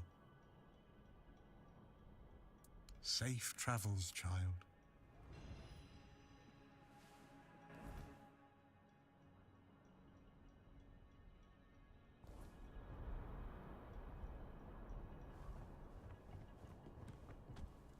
What does Arthur have to say about Hob? Oh no, I was level up. It was a King's Soul Point. Oh, that's interesting.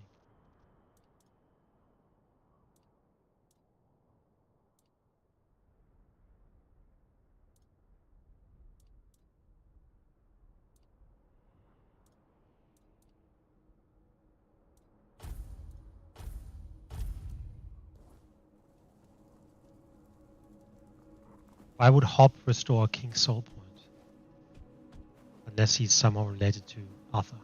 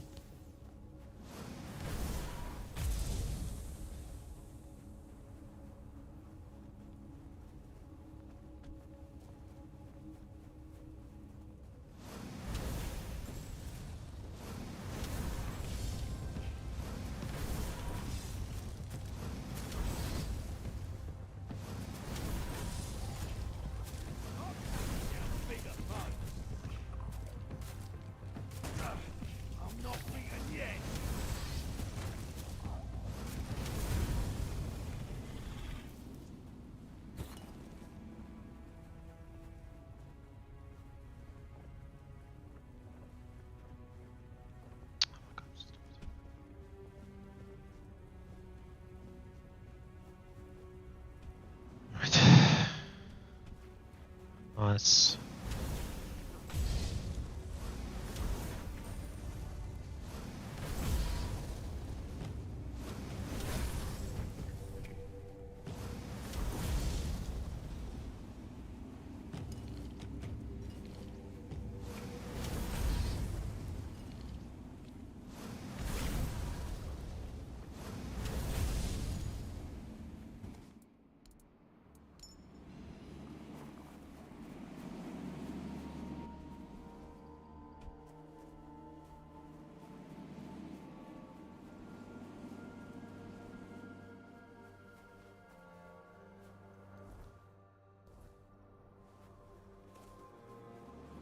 What am I actually looking for?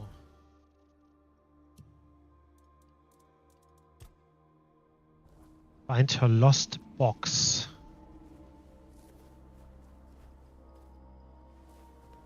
Somewhere here.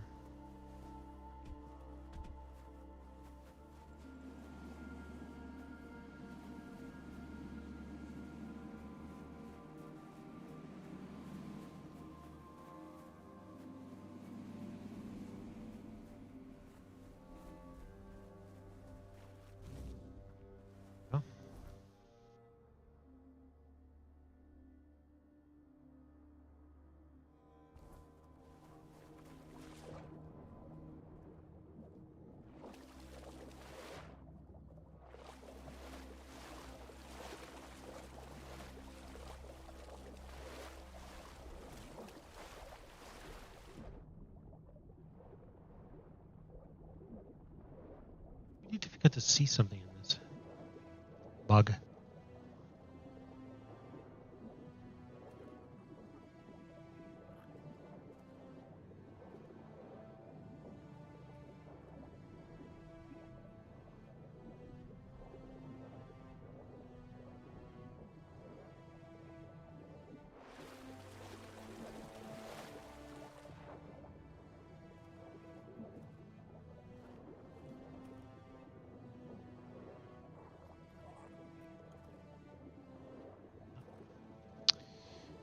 There.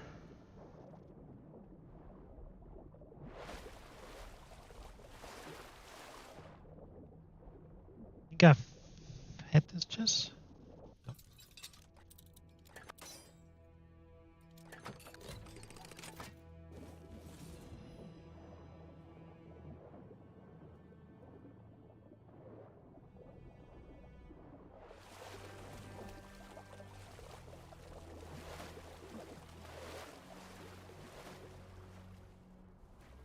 The longer you stay near me, the harder it will be to leave.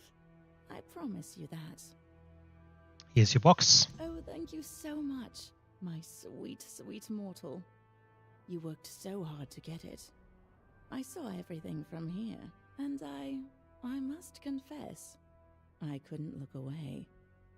Your body is so strong, yet so elegant. I watched you, and my fingers ached to trace every line of you. It was all-consuming. Have you ever felt that way, my beautiful mortal? Like your whole body was burning, and only another's touch could quench the flame? No. Neither had I, until now. You, my beautiful mortal, are unlike any other. The thought of your hands on me makes me shiver. No one has ever made me crave like this. I have King Arthur inside me, that's probably it. I do not know this Arthur you speak of. I am a Morgan. I care nothing for mortal kings. My kind bows only to the sea. No, it's you, my beautiful mortal. Just you. It's your eyes I long to gaze into. Oh, but it is. Though I wouldn't mind tasting your... In fact... Good. Morgans up, none of them deserve you. I want you for my... I want to drive you mad. I want you to think about my time. All you have to do... No? You do not know what you're... I could give you pleasures you're mortal... I see the way you look at me. There's no shame in it. Just... That's it. Let me The touch of her cold, wet lips douses the flames of your desire. As her claws break the skin of your neck, you begin to realize just how much of a fool you've been. You try to struggle, but her grip is unyielding. Before you can cry out, she pulls you down into the frigid depths. You open your mouth in a silent scream as her teeth sink into your flesh. The darkness that follows feels almost like mercy. I mean, of course. Of course.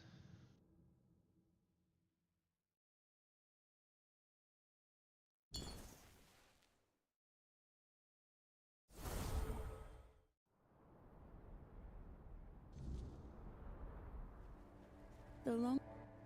Oh... Oh, that... Good night. Well, I suppose... Here.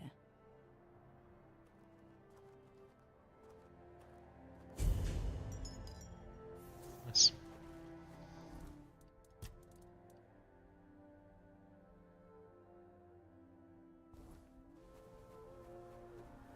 Nice. Right. Just gonna hand in the other quest at the Orphan Village, and then I think that will be it for today.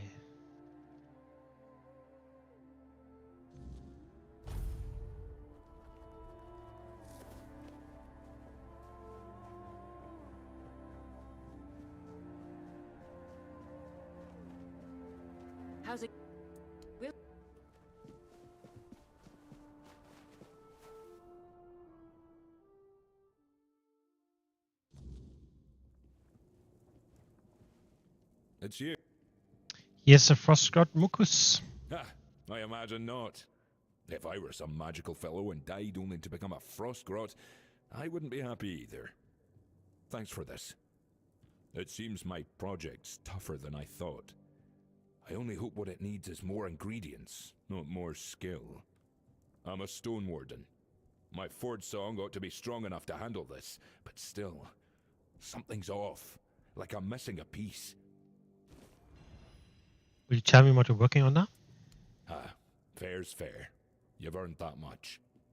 I'm the Stone Warden Brotherhood. There's an unspoken rule. Every brother must create something unique. Not just a fine sword or a sturdy breastplate. Something more. So, I set my sights on forging armor that repels the weirdness. Or if not repels it, at least hides the wearer from weird spawn during night travel. That's a brilliant idea. I thought so too.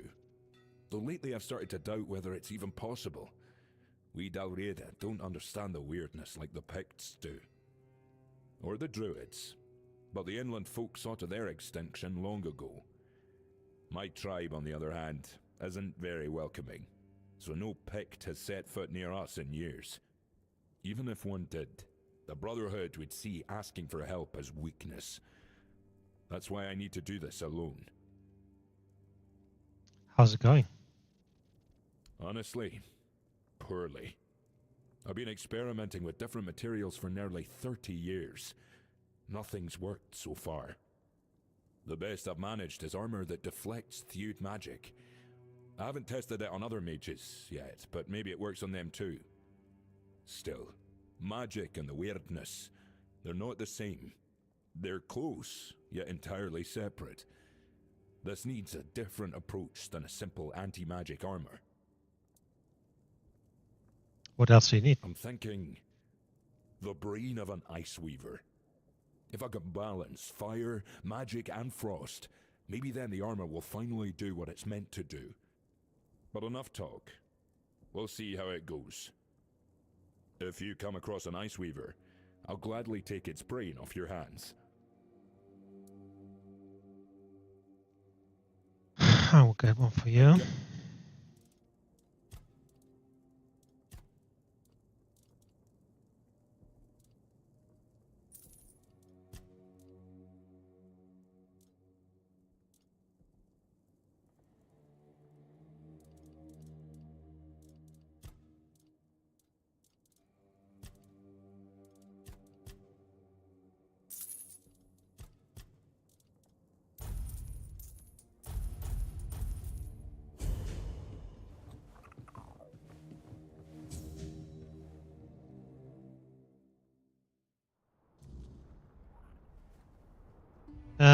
Cool.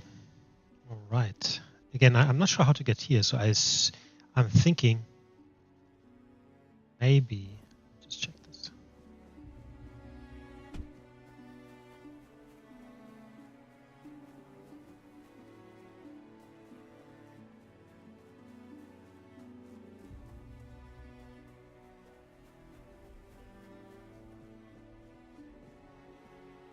Ah. No, I don't think that's possible. No, I don't think so. All right. So next time we have one of the villages here and one of the villages here. So we also haven't looked at this area here yet. But yeah, I think this is all done except for this one. And then this quest, which is the Stormborn quest line, the text just doesn't come up, so that's a bit unfortunate. But yeah, so like I have done already a fair amount of things. Can't get across here yet. Anyway,